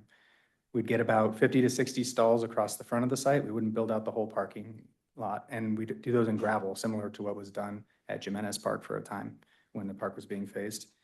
We would do, there wouldn't be any parking lot lighting we're trying to make the most out of the 6 million and get some amenities that the community can use. So the amenities you are getting is the large central field, the playgrounds that are shaded, the large picnic area, the informal turf areas, and then a perimeter loop trail that you're seeing is kind of an internal perimeter loop, but for all intents and purposes of phase one would be the perimeter. That would be included in phase one, as well as a restroom next to the tot lot, so that parents would have somewhere to take the little ones. The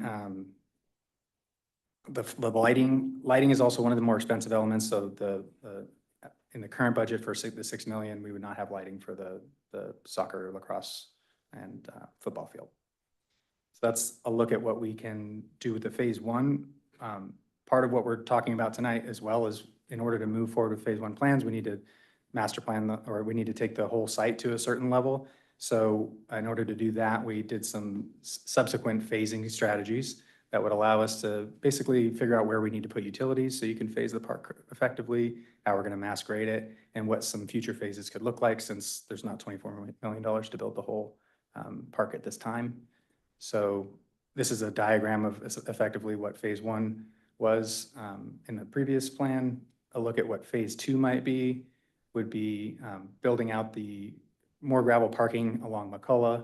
You'd get the basketball, baseball, and about 6 of the 9 pickleball courts. We wouldn't build the covered multi-sport field at this time. It would just be done as grass. And you'd get the lighting at the soccer field. That's about $7.5 million. We try to bring them into buckets that are about the size of the bucket we're talking about for phase one. So there's 4 buckets that are around 6 million, give or take. So this one's a little higher, the next one's a little lower.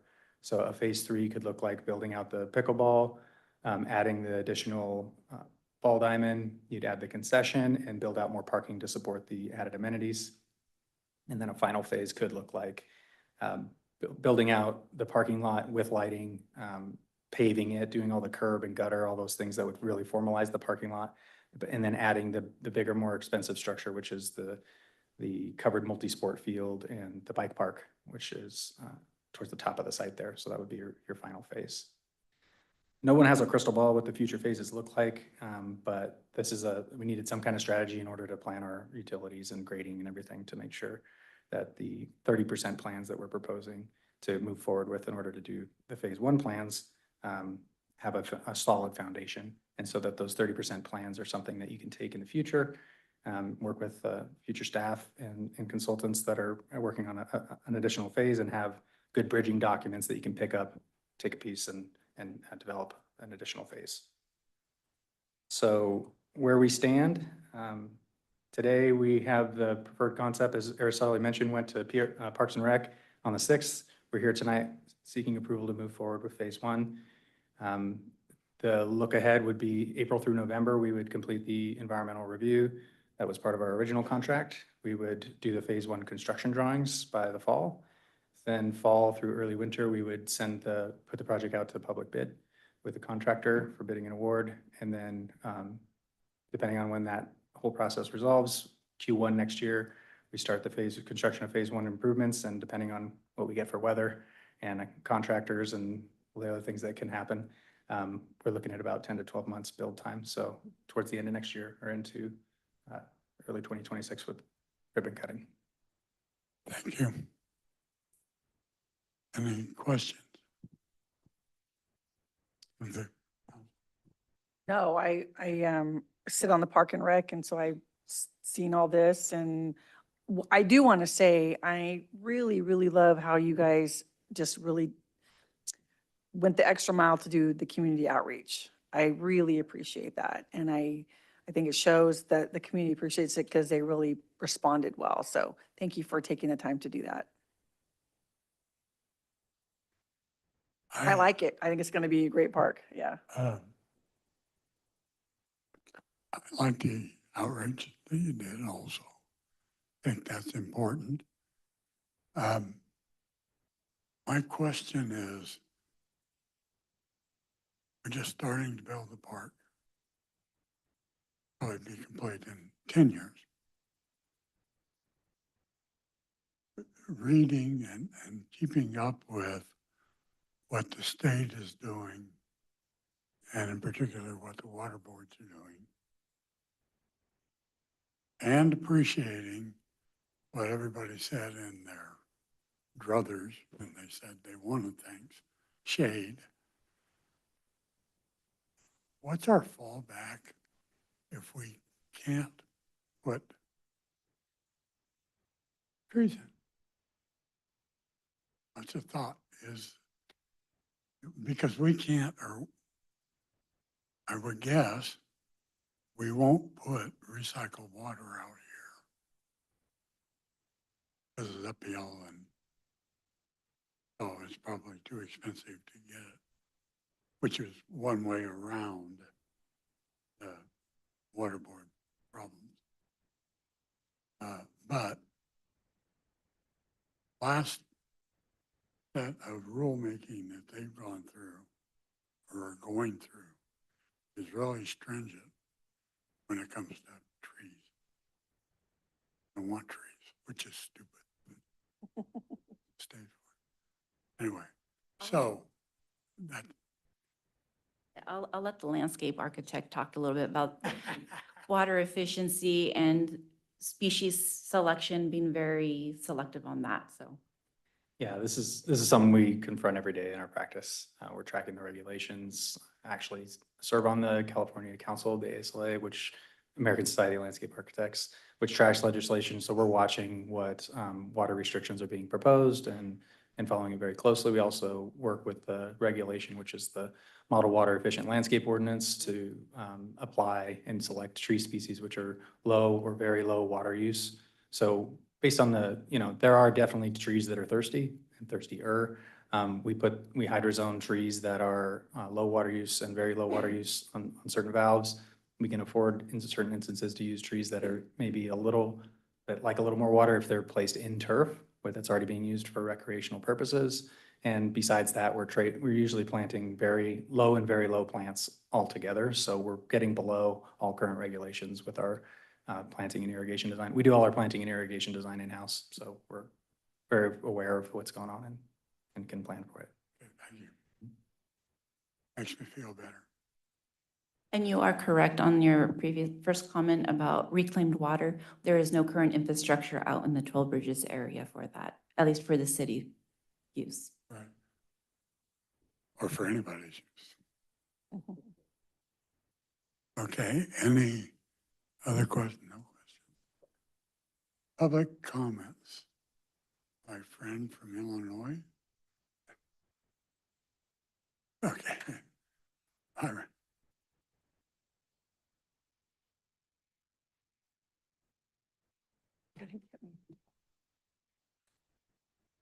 Once again, Byron Chapman, 12 Bridges area. Mr. Mayor, council members, city staff, and those still hanging in there with us. Yeah.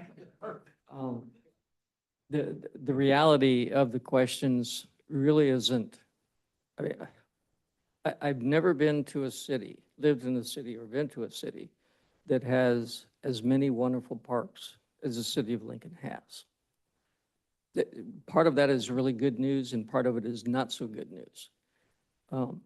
First of all, when I was going through the packet, I am looking at the final build out. We are looking at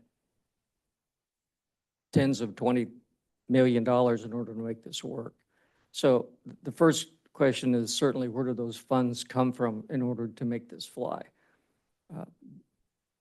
But still, it hits my memory is that things have changed and things have improved.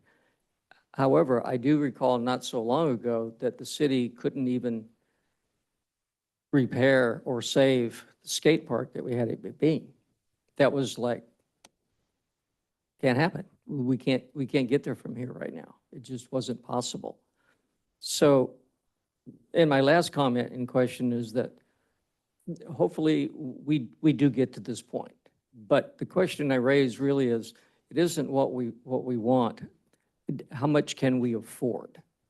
Because once the park goes in, then we need to figure out what's it going to cost to operate. And so it's not a question of that it's a great project. It's in a place where there's more and more houses obviously going in. But the question keeps coming back to me, which is an old phrase, you know, if you build it, will they come? I'm sure people will. But my question is, how many parks can we sustain on a regular basis in order to make that work? So those are my only comments. As far as trees and shade, yeah, Lincoln, those are the top two. I think it'd be a great project. My question is, again, where do the funds come from? And most importantly, how do we fund it from this point out? So thank you.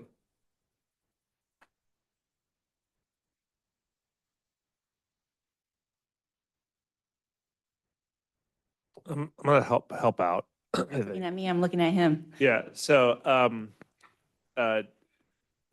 well, interesting tidbit.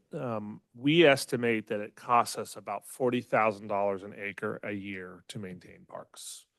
So I'm sorry, Araceli, what's the acreage? 18 and a half. So, it's a lot of money, per year. And it is funded and will be funded out of, I think it's super important to remember that this is a regional park, not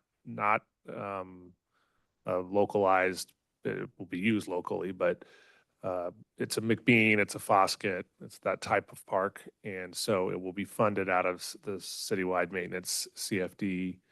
And there's no question about it. It's expensive and it will be expensive to maintain. And so that's sort of why we're here, honestly, is that there's a decision that needs to be made about the size and scale and scope of the park. And when you get public feedback about what they really want in a park, I don't think it's like super shocking that they want the best park possible. And so the entire community that's part of that CFD and then, you know, even potentially some general fund dollars will have to go towards ongoing maintenance of it. In terms of how it's built, we have dollars plugged into our PFE program for Bella Breeze Park. We have insufficient funds to build $24 million of a park today. But what we will have to do, there's a couple options, right? Most likely the easiest option is that you update your study to reflect the new cost of the park. And so you collect additional dollars to bridge the gap. There are alternative methods, none of which I think you would probably love, but there are bonding ways that you can bond against anticipated revenues. Problem is that unlike a sales tax, it's pretty specific. You know, people need to buy things, and so we know that they're going to pay that sales tax. When you're bonding against fee revenue, it's really complex to make the case to those banks that are considering it that, hey, we're pretty solid that we're going to do 1,000 units next year or 500 units. And so what they do is you may be able to get dollars for it, but the rate will be much higher because the risk is much higher for the bank. And so the reality is that it'll have to be fee related, and we'll have to piece it together. I was actually really pleased with the work that Araceli and her team did, because I didn't actually think that phase one was going to even get that much out of it. You know, parking lots alone are so expensive. So this at least gives a park that can provide some recreation for a few years until the future phases are ready to go. Of course, the concern is that you get phase one done, you never go past phase one for 10 or 15 years. I think we've been there, done that. Also, for us to ever be able to afford to maintain it using CFDs, we're going to have to restructure all of the LLDs, because you're never going to get the revenue. First of all, for all the problems with the way they were set up. But we also have a lot of people that don't have LLDs. They have their own HOA. So, and I love the idea of the park. But for me to vote, well, I vote for the master plan pretty easily. You know, it's the first check for construction. It says you're really committed. I'd have to be really sure of the changes in our CFD/LLD.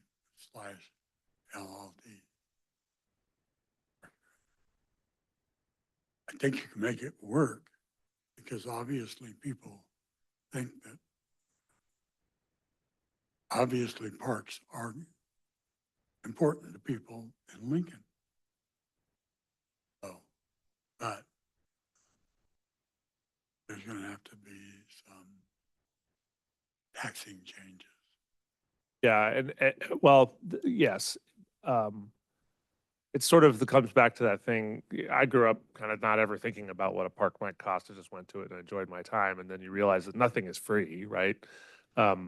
So the CFD will have to be adjusted. But the good news is that every new project, whether it be Village 7 or 1 or what's left of 12 Bridges, they're all going to be paying into that fund. And so I would be a lot more worried about it if we had kind of a stagnant development environment, because that just means the people that are in it already are paying all of the cost of it, which isn't very fair. And so I think we'll, maybe to your point, what we will do when we return and we get to the stage where you need to make a decision about pulling the trigger on moving on construction is we will have a full financing plan of how we intend to fund it. But what we haven't done in the past, which we will do in the future, is talk about the maintenance part of it, which I was too tired to do the math in my head. It's $720,000 a year in today's dollars in terms of maintenance. Oh, any other discussion? I'll entertain them. Oh, that's public happening. We already, I already went to yes. that. Yeah, you did that. Just one person left. No hands are raised. There, yes. Probably just Whitney. Okay. Okay, well then, Mr. Mayor, I make a move that we adopt item 10D, resolution 2024-058, approving the Bella Breeze Community Park Master Plan. Second. Second. I have a second. Thank you. Councilmember Andriotta. Yes. Councilmember Joyner. Yes. Councilmember Brown. Yes. Councilmember Lauritsen. Yes. And Mayor Carlskent. Thank you. It'll come back. City manager reports. One more. Oh, that's right. Hold on, I'd like to take Hey, the Dalton. opportunity to introduce this item. The PFAS, yes. I'm going to introduce this item. I just wanted to highlight and provide some color to our water quality here in Lincoln and in the region. Recently on Fox 40, it was highlighted that we have exceptionally high water quality in the American River watershed. And the city of Lincoln gets 90 to 95% of our water out of that watershed. And about 5% is out of our 5 groundwater wells. And on Thursday morning, we're going to leverage the talents of our new economic development and communications specialist and partner with PCWA in Roseville to begin telling the story of how good our water quality is in this region. So look forward to some social media outreach in the future. We in Lincoln proactively monitor our water quality. We're regulated by federal EPA as well as the State Water Resources Control Board Division of Drinking Water. And every year we produce an annual water quality report, and it's a consumer confidence report. And there is a laundry list of regulated contaminants that we regularly test for. We meet all the public health goals of that requirement. We have exceptional water quality. And tonight we have Chris Nelson with us. He's our environmental services manager overseeing the water division. He and I were practicing how to pronounce some of these words that I can't wait to see him attempt this in public. I'm not going to have to. But also on that front, he is an advocate for Lincoln, talking about the water conservation regulations, the proposed. He presented comments in person at the board hearing, as well as submitted subsequent comments. And just this morning, probably 12 or 14 hours ago, we were going over his second round of comments that's due tomorrow to the State Water Resources Control Board that we're going to be sending out. So tonight is just it's a testament to us proactively monitoring our water quality, making sure we have exceptional water quality for our residents.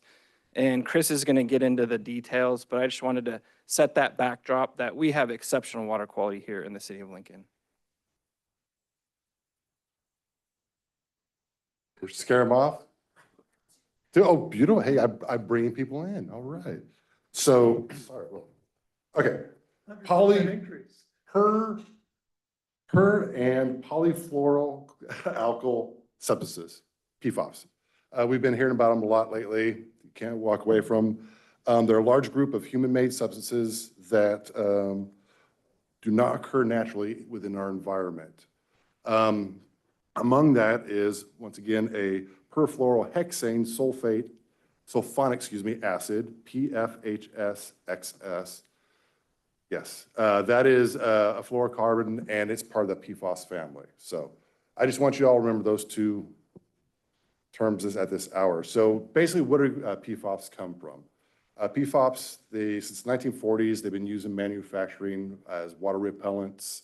They've been used in firefighting foams, in a lot of things. I remember using as a kid, like Scotchgard, before we go up to the snow, make sure we got our pants and everything, Scotchgard. So they've been around for many, many years. Recently, major manufacturers have ceased the production of using PFAS in their production techniques, and they've found substitutes that I'm sure we'll be talking about later, maybe one day, but they've stopped using them. So the thing to remember about PFAS and the concerns that we have are that they are resistant to degradation. They're what's known as forever chemicals. So they will be out there for a long time in the environment. They're in the soil, they're in the air, they're in the water. You can't walk outside without breathing them in. The philosophy isn't right now as far as avoiding them or not having them around. It's, how do we deal with them because they're here. So they can get into the drinking water either through leaks of the substances, spills, things like that. They can percolate into the groundwater, run off into surface water. That's how we get them into our drinking water. They can affect, as far as any kind of health concerns, studies have shown they affect pregnancy outcomes, hormone levels, liver toxicity in mice and rats. Studies are still being done, and the effects of humans, a lot more to be determined. So, but those are the concerns right now to be aware of. We're worried about mice. No, because those do translate to humans, and there are humans, but based off this, what we've read from the State Water Board and their presentation, Matt spoke about the Consumer Confidence Report. That is their definition of the health effects. So I want to give you that. There are several studies out there that do speak more about human health effects, but again, the main thing they say are to be determined. They could be worse, they could be not so bad. It's a matter, from what my studies is how long you've been exposed over a lifetime to PFAS. So, and this brings right to our regulations. So currently there's no state or federal drinking water regulation or maximum contamination level for PFAS. It's in the works. What the State Water Board has come up with is non-regulatory health-based advisory levels. And they start off at a notification level, which means if you exceed, in this case, in PFAS case, 3 parts per trillion of the substance, then you have to notify the council, which we're doing here tonight. If you hit a response level, you actually have to take that source out of production. So those are 2 things to be kind of familiar with. The US EPA is actually currently working on MCLs for PFAS, and we'll be seeing more of that over the summer. And just kind of to put the whole part per trillion into perspective, you can think about it as a drop in a lake or a grain of sand in about 35 Olympic-sized swimming pools. And that's what 1 part per trillion equates to, So we're here to talk about how the city has been proactive in our sampling and what we have found. We went out in a bunch of caution to know exactly what's out in our system. We went and we sampled all of our wells over this past winter. We tested 5 wells, and we actually did come back with a hit at a PFHXS. It was detected in well number 2, which is located over by our airport in that area. It was tested, came back positive. We retested just to confirm, and it was confirmed again. So we took an average, and it came out to be about 7 parts per trillion, which gets us at that notification level, not an action level, but notification. So again, there's no maximum contamination level for us to respond to. Our water meets all water quality standards, as Matt said, and public health goal standards. Right now, we're looking into the origins and the possible impacts of the PFAS detection over at well number 2, and more to come. We have follow-up sampling that's going to be happening in July of this year. That's going to be part of the US EPA's look into setting a maximum contamination level. So not only does Lincoln get to find out more about PFAS, but the state of California as a whole does. So, and with that, that's kind of like a brief overview of what we found. If you have any questions, please let me know. I do have one. I'm just curious. Were you testing at the bottom of the well in the groundwater itself, or were you testing at the wellhead? You're testing, no, you don't test it, you test at test ports within the well. So you run the well and you test it before it goes into any kind of a treatment. We treat with sodium hypochlorite. So yeah, you get it right there in the pipeline before it hits the system. Is there a way to go beyond the pipeline? Into the aquifer So itself? that, so that we can figure out whether it is our own system that might be leaching into the groundwater as it's coming up? Yeah, there are ways we do it. There are test sample wells that are out there that we just need to coordinate with our GSA, our Groundwater Sustainability Agency, and might be able to do that to test the actual aquifer itself. But this is a good representation of what is being pulled out of the ground and going out into the public. Just to be. So I think what I was trying to explore was, Yeah. is the contamination happening in our system or below the Yeah. system? Exactly. Are we being influenced? Is the groundwater being influenced from a further distance away? That's still to be determined. Or from much closer within the pipeline to Within the the pipeline surface? itself? Yeah, no, that is actually a very, very good question. I would say, more than likely, it's going to be, from the source in the groundwater itself. And again, if we could do testing on some of these outlying test wells, we'd be able to determine that a little bit better. Yeah. But no, because there are substances that were made, manufactured products. And this is one of our oldest wells. Yeah, but it actually was recently rehabbed, I think in 2021. Relined, that's right. Yeah. That's right. So it's one of our newest That wells. raises some questions too, doesn't it? Exactly. And then just to clarify, right now we have it in maintenance mode, which means that it's not actually going down in the system, but it is still being ran to waste to make sure that we're keeping it clear and run. Although I got the impression this morning that we may be asked to pump more groundwater early because of a break in PG&E line. Oh, NID? So PCWA's lost some of their stores. So in the past, we picked that up with pumping.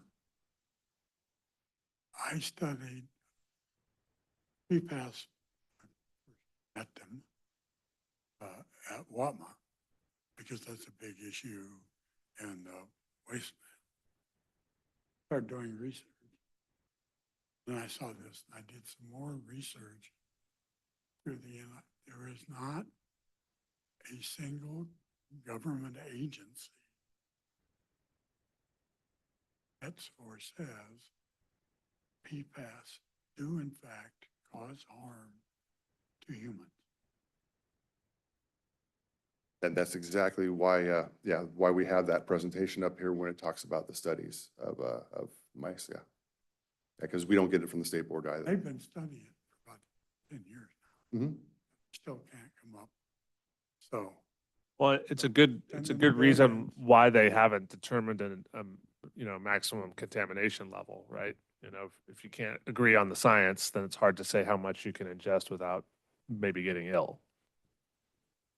well, we're going to be spending billions of dollars in water systems, wastewater systems, and waste management systems. Something that may not ever be a problem. And yeah, the treatment is not, it's not cheap. And it does take up a lot of real estate, so. Okay, any other questions? Any questions from the public? I don't mean to leave it on a downer like that, sorry. No, but- that's okay. Yeah, thank you very much. Seeing none, thank you. Thank you. We don't have to take action, we're just receiving, right? We're Yeah, just receiving. right, perfect. Even file. Tell me you don't have any report. No, yeah, sorry. City manager.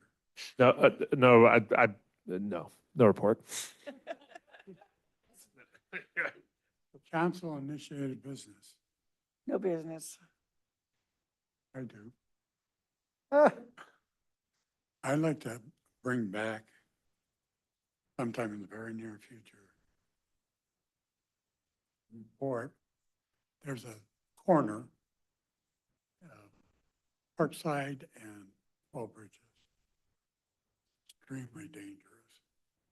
It's a lot of traffic because that's one of the major egress points out of Lincoln Hills. I think that we need to install, there's only one problem. That's doing a right turn coming out because there is no visibility to the left. Line architecturally and graphically is horrible.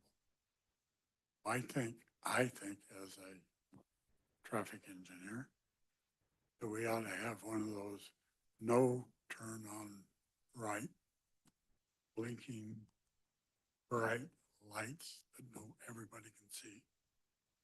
So I don't know how we determine that we need it. And fear that you have when you're trying to make the right turn. We'll take a look at it. Staff will take a look at it. Should have one in inventory. They pulled the one in Groveland down. So somewhere Right. one lives. Groveland and Ferrari, there was one there, very large across the way. It's gone. Okay. And the council committee reports. Do you have any committee reports? None that. No, I've been to. You want to do it 10 o'clock at night? Next time. Yeah, I don't think I have any right now. Yeah. So let me do it this way. I attended both the Economic Development Committee meeting, as did Holly, and the Airport Committee meeting, as did Dan. Both of those agendas are available online. If you're curious, go look at them. Beyond that, I attended the SACOG Board of Directors meeting, which was held in Woodland this time out, with a focus on ag. Just very quickly, they approved the draft budget and overall work program for 24-25. They developed a project prioritization methodology to create a priority list for advocacy, think cap to cap. This will be the short list to go back and talk about those things. Currently, there's only near-term known projects on the list. So our 8065 is not yet seeking funding until we know the outcome of the revenue measure, and that will be on the list for next year. Also approved releasing the RFP for the environmental impact report for the 2025 blueprint. That's all I have. Okay. Information items, anybody have one? I do, I can't think of it. Okay. If I do, I can't think of it. No, I don't. Okay. My brain. Yes, First sir. session of the RAB met tonight at Orchard Creek. Of course, I couldn't go because I had to be here. The RAB, was it the Remediation Advisory Board for the Titan site? It met tonight. It's our first meeting, yes. We'll get reports on Sure we will. it. Meeting's adjourned. Right.